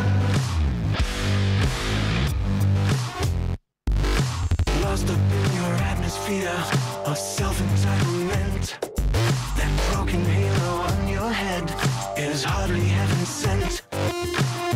It's time for someone to bring you down to earth. You go on pretending that you own the universe, and we'll all be here watching as you're falling down to earth.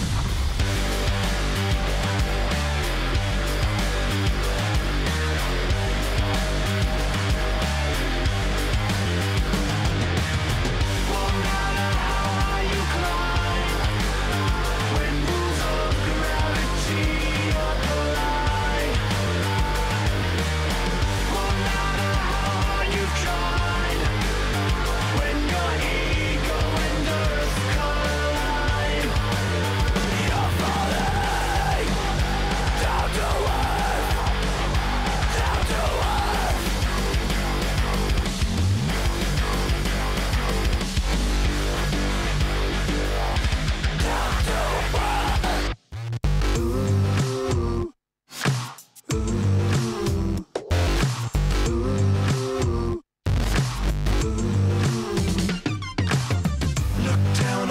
toes with their fingers in the dirt.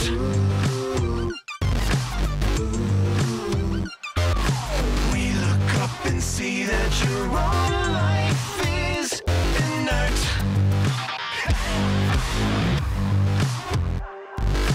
Sidetracked by your self-important babble building schemes, but broken wings won't let you fly above all your broken dreams. It's time for someone to bring you down to earth. You go on pretending that you own the universe, and we'll all be here watching as you're falling down to earth.